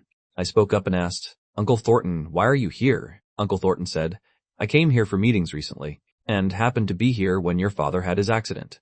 I continued asking, what happened to my father? Uncle Thornton replied, it's been raining heavily these past few days. There was a landslide. Luckily, I arrived in time. Already called the best doctors for treatment. The medical environment here isn't as good as Lakewood, but Uncle Thornton still has some connections. With him guaranteeing things, Richard Crane is now out of danger. I went to see my father, saw him still lying in bed. Then went to see Secretary Yan. She was lying in bed, her wounds already bandaged. Seeing me come in, she wanted to sit up. Young master, I said, just stay seated. I came to check on you. She asked, how is Mr. Crane? Has he woken up? I shook my head. Not yet. My father is seriously injured. Secretary Yan lowered her head. We shouldn't have gone out in the rain. But he insisted on going out. He even said, I asked, said what? Secretary Yan looked at me. Mr. Crane said, because he promised to be back to see you before the 10th, so he had to finish his work. When saying these words, Secretary Yan's eyes carried some blame. If it weren't for me, Richard Crane wouldn't have had this accident. Seeing Secretary Yan look at me, I immediately understood what she meant. She thought I'd caused my father harm. Just then, Celeste walked over and said to me, Mr. Crane is awake. I hurried to the hospital room, saw my father lying in bed, now awake. He saw me and said weakly, Nathan. I sat down beside my father, holding his hand. Dad. Seeing me cry, Richard Crane said, what are you crying for? I'm fine. I stayed at the hospital with my father until late at night. Uncle Thornton had Celeste take me back to rest. Before sleeping, I went to take a bath. Because I'd come so suddenly, I hadn't brought any clothes. Wearing a bathrobe, I walked out and Celeste was sitting on a chair. Seeing me walk out, hair still wet, she froze for a moment. Although she was with me every day, she'd never seen me like this. She looked away a bit awkwardly. Celeste went into the bathroom, found a hairdryer and came out. Nathan, sit down, I'll dry your hair. I looked at her, seeing her determined expression. I sat down on the chair. Celeste stood in front of me drying my hair. I looked at Celeste's serious expression in the mirror and asked, had you ever dried anyone else's hair before? She looked at me silently. No. Why would you think that? I said, it's because seeing you dry my hair, I thought you'd done it for someone else before. For a while, the only sound in the hotel room was the hairdryer. On the way here, I'd imagined all kinds of bad possibilities. Thought I'd lose my father again like last time. Fortunately, it was just a close call. After Celeste finished drying my hair, I felt so sleepy I was about to collapse. She said to me, go to sleep. I stood up, lifted the blanket, and got in. A moment later, I opened my eyes again, and saw Celeste had come out of the bathroom. I asked, are you going out? Celeste heard me ask, and replied, no, I'm staying here. I'm not comfortable with you being alone. Especially since you're clearly upset today. You'll definitely be worried. About Mr. Crane, I asked. Then where will you sleep? As soon as I finished speaking, Celeste had already taken a spare blanket from the cabinet nearby and spread it on the floor. I'll sleep on the floor. After a while, she turned off the room lights and lay down. The curtains weren't drawn. Street light was still shining in from outside. I turned over, hearing her breathing beside me. I spoke up, Celeste. Celeste gave a, I'm here. My voice was lazy. Thank you for coming with me today. When I got the news, Celeste heard me speak and lay back down. No need to thank me, as long as Mr. Crane is okay. I continued, if you weren't here today, I think I'd definitely feel very helpless. Because she was by my side, everything felt more stable. Celeste said, go to sleep. I slept for a while, waking when sunlight shone in. I sat up in bed and saw Celeste coming out of the bathroom. I greeted, morning. Celeste walked to the door and picked up a bag. They bought clothes and brought them over. I gave a, then said,